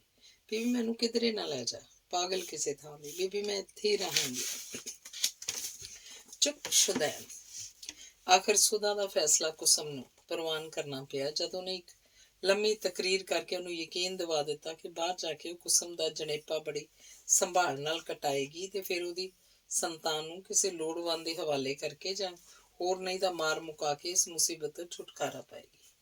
ਕੁਸਮ ਵਿਚਾਰੀ ਪਾਸ ਛੁੱਟ ਮੰਨਣ ਤੋਂ ਹੋਰ ਚਾਰਾ ਹੀ ਕੀ ਸੀ। ਉਹ ਛੇਕੜ ਮੰਨ ਗਈ, ਪਰ ਉਹਦੇ ਦਿਲ 'ਚੋਂ ਉਹ ਸ਼ੱਕ ਨਹੀਂ ਮਿਟ ਸਕਿਆ ਕਿ ਮੈਨੂੰ ਮਾਰਨ ਲਈ ਪਹਾੜ ਤੇ ਲਿਜਾਇਆ ਜਾ ਰਿਹਾ। ਤੇ ਉਸ ਤੋਂ ਬਾਅਦ ਪਹਾੜ ਜਾਣ ਦੀ ਤਿਆਰੀ ਸ਼ੁਰੂ ਹੋ ਗਈ। ਜਦੋਂ ਘਰ ਦੇ ਨੌਕਰਾਂ ਨੂੰ ਇਸ ਫੈਸਲੇ ਦਾ ਪਤਾ ਲੱਗਾ ਤਾਂ ਸਾਰੇ ਹੱਕੇ ਬੱਕੇ ਰਹਿ ਗਏ। ਇਸ ਗੱਲੇ ਨਹੀਂ ਕਿ ਉਹ ਦੋਵੇਂ ਭੈਣਾਂ ਕਿਉਂ ਜਾ ਰਹੀਆਂ ਹਨ, ਪਹਾੜ ਤਾਂ ਸਾਲ ਜਾਂ ਦੂਸਰੇ ਸਾਲ ਪਿੱਛੋਂ ਜਾਇਆ ਹੀ ਕਰਦੀਆਂ ਸਨ। ਹੈਰਾਨੀ ਉਹਨਾਂ ਨੂੰ ਬਹੁਤੀ ਇਸ ਗੱਲ ਦੀ ਹੋਈ ਕਿ ਘਰ ਦਾ ਨਾ ਕੋਈ ਨੌਕਰ ਨਾ ਹੀ ਨੌਕਰਾਣੀ ਉਹਨਾਂ ਦੇ ਨਾਲ ਜਾਏਗੀ। ਦੋਵੇਂ ਕੱਲ ਮੁਕੱਲੀਆਂ ਜਾਣਗੀਆਂ, ਏਡੇ ਅਮੀਰ ਘਰ ਦੀਆਂ ਲੜਕੀਆਂ ਤੇ ਫਿਰ ਕੱਲ ਮੁਕੱਲੀਆਂ। ਉਸ ਦਿਨ ਸੁਦਾ ਨੇ ਦਿੱਲੀ ਆਪਣੇ ਪਿਓ ਨੂੰ ਚਿੱਠੀ ਲਿਖ ਦਿੱਤੀ ਕਿ ਉਹ ਕੁਸਮ ਨੂੰ ਹਵਾ ਪਾਣੀ ਦੀ ਬਦਲੀ ਲਈ ਡਲਹੌਜ਼ੀ ਲੈ ਕੇ ਜਾ ਰਹੀ ਹੈ। ਜਿਉਂ-ਜਿਉਂ ਸਫ਼ਰ ਦਾ ਵਕਤ ਨੇੜੇ ਆਈ ਗਿਆ, ਕੁਸਮ ਦੇ ਦਿਲ ਦਾ ਅਮਨ ਚੈਨ ਉੱਡਦਾ ਗਿਆ। ਪ੍ਰਗਟ ਤੌਰ ਤੇ ਖਤਰੇ ਵਾਲੀ ਭਾਵੇਂ ਕੋਈ ਗੱਲ ਨਹੀਂ ਸੀ, ਫਿਰ ਵੀ ਪਤਾ ਨਹੀਂ ਕਿਉਂ ਪਹਾੜ ਦਾ ਖਿਆਲ ਆਉਂਦੇ ਹੀ ਉਹਦਾ ਦਿਲ ਥੱਲੇ ਥੱਲੇ ਜਾਣ ਲੱਗ ਪੈਂਦਾ। ਉਹਨੂੰ 100% ਯਕੀਨ ਹੋ ਚੁੱਕਾ ਸੀ ਕਿ ਇਹ ਸਫ਼ਰ ਉਹਦੀ ਜ਼ਿੰਦਗੀ 'ਚ ਅੰਤਿਮ ਸਫ਼ਰ ਹੋਏਗਾ, ਪਰ ਹੁਣ ਰੁਕਣ ਦੀ ਵੀ ਤਾਂ ਕੋਈ ਵਾਹ ਨਹੀਂ ਸੀ। ਤੁਰਨ 'ਚ ਜਦੋਂ 2 ਦਿਨ ਬਾਕੀ ਰਹਿ ਗਏ, ਕੁਸਮ ਨੇ ਸੁਦਾ ਨੂੰ ਬੜੀ ਲਡਿੱਕੀ ਪਰ ਦਰਦ ਭਰੀ ਆਵਾਜ਼ 'ਚ ਕਿਹਾ, ਬੀਬੀ ਗੱਲ ਮੰਨੇਗੀ? ਦੱਸ ਪੋਪੀ, ਕਿਉਂ ਨਹੀਂ ਮੰਨਾਂਗੀ? ਬੀਬੀ ਜਾਣ ਤੋਂ ਪਹਿਲਾਂ ਇੱਕ ਵਾਰੀ ਸਹੇਲੀਆਂ ਨੂੰ ਮਿਲਣ ਲਈ ਜੀ ਭਟਕਦਾ ਮੇਰਾ, ਖੌਰੇ ਜਿੰਦੀ ਮੁੜਾਂ ਕਿ ਨਾ। ਕੋਈ ਗੱਲ ਨਹੀਂ ਪੋਪੀ, ਮੈਂ ਕੱਲ ਹੀ ਸਾਰੀਆਂ ਨੂੰ ਦਾਵਤ ਦਿਆਂਗੀ, ਨਾਲੇ ਸਬੱਬ ਨਾਲ ਭਲਕੇ ਹੈ ਵੀ ਐਤਵਾਰ। ਉਸੇ ਸ਼ਾਮ ਸੁਦਾ ਨੇ ਕੁਸਮ ਦੀਆਂ 8-10 ਸਹੇਲੀਆਂ ਨੂੰ ਸੁਨੇਹਾ ਭੇਜ ਦਿੱਤਾ ਕਿ ਭਲਕੇ ਸਾਰਾ ਦਿਨ ਉਹ ਆ ਕੇ ਕੁਸਮ ਦੇ ਨਾਲ ਰਹਿਣ। ਕਿੰਨੇ ਹਸਰਤ ਭਰੇ ਰੌਂਚ ਕੁਸਮ ਨੇ ਸੁਦਾ ਪਾਸੋਂ ਇਹ ਮੰਗ ਮੰਗੀ ਸੀ। ਇੱਕੋ ਜਿਹੀਆਂ ਅਰਮਾਨ ਛਲਕਦੀਆਂ ਅੱਖਾਂ ਨਾਲ ਉਸ ਵੱਲ ਤੱਕ ਕੇ ਕੁਸਮ ਨੇ ਕਿਹਾ ਸੀ, ਬੀਬੀ ਗੱਲ ਮੰਨੇਗੀ ਕਿ ਸੁਦਾ ਦਾ ਦਿਲ ਕੀਤਾ ਉਹ ਆਪਣੀ ਨੰਨੀ ਭੈਣ ਦੀ ਪ੍ਰਸੰਨਤਾ ਜਿੱਤਣ ਲਈ ਆਪਣਾ ਦਿਲ ਕੱਢ ਕੇ ਉਹਦੇ ਪੈਰਾਂ ਹੇਠ ਵਿਛਾ ਦੇਵੇ। ਰਾਤੋਂ ਰਾਤ ਤੇ ਬਾਕੀ ਸਵੇਰੇ ਉੱਠ ਕੇ ਸੁਦਾ ਨੇ ਪ੍ਰਾਹੁਣਿਆਂ ਦੀ ਆਓ ਭਗਤ ਲਈ ਸਾਰਾ ਕੁਝ ਟਿਚਨ ਕਰ ਛੱਡਿਆ। ਸਵੇਰ ਦੀ ਚਾਹ ਤੋਂ ਲੈ ਕੇ ਸ਼ਾਮ ਦੀ ਰੋਟੀ ਤੱਕ ਕੁੜੀਆਂ ਨੇ ਇੱਥੇ ਹੀ ਖਾਣਾ ਪੀਣਾ ਸੀ। ਇਹ ਤੋਂ ਛੁੱਟ ਕੁਝ ਸੰਗੀਤ ਦਾ ਵੀ ਪ੍ਰਬੰਧ ਸੀ, ਨਾਲ ਹੋਰ ਕਈ ਤਰ੍ਹਾਂ ਦੀਆਂ ਖੇਡਾਂ ਆਦਿ। ਸੁਦਾ ਨੇ ਕੁਸਮ ਨੂੰ ਨੁਹਾਇਆ, ਧੁਆਇਆ, ਸਿਰ ਵਾਹਿਆ ਤੇ ਸਭ ਤੋਂ ਵਧੀਆ ਸੂਟ ਪਹਿਨਾ ਕੇ ਉਹਨੂੰ ਗੁੱਡੀ ਜੀ ਬਣਾ ਬਿਠਾਇਆ। ਤੇ ਜਦ ਸੁਦਾ ਨੇ ਉਹਨੂੰ ਰੀਡਿੰਗ ਰੂਮ 'ਚ ਜਿੱਥੇ ਅੱਜ ਦਾ ਪ੍ਰੋਗਰਾਮ ਮਿਥਿਆ ਗਿਆ ਸੀ ਚੱਲਣ ਲਈ ਕਿਹਾ ਤੇ ਕੁਸਮ ਰੋਣ ਹਾਕੀ ਹੋ ਕੇ ਬੋਲੀ, ਬੀਬੀ ਮੇਰੀ ਸਲਾਹ ਪ੍ਰੋਗਰਾਮ ਕੈਂਸਲ ਕਰਤਾ ਜਾਏ। ਕੀ ਕਿਹਾ? ਸੁਦਾ ਨੇ ਤਾੜਨਾ ਭਰੇ ਰੌਣ 'ਚ ਪੁੱਛਿਆ। ਮੇਰਾ ਨਹੀਂ ਦਿਲ ਕਰਦਾ ਬੀਬੀ। ਪਾਗਲ ਨਾ ਹੋਏ, ਸਭ ਕੁਝ ਤਿਆਰ ਹੋਣ ਕਰਕੇ ਹੁਣ ਕਿਸ ਤਰ੍ਹਾਂ ਕੈਂਸਲ ਕੀਤਾ ਜਾ ਸਕਦਾ? ਮੈਂ ਨਹੀਂ ਸ਼ਾਮਲ ਹੋਣਾ ਬੀਬੀ ਉਹਨਾਂ 'ਚ। ਜਵਾਬ 'ਚ ਸੁਦਾ ਦੀਆਂ ਬਾਹਾਂ ਕੁਸਮ ਦੇ ਸਰੀਰ ਨਾਲ ਲਿਪਟ ਗਈਆਂ। ਕਿਉਂ ਪੋਪੀ, ਗੱਲ ਕੀ? ਕੁਝ ਨਹੀਂ ਬੀਬੀ। ਨਹੀਂ ਦੱਸੇਂਗੀ? ਕੁਸਮ ਨਹੀਂ ਬੋਲੀ। ਪੋਪੀ, ਹਾਂਜੀ ਨਹੀਂ ਦੱਸੇਂਗੀ? ਬੀਬੀ ਇੱਕ ਵਰਾਗੀ ਹੋਈ ਚੀਕ, ਇੱਕ ਹੁਸੜੀ ਹੋਈ ਆਵਾਜ਼ 'ਚ ਕੁਸਮ ਚਿਲਾਈ ਤੇ ਚਿਲਾ ਕੇ ਸੁਦਾ ਦੀ ਗੱਲ ਨਾਲ ਲਿਪਟ ਗਈ। ਪੋਪੀ, ਮੇਰੀ ਨੰਨੀ ਪੋਪੀ, ਕਿਉਂ ਅੱਜ ਇਸ ਤਰ੍ਹਾਂ ਵੇਂ ਤੂੰ? ਅਥਰੂ ਵਹਾਉਂਦਿਆਂ ਸੁਦਾ ਨੇ ਪੁੱਛਿਆ। ਬੀਬੀ ਕਾਹਦੇ ਲਈ ਤੂੰ ਇਹ ਪਲਾਲ ਕਰਦੀ ਫਿਰਨੀ ਹੈ? ਮੈਂ ਤੇ ਐਵੇਂ ਉਹਨਾਂ ਨੂੰ ਮਿਲਣ ਲਈ ਖਾਸ਼ ਕੀਤੀ ਸੀ, ਪਰ ਮੈਂ ਬੀਬੀ ਨਹੀਂ ਬਚਣਾ। ਹੁਣ ਮੈਨੂੰ ਕੁਝ ਨਹੀਂ ਚੰਗਾ ਲੱਗਦਾ। ਝੱਲੀ ਨਾ ਹੋਵੇ ਤੇ। ਲੁਕਵੇਂ ਢੰਗ ਨਾਲ ਆਪਣੇ ਅਥਰੂ ਪੂੰਝ ਕੇ ਸੁਦਾ ਨੇ ਉਹਦਾ ਮੂੰਹ ਚੁੰਮ ਲਿਆ ਤੇ ਫਿਰ ਕਿੰਨਾ ਹੀ ਚਿਰ ਉਹ ਕੁਸਮ ਨੂੰ ਪਲੋਸਦੀ, ਪਿਆਰਦੀ ਤੇ ਪੁਚਕਾਰਦੀ ਰਹੀ। ਤਰ੍ਹਾਂ ਤਰ੍ਹਾਂ ਦੀਆਂ ਦਿਲਬਰੀਆਂ ਨਾਲ ਉਹਦਾ ਵਹਿਮ ਦੂਰ ਕਰਦੀ ਰਹੀ, ਪਰ ਕੁਸਮ ਬਰਾਬਰ ਆਪਣੀ ਅੜੀ ਤੇ ਅੜੀ ਰਹੀ। ਮੈਂ ਨਹੀਂ ਸ਼ਾਮਲ ਹੋਣਾ ਬੀਬੀ ਕੁੜੀਆਂ 'ਚ। ਕੀ ਬਕ ਰਹੀ ਹੈ ਤੂੰ ਪੋਪੀ? ਨਾ ਨਾ, ਨਾ ਦੀ ਬੱਚੀ। ਬੀਬੀ ਨਹੀਂ, ਤੈਨੂੰ ਸ਼ਾਮਲ ਹੋਣਾ ਪਏਗਾ। ਨਿਯਤ ਸਮੇਂ ਕੁੜੀਆਂ ਆਉਣੀਆਂ ਸ਼ੁਰੂ ਹੋਈਆਂ। ਉਹਨਾਂ ਨੇ ਆਉਣ ਤੋਂ ਪਹਿਲਾਂ ਹੀ ਸੁਦਾ ਨੇ ਕੁਸਮ ਨੂੰ ਮਹਿਮਾਨਾਂ ਵਾਲੇ ਕਮਰੇ 'ਚ ਪਹੁੰਚਾ ਦਿੱਤਾ ਸੀ, ਜਿੱਥੇ ਇੱਕ ਸੋਫੇ 'ਚ ਧਸੀ ਹੋਈ ਡਾਢੀ ਮਨਮੋਹਣੀ ਲੱਗ ਰਹੀ ਸੀ ਆਪਣੇ ਸੁਬਕ ਜਿਹੇ ਲਿਬਾਸ ਵਿੱਚ। ਉਹਦੀਆਂ ਵੱਡੀਆਂ ਵੱਡੀਆਂ ਅੱਖਾਂ ਸੁਰਮੇ ਨਾਲ ਹੋਰ ਵੀ ਉਗੜ ਗਈਆਂ ਸਨ। ਕੋਈ ਮੁਸੱਵਰ ਜੇ ਕਦੀ ਕੁਸਮ ਨੂੰ ਇਸ ਪਹਿਰਾਵੇ, ਇਸ ਪੋਜ਼ 'ਚ ਵੇਖ ਲੈਂਦਾ, ਯਕੀਨਨ ਹੋਸ਼ ਗੁਆ ਬਹਿੰਦਾ ਤੇ ਉਹਦੀ ਤਸਵੀਰ ਬਣਾਉਣ ਦੇ ਥਾਂ ਆਪ ਤਸਵੀਰ ਬਣ ਜਾਂਦਾ। ਕੁਸਮ ਅੱਜ ਦੇ ਸਮਾਗਮ 'ਚ ਸ਼ਾਮਲ ਹੋਈ, ਪਰ ਇੱਕ ਸ਼ਰਤ ਤੇ ਕਿ ਅੱਜ ਦੀ ਸਾਰੀ ਦਿਹਾੜ ਉਹਨੂੰ ਡਾਕਟਰ ਦੀ ਮਨਹੂਸ ਸ਼ਕਲ ਨਹੀਂ ਦਿਖਾਈ ਜਾਏਗੀ। ਸੁਦਾ ਨੇ ਫੋਨ ਤੇ ਡਾਕਟਰ ਨੂੰ ਕਹਿ ਦਿੱਤਾ ਕਿ ਕੁਸਮ ਅੱਜ ਬਾਹਰ ਜਾ ਰਹੀ ਹੈ। ਸਾਰੀਆਂ ਰਲਾ ਮਿਲਾ ਕੇ 8 ਕੁੜੀਆਂ ਸਨ, 5 ਕੁਆਰੀਆਂ 3 ਵਿਆਹੀਆਂ। ਇਹਨਾਂ ਤਿੰਨਾਂ ਵਿੱਚੋਂ ਇੱਕ ਤਾਂ ਅਜੇ ਤਾਜ਼ੀ ਦੁਲਹਨ ਬਣੀ ਸੀ। ਕੁੱਲ 2-3 ਹਫ਼ਤੇ ਹੋਏ ਸਨ ਉਹਦੇ ਵਿਆਹ ਨੂੰ। ਸ਼ਾਇਦ ਇਸੇ ਕਰਕੇ ਇਸ ਵੇਲੇ ਸਭਨਾਂ ਕੁੜੀਆਂ ਦੀ ਦਿਲਚਸਪੀ ਦਾ ਸਮਾਨ ਵਧੇਰੇ ਹੋਈ ਬਣੀ ਸੀ। ਡਬਲ ਸੋਫਾ ਸੈੱਟ ਦੀਆਂ ਸੀਟਾਂ ਵਿੱਚ ਧਸੀਆਂ ਹੋਈਆਂ ਕੁੜੀਆਂ ਦਾ ਬਾਰ-ਬਾਰ ਉਸੇ ਨਾਲ ਛੇੜਖਾਨੀ ਕਰ ਰਹੀਆਂ ਤਾਂ ਉਸ ਦੁਲਹਨ ਦਾ ਬਹੁਤਾ ਝੁਕਾਅ ਕੁਸਮ ਵੱਲ ਸੀ। ਕੁਸਮ ਇਸ ਮਜਮੇ 'ਚ ਸ਼ਾਮਲ ਤਾਂ ਹੋਈ ਸੀ, ਪਰ ਬਹੁਤ ਹੀ ਬੇਦਿਲੀ ਜੀ। ਪਰ ਜਿਉਂ ਹੀ ਹਾਸੇ ਮਸ਼ਕਰੇ ਦੇ ਰੌਣ 'ਚ ਚਲੀ ਕਿ ਉਹ ਪੂਰੀ ਤਰ੍ਹਾਂ ਇਸ 'ਚ ਰਚ ਮਿਚ ਗਈ। ਉਹਨੂੰ ਆਪਣੀ ਅਵਸਥਾ ਤੇ ਉਹਦਾ ਅਹਿਸਾਸ ਥੋੜ੍ਹੇ ਚਿਰ ਲਈ ਭੁੱਲ ਗਿਆ। ਕੁਸਮ ਦਾ ਵੀ ਸਭ ਤੋਂ ਬਹੁਤਾ ਧਿਆਨ ਉਸ ਦੁਲਹਨ ਵੱਲ ਸੀ, ਜਿਹੜੀ ਇਸ ਇੱਕ ਹਫ਼ਤੇ ਵਿੱਚ ਹੀ ਕੁਝ ਦੀ ਕੁਝ ਬਣ ਗਈ ਸੀ। ਕੁਸਮ ਨੇ ਇੱਕ ਭੇਦ ਭਰੀ ਨਜ਼ਰ ਨਾਲ ਉਸ ਵੱਲ ਤੱਕ ਕੇ ਪੁੱਛਿਆ, ਕਿਉਂ ਕੈਲਾਸ਼, ਸਹੁਰੀ ਜਾ ਕੇ ਕਿਹੜੀ ਚੱਕੀ ਦਾ ਆਟਾ ਖਾਂਦੀ ਸੀ ਨਹੀਂ ਤੂੰ? ਕੁਝ ਸ਼ਰਮਾ ਕੇ ਕੈਲਾਸ਼ ਨੇ ਜਵਾਬ ਦਿੱਤਾ, ਚੱਕੀ ਤੇ ਉਸ ਘਰ 'ਚ ਕੋਈ ਨਹੀਂ ਸੀ ਕੁਸਮ। ਕਿਉਂ ਝੂਠ ਬੋਲੀਏ? ਕੋਲੋਂ ਨਿਰਮਲਾ ਬੋਲ ਉੱਠੀ, ਰਾਸ਼ਨ ਡਿਪੂ ਦਾ ਮਾਲਕ ਇਹ ਸੁੱਖ ਨਾਲ ਸਹੁਰਾ ਤੇਰਾ, ਤੈਨੂੰ ਜੀਕਣ ਪਤਾ ਨਹੀਂ। ਪਰ ਇਸ ਬਹਿਸ ਦਾ ਮਤਲਬ ਕੀ ਹੈ? ਕਿਸ਼ੋਰੀ ਨੇ ਗੱਲ ਟੋਕੀ। ਚੱਕੀ ਦਾ ਹੋਇਆ ਕਿ ਮਸ਼ੀਨ ਦਾ? ਆਟੇ 'ਚ ਕੀ ਫਰਕ ਆ ਗਿਆ? ਤੇ ਜਵਾਬ ਮੰਗਣ ਲਈ ਉਹ ਕੁਸਮ ਵੱਲ ਤੱਕੀ। ਕੁਸਮ ਝਟਪਟ ਬੋਲੀ, ਮੇਰੇ ਕਹਿਣ ਦਾ ਮਤਲਬ ਇਹ ਹੈ ਕਿ ਕਿਸ਼ੋਰੀ ਵੀ ਮੈਨੂੰ ਵੀ ਕਿਸੇ ਚੱਕੀ ਦਾ ਆਟਾ ਲੋੜੀਂਦਾ ਤਾਂ ਜੋ ਮੇਰੇ ਪਿੰਡੇ ਤੇ ਵੀ ਥੋੜ੍ਹੀ ਜਿੰਨੀ ਚਰਬੀ ਆ ਜਾਏ। ਦੇਖਦੀ ਨਹੀਂ ਮੇਰਾ ਹਾਲ? ਤੇ ਕੁਸਮ ਨੇ ਆਪਣਾ ਕਮਜ਼ੋਰ ਹੱਥ ਚੁੱਕ ਕੇ ਦਿਖਾਇਆ। ਸਾਰੀਆਂ ਕਹਿਕਾਂ ਮਾਰ ਕੇ ਹੱਸ ਪਈਆਂ। ਸੱਚੀ ਕੈਲਾਸ਼ ਇਹਨਾਂ ਥੋੜ੍ਹੇ ਦਿਨਾਂ 'ਚ ਹੀ ਕਾਫੀ ਮੋਟੀ ਹੋ ਗਈ ਸੀ। ਨਿਰਾ ਆਟਾ ਖਾਣ ਨਾਲ ਨਹੀਂ। ਦੁਰਗੇਸ਼ ਨੇ ਕੁਸਮ ਵੱਲ ਨਵੀਂ ਰਮਜ਼ ਸੁਣੀ। ਚਰਬੀ ਪੈਦਾ ਕਰਨ ਲਈ ਇੱਕ ਹੋਰ ਵੀ ਸ਼ਰਤ ਹੈ। ਕੀ? ਤ੍ਰਿਵੇਣੀ ਨੇ ਸਵਾਲ ਕੀਤਾ। ਘਿਓ ਦੀ ਚੂਰੀ? ਦੁਰਗੇਸ਼ ਬੋਲੀ, ਉਹ ਤੇ ਮੇਰੇ ਵਰਗੀਆਂ ਜੱਟੀਆਂ ਪਚਾ ਸਕਦੀਆਂ ਨੇ, ਤੁਸਾਂ ਵਰਗੀਆਂ ਫੁੱਲਾਂ ਜਾਂਦੀਆਂ ਸ਼ਹਿਰਨਾਂ ਨੇ ਕੀ ਪਚਾਣੀ? ਬੱਲੇ ਨਹੀਂ, ਭਾਵਾਂ ਚਿੜ ਕੇ ਬੋਲੀ, ਤੂੰ ਕਿੱਧਰ ਦੀ ਜੱਟੀ ਹੈ ਭਲਾ? ਜੱਟੀ ਕਿਉਂ ਨਹੀਂ? ਤਮਕ ਕੇ ਦੁਰਗੇਸ਼ ਬੋਲੀ, ਧੀ ਤੇ ਜੱਟਾਂ ਦੀਆਂ ਨਾ, ਭਾਵੇਂ ਵਿਆਹੀ ਆਲੂ ਵਾਲੀਆਂ ਦੀ ਗਈਆਂ। ਠੀਕ ਬਈ ਠੀਕ, ਨਿਰਮਲਾ ਬੋਲੀ, ਤਾਂ ਹੀ ਬੀਬੀ ਰਾਣੀ ਨੇ ਆਪਣਾ ਨਾਂ ਦੁਰਗੀ ਤੋਂ ਬਦਲ ਕੇ ਦੁਰਗੇਸ਼ ਨੰਦਨੀ ਰੱਖ ਲਿਆ। ਜਾਪਦਾ ਨਹੀਂ ਨਹੀਂ, ਕਿਸ਼ੋਰੀ ਬੋਲੀ, ਨਾ ਬਦਲਣ ਦਾ ਸਬੱਬ ਤੇ ਮੈਨੂੰ ਪਤਾ ਹੈ। ਕੀ ਆਵਾਜ਼ਾਂ ਆਈਆਂ?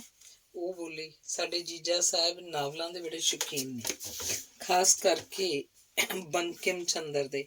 ਤਾਂ ਬਸ ਸ਼ਰਧਾਲੂ ਹੀ ਸਮਝੋ। ਬੰਕਿਮ ਹੈ ਤਾਂ ਭਾਵੇਂ ਪੁਰਾਣਾ ਨਾਵਲਕਾਰ, ਪਰ ਉਹਦੀਆਂ ਨਾਇਕਾਵਾਂ ਖੂਬ ਚਟਕੀਲੀਆਂ ਹੁੰਦੀਆਂ ਨੇ। ਬਸ ਰੀਝ ਗਏ ਸਾਡੇ ਜੀਜਾ ਸਾਹਿਬ ਵੀ ਕਿਸੇ ਇੱਕ ਉੱਤੇ, ਤੇ ਅੱਗੋਂ ਕਿਸਮਤ ਨੇ ਮਦਦ ਕੀਤੀ ਕਿ ਵਹੁਟੀ ਦਾ ਨਾਂ ਸੀ ਦੁਰਗੀ, ਜਿਹਨੂੰ ਝੱਟ ਦੁਰਗੇਸ਼ ਨੰਦਨੀ ਬਣਾ ਮਾਰਿਆ।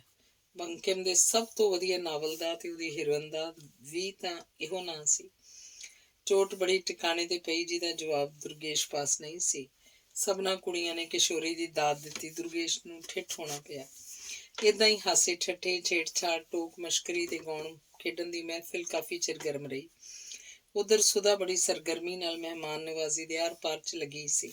ਖਾਣਾ ਸ਼ੁਰੂ ਹੋਇਆ। ਬੜੇ ਬਾਤ ਕਲਫ ਤੇ ਸੁਚੱਜੇ ਢੰਗ ਨਾਲ ਹਰ ਇੱਕ ਚੀਜ਼ ਤਿਆਰ ਕੀਤੀ ਗਈ ਸੀ। ਕੁੜੀਆਂ ਨੇ ਵੀ ਖੂਬ ਡੰਜ ਲਾਈ। ਬੋਲ ਬੋਲ ਕੇ, ਹੱਸ ਹੱਸ ਕੇ, ਗਾ ਗਾ ਕੇ ਉਹਨਾਂ ਦੇ ਢਿੱਡਾਂ 'ਚ ਚੂਹੇ ਨੱਚਣ ਲੱਗ ਪਏ ਸਨ। ਖਾ ਨਹੀਂ ਸਨ ਰਹੀਆਂ, ਸਗੋਂ ਇਉਂ ਕਹਿਣਾ ਚਾਹੀਦਾ ਕਿ ਚਰ ਰਹੀਆਂ ਸਨ, ਬੱਕਰੀਆਂ ਵਾਂਗ ਖੂਬ ਸਵਾਦ ਲਾ ਲਾ ਕੇ, ਚਟਕਾਰੀਆਂ ਮਾਰ ਮਾਰ ਕੇ। ਪਰ ਕੁਸਮ, ਉਸ ਵਿਚਾਰੀ ਦੇ ਭਾਗਾਂ ਵਿੱਚ ਵੀ ਤਾਂ ਕੁਝ ਹੁੰਦਾ। ਕੋਈ ਖਾਣ ਦੀ ਚੀਜ਼ ਤਾਂ ਉਹਨੂੰ ਡਾਕਟਰ ਵੱਲੋਂ ਇਜਾਜ਼ਤ ਸੀ ਤੇ ਨਾ ਹੀ ਉਹਦਾ ਰੂਹ ਕਰਦਾ ਸੀ। ਕੇਵਲ ਥੋੜ੍ਹਾ ਜਿਹਾ ਸੰਤਰੇ ਦਾ ਰਸ ਹੀ ਉਹ ਪਚਾ ਸਕਦੀ ਸੀ, ਜੋ ਉਹਨੇ ਲੋੜ ਅਨੁਸਾਰ 1-2 ਵਾਰ ਲੈ ਲਿਆ। ਦਿਲ ਦੇ ਵਿੱਚ ਅਰਮਾਨ ਉਮੜ ਉਮੜ ਉੱਠਦਾ, ਕਾਸ਼ ਮੈਂ ਵੀ ਇਹਨਾਂ ਵਾਂਗ ਖਾ ਸਕਦੀ। ਬਹੁਤਾ ਨਹੀਂ, ਥੋੜਾ ਹੀ ਸਹੀ, ਪਰ ਦੁਰਭਾਗ। ਸਭਨਾਂ ਕੁੜੀਆਂ ਨੇ ਤਰਲੇ ਕੀਤੇ, ਨਹੀਂ ਛੱਡ ਪਰੇ, ਇਹ ਡਾਕਟਰ ਲੋਕ ਤੇ ਚੰਗੇ ਭਲੇ ਨੂੰ ਬਿਮਾਰ ਬਣਾ ਛੱਡਦੇ ਨੇ, ਖਾਣ ਪੀਣ ਨਾਲੋਂ ਕੀ ਚੰਗਾ। ਪਰ ਕੁਸਮ ਸੀ ਕਿ ਕਿਸੇ ਚੀਜ਼ ਨੂੰ ਛੋਹਣ ਦੀ ਰਵਾਦਾਰ ਨਹੀਂ ਹੋਈ। ਅਖੀਰ ਜਦ ਕੁੜੀਆਂ ਨੇ ਉਹਨੂੰ ਬਹੁਤ ਹੀ ਲਾਚਾਰ ਕਰ ਦਿੱਤਾ ਤਾਂ ਸੁਧਾ ਨੇ ਘੜੀ ਮੁੜੀ ਜ਼ੋਰ ਪਾਇਆ ਤਾਂ ਉਹਨੇ ਬੜੀ ਮੁਸ਼ਕਿਲ ਨਾਲ ਆਈਸਕ੍ਰੀਮ ਦੇ 2 ਚਮਚੇ ਲਏ ਤੇ ਜਾਂ ਇੱਕ ਅੱਧ ਬਿਸਕਿਟ ਕਿਸੇ ਤਰ੍ਹਾਂ ਭੋਰਾ ਕਰਕੇ ਲੰਘਾਇਆ। ਸਾਰਾ ਦਿਨ ਖੂਬ ਧਮਾ ਚੌਕੜੀ ਮੱਚੀ ਰਹੀ। ਰਾਤ ਦੀ ਰੋਟੀ ਵੀ ਕੁੜੀਆਂ ਨੇ ਉੱਥੇ ਹੀ ਖਾਧੀ ਤੇ ਉਹ ਤੋਂ ਬਾਅਦ ਇੱਕ ਛੋਟਾ ਜਿਹਾ ਡਰਾਮਾ ਵੀ ਖੇਡਿਆ ਗਿਆ। ਅਖੀਰ ਕਿਤੇ 10 ਕੁ ਵਜੇ ਕੁਸਮ ਦੀ ਕਾਰ ਨੇ ਸਾਰੀਆਂ ਕੁੜੀਆਂ ਨੂੰ ਘਰੋਂ ਘਰੀ ਪਹੁੰਚਾਇਆ। ਜਾਣ ਲੱਗੀਆਂ ਸਾਰੀਆਂ ਕੁੜੀਆਂ ਨੂੰ ਕੁਸਮ ਨਾ ਕੇਵਲ ਗਲ ਲੱਗ ਕੇ ਮਿਲੀ, ਸਗੋਂ ਭੁੱਬਾਂ ਮਾਰ ਕੇ ਵੀ। ਉਹਨੂੰ ਰੋਂਦਿਆਂ ਵੇਖ ਕੇ ਕਿਹੜੀ ਅੱਖ ਸੁੱਕੀ ਰਹਿ ਸਕੀ। ਸਭਨਾਂ ਨੇ ਜਾਣ ਲੱਗਿਆਂ ਉਹਨੂੰ ਸ਼ੁਭ ਇੱਛਾਵਾਂ ਪੇਸ਼ ਕੀਤੀਆਂ ਤੇ ਉਹਦੀ ਸਿਹਤ ਲਈ ਪਰਮਾਤਮਾ ਦੀ ਦਰਗਾਹ 'ਚ ਪ੍ਰਾਰਥਨਾ ਕੀਤੀ। ਅਗਲਾ ਅੰਗ ਹੈ ਮੌਤ ਵੱਲ ਕਦਮ। ਮਨੁੱਖੀ ਮਨ ਦਾ ਖਾਸਾ ਹੈ ਕਿ ਦਰਿਆ ਦੀ ਲਹਿਰ ਵਾਂਗ ਜਿਸ ਪਾਸੇ ਉਹਦਾ ਰੁੱਖ ਹੋ ਤੁਰਿਆ ਹੀ ਜਾਂਦਾ ਹੈ। ਤੇ ਕਈ ਵਾਰੀ ਐਸਾ ਵੀ ਹੁੰਦਾ ਹੈ ਕਿ ਜਿਸ ਰਾਹੋਂ ਅਸੀਂ ਮਨ ਨੂੰ ਮੋੜਨ ਦਾ ਯਤਨ ਕਰਦੇ ਹਾਂ, ਉਹ ਮੁੜ ਮੁੜ ਉਸੇ ਰਾਹ ਤੁਰਦਾ ਹੈ। ਕੁੜੀਆਂ ਦੇ ਜਾਣ ਤੋਂ ਬਾਅਦ ਸਾਰੀ ਰਾਤ ਕੁਸਮ ਨੇ ਅੱਖਾਂ 'ਚ ਕੱਟੀ। ਉਹਨੇ ਡੂੰਘੇ ਤੇ ਦਿਲ ਢਾਊ ਵਹਿਣਾਂ 'ਚ ਰੁੜਦਿਆਂ 3 ਪਹਿਰ ਬਿਤਾਏ ਤੇ ਜਿਉਂ ਹੀ ਚੜ੍ਹਦੇ ਵੱਲੋਂ ਸਫੈਦੀ ਦਾ ਅੰਸ਼ ਉੱਠ ਕੇ ਆਕਾਸ਼ ਦੇ ਹਨੇਰੇ 'ਚ ਰਲਣਾ ਸ਼ੁਰੂ ਹੋਇਆ, ਕੁਸਮ ਸਾਰੀ ਉੱਤੇ ਜਿਵੇਂ ਮੱਸਿਆ ਦੀ ਕਾਲੋਂ ਛਾ ਗਈ। ਉਹਦੇ ਸਬਰ ਦਾ ਬੰਨ, ਜਿਹਨੂੰ ਸਾਰੀਆਂ ਮਾਨਸਿਕ ਪਰੇਸ਼ਾਨੀਆਂ ਦੀਆਂ ਲਹਿਰਾਂ ਘੋਰਦੀਆਂ ਰਹੀਆਂ ਸਨ, ਇੱਕਦਮ ਰੁੜ ਪੁੜ ਗਿਆ। ਇੱਕ ਭਿਆਨਕ ਤੇ ਮਾਰੂ ਜਿਹੀ ਬੇਸਬਰੀ ਨੇ ਉਸ ਤੇ ਗਲਬਾ ਪਾ ਲਿਆ। ਉਹਦੇ ਅੰਦਰੋਂ ਕੁਝ ਗੂੰਜ ਉੱਠਿਆ, ਮੈਂ ਕਾਹਦੇ ਲਈ ਜਿਉ ਰਹੀ ਹਾਂ, ਕਿਉਂ ਇਹ ਅਸਹਿ ਕਸ਼ਟ ਭੋਗ ਰਹੀ ਹਾਂ। ਮੌਤ ਮੇਰੀ ਯਕੀਨੀ ਹੈ, ਜਿਹੜਾ ਕਿਸੇ ਦੇ ਵੀ ਟਾਲਿਆ ਹੁਣ ਟਲ ਨਹੀਂ ਸਕਦੀ। ਫਿਰ ਇਸ ਤਰ੍ਹਾਂ ਲਹੂ ਦਾ ਤੁਪਕਾ ਤੁਪਕਾ ਸਾੜ ਕੇ ਕਿਉਂ ਮਰਾਂ, ਕਿਉਂ ਨਾ ਇੱਕੋ ਵਾਰੀ ਖੌੜਾ ਘੁੱਟ ਭਰ ਕੇ ਇਹਦਾ ਫਾਹ ਵੜਦੇ ਆ। ਇਸ ਵੇਲੇ ਉਹ ਪਲੰਘ ਉੱਤੇ ਤਕੀਏ ਦਾ ਢਾਸਣਾ ਲਾ ਕੇ ਸੜਕ ਵੱਲ ਖੁੱਲੀ ਹੋਈ ਬਾਰੀ ਵੱਲ ਨਾਲ ਜੁੜੀ ਬੈਠੀ ਸੀ। ਉਹਦੀ ਨਜ਼ਰ ਸੜਕ ਦੀ ਲੰਮੀ ਕਾਲੀ ਲੀਕ ਉੱਤੇ ਜੰਮੀ ਹੋਈ ਸੀ। ਦੂਰ ਤੀਕ ਸਖਣੀ ਤੇ ਸੁੰਨਮਸਾਨ ਸੜਕ ਉੱਤੇ ਉਹ ਤੱਕੀ ਜਾ ਰਹੀ ਸੀ ਤੇ ਸੋਚੀ ਜਾ ਰਹੀ ਸੀ, ਸੋਚੀ ਜਾ ਰਹੀ ਸੀ ਤੇ ਤੱਕੀ ਜਾ ਰਹੀ ਸੀ। ਅਜੇ ਪੂਰੀ ਤਰ੍ਹਾਂ ਚਾਨਣ ਨਹੀਂ ਸੀ ਹੋਇਆ। ਹੋਰ ਥੋੜੀ ਦੇਰ ਬਾਅਦ ਉਸ ਵੇਖਿਆ ਇੱਕ ਚੂੜਾ ਸੜਕ ਤੇ ਝਾੜੂ ਦਿੰਦਾ ਹੋਇਆ ਨਾਲੋਂ ਨਾਲ ਕੁਝ ਗਾਈ ਜਾ ਰਿਹਾ ਸੀ। ਚੂੜਾ ਦਾ ਮਤਲਬ ਦਲਿਤ। ਕੀ ਗਾ ਰਿਹਾ ਇਹ ਜਾਣਨ ਲਈ ਕੁਸਮ ਜ਼ਰਾ ਵਧੇਰੇ ਧਿਆਨ ਨਾਲ ਉਸਦੀ ਗੁਣਗੁਣਾਹਟ ਸੁਣਨ ਲੱਗੀ। ਉਹ ਕਿਸੇ ਫਿਲਮ ਦਾ ਇੱਕ ਗੀਤ ਸੀ, ਅੱਖੀਆਂ ਮਿਲਾ ਕੇ ਜੀਆ ਭਰਮਾ ਕੇ ਚਲੇ ਨਹੀਂ ਜਾਣਾ, ਹੋ ਚਲੇ ਨਹੀਂ ਜਾਣਾ। ਤੇ ਕੁਸਮ ਨੇ ਵੇਖਿਆ ਗਾਣੇ ਦੇ ਨਾਲ ਨਾਲ ਉਹ ਦਲਿਤ ਆਪਣੇ ਝਾੜੂ ਨੂੰ ਚੁੱਕਦਾ ਰੱਖਦਾ ਤੇ ਫੇਰੀ ਜਾਂਦਾ ਸੀ, ਗੋਇਆ ਇਸ ਵੇਲੇ ਉਹ ਝਾੜੂ ਪਾਸੋਂ ਸਾਜ਼ ਦਾ ਕੰਮ ਲੈ ਰਿਹਾ ਸੀ। ਕਿੰਨਾ ਖੁਸ਼ ਹੈ ਇਹ, ਕਿਸ ਤਰ੍ਹਾਂ ਝੂਮ ਝੂਮ ਕੇ ਗਾਉਂਦਾ ਹੈ। ਜ਼ਰੂਰ ਉਹ ਕਿਸੇ ਦੇ ਪਿਆਰ ਬੰਧਨ 'ਚ ਬੱਝਾ ਹੋਇਆ ਹੋਏਗਾ। ਸ਼ਾਇਦ ਗਾਣੇ ਦੀਆਂ ਤੁਕਾਂ ਵਿੱਚੋਂ ਇਹਨੂੰ ਆਪਣੀ ਭੂਮਿਕਾ ਦਿਖਾਈ ਦੇ ਰਹੀ ਹੋਏਗੀ, ਜਿਹੜੀ ਵਾਸਤੇ ਪਾ ਪਾ ਕੇ ਤਰਲੇ ਲੈ ਲੈ ਕੇ ਇਹਨੂੰ ਕਹਿ ਰਹੀ ਹੈ ਚਲੇ ਨਹੀਂ ਜਾਣਾ। ਗੋਇਆ ਇਹ ਨਾਚੀਜ਼ ਜਿਹਾ ਦਲਿਤ ਵੀ ਕਿਸੇ ਦੀਆਂ ਅੱਖਾਂ ਦਾ ਚੰਨ ਹੈ। ਤੇ ਇਹਦੇ ਟਾਕਰੇ ਵਿੱਚ ਕੁਸਮ ਨੇ ਜਦ ਆਪਣੇ ਜੀਵਨ ਤੇ ਨਜ਼ਰ ਮਾਰੀ ਤਾਂ ਇੱਕ ਬੀਤੇ ਸੁਪਨੇ ਵਾਂਗ ਉਹਨੂੰ ਪਿਛਲੀਆਂ ਗੱਲਾਂ ਚੇਤੇ ਆਉਣ ਲੱਗੀਆਂ। ਕਦੀ ਉਹ ਵੀ ਕਿਸੇ ਨੂੰ ਏਦਾਂ ਹੀ ਕਿਹਾ ਕਰਦੀ ਸੀ, ਚਲੇ ਨਹੀਂ ਜਾਣਾ। ਚਲੇ ਜਾਣ ਵਾਲਾ ਨਾ ਕੇਵਲ ਚਲਾ ਗਿਆ, ਸਗੋਂ ਉਹਦਾ ਭਵਿੱਖ ਵੀ ਨਾਲ ਹੀ ਲੈ ਗਿਆ। ਤੇ ਬਾਕੀ ਉਸ ਲਈ ਕੀ ਛੱਡ ਗਿਆ। ਮੌਤ ਦੀ ਉਡੀਕ 'ਚ ਅੱਡੀਆਂ ਰਗੜਨਾ, ਜਿੱਲਤ ਤੇ ਬੇਗੈਰਤੀ ਦੀਆਂ ਘੜੀਆਂ ਗੁਜ਼ਾਰਦਿਆਂ ਹੌਕੇ ਲੈਣੀ ਤੇ ਬਸ। ਸੋਚਦਿਆਂ ਸੋਚਦਿਆਂ ਕਿਸੇ ਨਾਮੁਰਾਦ ਹੁਕਮਰਾਨ ਦੀਆਂ ਗਾਈਆਂ ਹੋਈਆਂ ਹੀ ਤੁਕਾਂ ਉਹਦੇ ਦਿਮਾਗ 'ਚ ਗੂੰਜਣ ਲੱਗੀਆਂ। ਨਾ किसी की आंख का नूर हूँ, ना किसी के दिल का करार हूँ, जो किसी के काम भी जो किसी भी काम ना आ सके, मैं वो एक मुश्ते गुबार हूँ। ਉਹ ਸੋਚਣ ਲੱਗੀ ਮੁਸ਼ਤੇ ਗੁਬਾਰ, ਘੱਟੇ ਦੀ ਇੱਕ ਮੁੱਠ, ਬਸ ਹੋਰ ਕੁਝ ਵੀ ਨਾ। ਤਾਂ ਫਿਰ ਮੈਂ ਕਾਹਦੇ ਲਈ ਮਿੱਟੀ ਦੀ ਮੁੱਠ ਘੁੱਟ ਘੁੱਟ ਕੇ ਪੱਲੇ ਬੰਨੀ ਫਿਰਦੀ ਹਾਂ। ਜੇ ਇਹਨੇ ਕਿਸੇ ਕੰਮ ਨਹੀਂ ਆਉਣਾ, ਕਿਉਂ ਨਾ ਇਹਨੂੰ ਜ਼ਮੀਨ ਤੇ ਪਟਕਦੇ ਆਂ ਜਾਂ ਹਵਾ 'ਚ ਉਡਾ ਦਿਆਂ। ਤਾਂ ਬਸ ਇਹੋ ਠੀਕ ਹੈ। ਮੈਨੂੰ ਜਲਦੀ ਕਰਨੀ ਚਾਹੀਦੀ ਹੈ ਡਾਕਟਰ ਦੇ ਆਉਣ ਤੋਂ, ਸੁਦਾ ਦੇ ਜਾਗਣ ਤੋਂ ਪਹਿਲਾਂ ਪਹਿਲਾਂ ਹੀ। ਤੇ ਉਹ ਉਵੇਂ ਹੀ ਸ਼ਾਲ ਦੀ ਬੁੱਕੜ ਮਾਰੀ ਮੰਜੇ ਤੋਂ ਉਤਰ ਖੜੋਤੀ, ਚੱਪਲਾਂ ਪੈਰੀ ਅੜਾਈਆਂ ਤੇ ਕਮਰੇ 'ਚੋਂ ਨਿਕਲ ਕੇ ਸਹਿਜੇ ਸਹਿਜੇ ਪੌੜੀਆਂ ਚੜ੍ਹਨ ਲੱਗੀ। ਉਹਦਾ ਦਿਲ ਧੜਕ ਰਿਹਾ ਸੀ। ਇੱਕ ਮਾਰੂ ਜਿਹਾ ਕਾਂਬਾ ਉਹਦਾ ਅੰਗਾਂ 'ਚ ਛਿੜਿਆ ਸੀ ਤੇ ਉਹਦੇ ਸਾਰੇ ਸਰੀਰ 'ਚ ਕੱਚੀਆਂ ਤਰੇੜੀਆਂ ਛੁੱਟ ਰਹੀਆਂ ਸਨ। ਕੁਸਮ ਉੱਪਰਲੀ ਛੱਤ ਤੇ ਜਾ ਪਹੁੰਚੀ। ਪ੍ਰਭਾਤ ਦੀ ਭਿੰਨੀ ਹਵਾ ਦੇ ਝੋਂਕਿਆਂ ਨੇ ਇੱਕ ਵਾਰੀ ਉਹਦਾ ਰਾਹ ਰੋਕਿਆ, ਜਿਵੇਂ ਇਸ ਸੀਤਲ ਸਮੀਰ ਗੁਣਗੁਣਾਉਂਦੀ ਹੋਈ ਉਹਨੂੰ ਆਖ ਰਹੀ ਹੋਏ, ਨਾ ਨਾ ਏਡੀ ਕਾਹਲ ਚੰਗੀ ਨਹੀਂ। ਪਰ ਕੁਸਮ ਨੇ ਨਹੀਂ ਸੁਣਿਆ ਇਸ ਗੁਣਗੁਣਾਹਟ ਨੂੰ। ਉਹ ਕਦਮ ਤੇ ਕਦਮ ਚੁੱਕਦੀ ਬਨੇਰੇ ਦੇ ਨਾਲ ਨਾਲ ਫਿਰਦੀ ਹੋਈ ਜਾਇਜ਼ਾ ਲੈ ਰਹੀ ਸੀ ਕਿ ਛਾਲ ਮਾਰਨ ਨਾਲ ਉਹ ਬਿਨਾਂ ਰਸਤੇ 'ਚ ਰੁਕਿਆ ਸਿੱਧੀ ਸ਼ਤੀਰ ਹੇਠਾਂ ਸੜਕ ਤੇ ਜਾ ਡਿੱਗੇਗੀ, ਜਿੱਥੇ ਡਿੱਗਦਿਆਂ ਹੀ ਬਿਨਾਂ ਕਿਸੇ ਤਕਲੀਫ ਤੋਂ ਉਹਦੀ ਰੂਹ ਉਡਾਰੀ ਮਾਰ ਸਕੇ। ਜਲਦੀ ਕਰ ਜਲਦੀ ਕਰ, ਉਹਦੇ ਅੰਦਰੋਂ ਕੋਈ ਚੀਜ਼ ਤਾੜਨਾ ਕਰ ਰਹੀ ਸੀ। ਮਤੇ ਹੇਠੋਂ ਸੁਧਾ ਪਹੁੰਚੇ ਜਾਂ ਡਾਕਟਰ ਦੀ ਨੈਸ਼ ਆਮਦ ਇਸ ਕੰਮ ਵਿੱਚ ਰੋਕ ਪਾ ਦੇ। ਛੇਕੜ ਉਹ ਇੱਕ ਮਨ ਮਰਜ਼ੀ ਦੇ ਥਾਂ ਤੇ ਜਾ ਰੁਕੀ। ਬਨੇਰੇ ਤੇ ਝਾਕ ਕੇ ਉਹਨੇ ਧੁਰ ਥੱਲੇ ਤੇ ਇੱਕ ਨਜ਼ਰ ਦੌੜਾਈ। ਰਸਤੇ 'ਚ ਹੋਈ ਕਾਰਨਸ ਜਾਂ ਛੱਜਾ ਐਸਾ ਨਹੀਂ ਸੀ ਜਿਹੜਾ ਉਸ ਲਈ ਵਿਘਨਕਾਰੀ ਹੋਵੇ। ਬਸ ਹੁਣ ਬਨੇਰੇ ਤੇ ਚੜ੍ਹ ਕੇ ਇੱਕੋ ਹੰਭਲੇ ਦੀ ਲੋੜ ਸੀ ਤੇ ਸਾਰਾ ਮਾਮਲਾ ਸਾਫ਼ ਸੀ। ਖੱਬਾ ਪੈਰ ਚੁੱਕ ਕੇ ਉਹਨੇ ਬਨੇਰੇ ਤੇ ਟਿਕਾਇਆ। ਇਹ ਤੋਂ ਪਹਿਲਾਂ ਹੀ ਕਿ ਸੱਜਾ ਚੁੱਕਦੀ ਉਹਨੂੰ ਖਿਆਲ ਆਇਆ, ਮਰਨ ਤੋਂ ਪਹਿਲਾਂ ਪਰਮਾਤਮਾ ਅੱਗੇ ਪ੍ਰਾਰਥਨਾ ਤਾਂ ਕਰ ਲਵਾਂ। ਤੇ ਉਵੇਂ ਹੀ ਬਨੇਰੇ ਤੋਂ ਪੈਰ ਹੇਠਾਂ ਉਤਾਰ ਕੇ ਉਹਨੇ ਹੱਥ ਜੋੜੇ, ਅੱਖਾਂ ਉਹਦੀਆਂ ਆਕਾਸ਼ ਵੱਲ ਉੱਠੀਆਂ ਤੇ ਬੁੱਲ ਫਰਕਣ ਲੱਗੇ। ਹੇ ਦਾਤਾ ਮੈਨੂੰ ਬਖਸ਼ ਲੈ। ਪ੍ਰਾਰਥਨਾ ਜੇ ਅਧੂਰੀ ਸੀ ਕਿ ਉਹਨੇ ਆਕਾਸ਼ ਦੇ ਧੁੰਦਲੇ ਪੁਲਾੜ ਵਿੱਚ ਕੁਝ ਵੇਖਿਆ ਤੇ ਨਾਲੇ ਸੁਣਿਆ ਵੀ। ਰੇਡੀਓ ਦੇ ਏਰੀਅਲ ਦੀ ਤਾਰ ਨਾਲ ਇੱਕ ਚਿੱਟੀ ਗੁੱਡੀ ਅੜੰਗੀ ਹੋਈ ਹਵਾ ਦੇ ਝੋਂਕਿਆਂ ਨਾਲ ਫੜਫੜ ਕਰ ਰਹੀ ਸੀ। ਮਾਨੋ ਜ਼ਿੰਦਗੀ ਦਾ ਘੋਲ ਘੁਲਦੀ ਕਿਸਮ ਨੂੰ ਕੋਈ ਦੈਵੀ ਸ਼ਕਤੀ ਇਸ ਗੁੱਡੀ ਰਾਹੀਂ ਚਿੱਟੀ ਝੰਡੀ ਦੇ ਕੇ, ਮਤਲਬ ਸੁਲ੍ਹਾ ਦੀ ਲੜਾਈ ਬੰਦ ਕਰਨ ਦਾ ਸੰਕੇਤ ਕਰ ਰਹੀ ਸੀ। ਬੇਅਰਥੀ ਝਟਕੂ ਉਹਦੀ ਨਜ਼ਰ ਇਸ ਗੁੱਡੀ ਉੱਤੇ ਜਾ ਰੁਕੀ। ਜਦ ਜ਼ਰਾ ਹੋਰ ਡੂੰਘੀ ਨੀਝ ਨਾਲ ਤੱਕਿਆ ਤੇ ਇੱਕ ਹੋਰ ਚੀਜ਼ ਉਹਨੂੰ ਦਿਖਾਈ ਦਿੱਤੀ। ਇਹ ਤਾਵੀਜ਼ ਜਿਹਾ ਗੁੱਡੀ ਨਾਲ ਬੰਨਿਆ ਹੋਇਆ ਲਮਕ ਰਿਹਾ ਸੀ। ਇਹ ਕੀ ਹੈ ਗੁੱਡੀ ਨਾਲ ਵੱਜਾ? ਕੁਸਮ ਦਿਲ 'ਚ ਸੋਚਣ ਲੱਗੀ, ਸ਼ਾਇਦ ਕੋਈ ਚਿੱਠੀ ਜਾਪਦੀ ਹੈ। ਤੇ ਪਲ ਹੀ ਪਲ 'ਚ ਕੁਸਮ ਦੀ ਇਹ ਸੋਚ ਇੰਨੀ ਵਧੀ ਕਿ ਝਾਟੀ ਅਮਲ ਦੀ ਸ਼ਕਲ ਅਖਤਿਆਰ ਕਰ ਗਈ। ਉਹ ਬਨੇਰੇ ਨਾਲੋਂ ਹਟ ਕੇ ਛੱਤ ਦੇ ਪਰਲੇ ਸਿਰੇ ਤੇ ਪਹੁੰਚੀ, ਜਿੱਥੇ ਇੱਕ ਲੰਮਾ ਬਾਂਸ ਪਿਆ ਸੀ, ਜਿਹੜਾ ਸ਼ਾਇਦ ਉਹ ਦਲਿਤਾਂ ਨੇ ਨਾਲੀ ਸਾਫ਼ ਕਰਨ ਲਈ ਰੱਖਿਆ ਹੋਵੇ। ਰਮਾ ਰਮੀ ਜਾ ਕੇ ਕੁਸਮ ਬਾਂਸ ਚੁੱਕ ਲਿਆਈ, ਜਿਹਦੀ ਮਦਦ ਨਾਲ ਉਹਨੇ ਝਾਟੀ ਏਰੀਅਲ ਦੀ ਤਾਰ ਨਾਲੋਂ ਗੁੱਡੀ ਨੂੰ ਹੇਠਾਂ ਉਤਾਰ ਲਿਆ। ਫਿਰ ਉਹਦੀਆਂ ਤਣਾਵਾਂ ਨਾਲ ਬੱਝਾ ਉਹ ਤਾਵੀਜ਼ ਜਿਹਾ ਤੋੜ ਕੇ ਵੇਖਣ ਲੱਗੀ। ਤਹਿਆਂ ਖੋਲ ਕੇ ਜਦ ਉਹਨੇ ਕਾਗਜ਼ ਨੂੰ ਆਪਣੀ ਅੱਖਾਂ ਅੱਗੇ ਫੈਲਾਇਆ ਤਾਂ ਉਹਦੀ ਦਿਲਚਸਪੀ 'ਚ ਹੋਰ ਵਾਧਾ ਹੋ ਗਿਆ। ਇਹ ਕਿਸੇ ਅਣਜਾਣੇ ਬਾਲ ਦੇ ਹੱਥ ਦੀ ਲਿਖੀ ਚਿੱਠੀ ਸੀ। ਇਨਸਾਨੀ ਮਨ ਦਾ ਝੁਕਾਅ ਵੀ ਅਜੀਬ ਚੀਜ਼ ਹੈ। ਕਿੱਥੇ ਤਾਂ ਹੁਣੇ ਬਨੇਰੇ ਤੋਂ ਛਾਲ ਮਾਰ ਕੇ ਆਤਮ ਹੱਤਿਆ ਕਰਨ ਦੇ ਉਤਾਰੂ ਹੋਈ ਸੀ, ਤੇ ਕਿੱਥੇ ਉਸ ਬੰਨਿਓ ਵਿਸਲੀ ਹੋ ਕੇ ਇਸ ਨਗੂਣੀ ਜਿਹੀ ਚੀਜ਼ ਦੇ ਫੇਰ 'ਚ ਪੈ ਗਈ। ਚਿੱਠੀ ਸਿੱਧ ਪੱਧਰੀਆਂ ਜਿਹੀਆਂ 10-15 ਸਤਰਾਂ 'ਚ ਮੁੱਕੀ ਹੋਈ ਸੀ ਤੇ ਕੁਸਮ ਨੇ ਬੜੇ ਧਿਆਨ ਨਾਲ ਪੜ੍ਹਨੀ ਸ਼ੁਰੂ ਕੀਤੀ।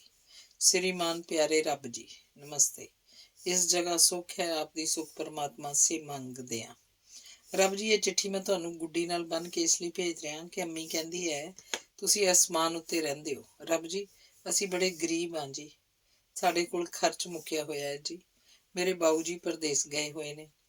ਉਹ ਸਾਨੂੰ ਰੁਪਏ ਵੀ ਨਹੀਂ ਭੇਜਦੇ ਜੀ, ਚਿੱਠੀ ਵੀ ਨਹੀਂ ਪਾਉਂਦੇ ਜੀ। ਮੇਰਾ ਵੱਡਾ ਭਰਾ ਘਰ ਨਹੀਂ ਵੜਦਾ ਜੀ। ਸਾਡੇ ਕੋਲ ਰਾਸ਼ਨ ਜੋਗੇ ਰੁਪਏ ਵੀ ਹੈ ਨਹੀਂ ਜੀ। ਅੰਮੀ ਰੋਜ਼ ਕਹਿੰਦੀ ਰਹਿੰਦੀ ਹੈ ਰੱਬ ਸਾਨੂੰ ਰੁਪਏ ਭੇਜੇਗਾ ਜੀ, ਤੁਸੀਂ ਕਿਉਂ ਨਹੀਂ ਰੁਪਏ ਭੇਜਦੇ? ਰੱਬ ਜੀ, ਅਸੀਂ ਗੁਜ਼ਾਰਾ ਕੀਕਣ ਕਰੀਏ? ਅਸੀਂ ਰਿਫਿਊਜੀ ਹਾਂ ਰੱਬ ਜੀ। ਖਤ ਵੇਖਦਿਆਂ ਸਾਨੂੰ ਬਹੁਤ ਸਾਰੇ ਰੁਪਏ ਭੇਜਣੇ ਜੀ। ਬਹੁਤ ਬਹੁਤ ਤਾਕੀਦ ਹੈ ਜੀ। ਆਪ ਦਾ ਦਾਸ ਪ੍ਰਬੋਧ ਚੰਦਰ, ਚੌਥੀ ਜਮਾਤ, ਜਲੰਧਰ। ਜਿਉਂ-ਜਿਉਂ ਕੁਸਮ ਚਿੱਠੀ ਪੜ੍ਹਦੀ ਗਈ, ਉਹਦੇ ਮਜ਼ਮੂਨ ਦੀ ਗਹਿਰਾਈ 'ਚ ਡੂੰਘੀ ਤੋਂ ਡੂੰਘੀ ਉਤਰਦੀ ਗਈ।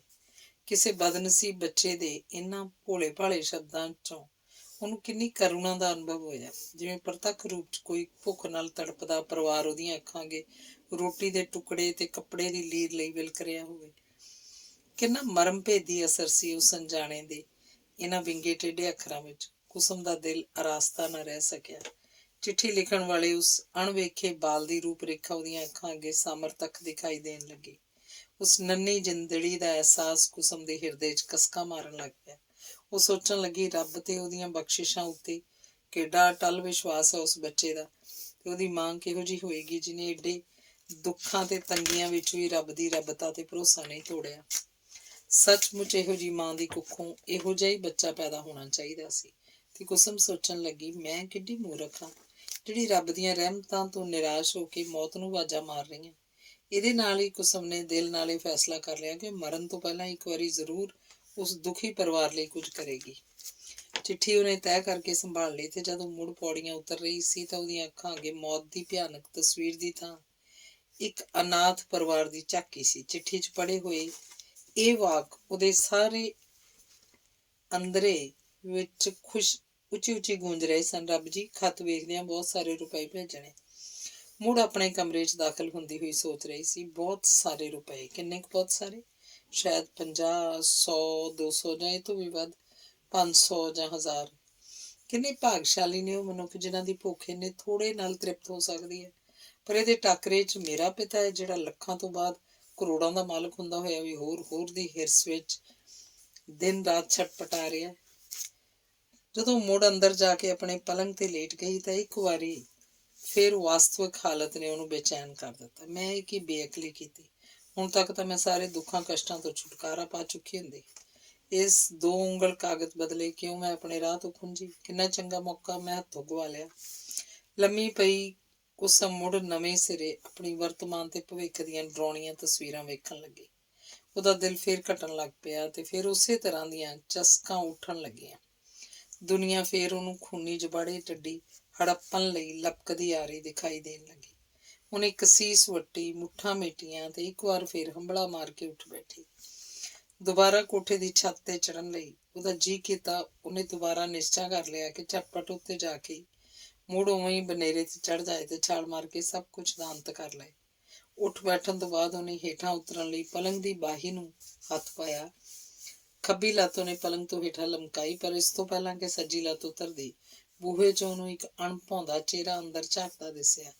ਬੁੱਢੇ ਡਾਕਟਰ ਪੁਰੀ ਦਾ ਚਿਹਰਾ। ਮੌਤ ਦੀ ਮੰਜ਼ਿਲ ਉੱਤੇ ਦੁਬਾਰਾ ਕਦਮ ਚੁੱਕਣ ਲੱਗਿਆ ਉਹ ਕਿਸੇ ਵੀ ਰੋਕ ਰੁਕਾਵਟ ਨੂੰ ਬਰਦਾਸ਼ਤ ਕਰਨ ਨੂੰ ਤਿਆਰ ਨਹੀਂ ਸੀ। ਅਚਾਨਕ ਉਹਨੇ ਡਾਕਟਰ ਦੀ ਸ਼ਕਲ ਦੇਖੀ ਤਾਂ ਦਿਲ ਉਹਦਾ ਸੜ ਭੁੱਜ ਕੇ ਕੋਲਾ ਹੋ ਗਿਆ। ਉਹ ਇੱਕ ਗੁੱਸੇ ਭਰੇ ਹੁਲਾਰੇ ਨਾਲ ਮੁੜ ਮੰਜੇ ਤੇ ਢਹਿ ਪਈ, ਡਾਕਟਰ ਵੱਲ ਪਿੱਠ ਕਰਕੇ। ਆਉਂਦਿਆਂ ਹੀ ਡਾਕਟਰ ਨੇ ਨਿੱਤ ਦੇ ਨੇਮ ਅਨੁਸਾਰ ਆਪਣੀ ਮੋਟੀ ਰੁਪਹਿਲੀ ਮੁੱਠ ਆਪਣੇ ਵਾਲੀ ਸੋਟੀ ਨੂੰ ਪਲੰਗ ਦੀ ਬਾਹੀ ਨਾਲ ਟਿਕਾਤਾ।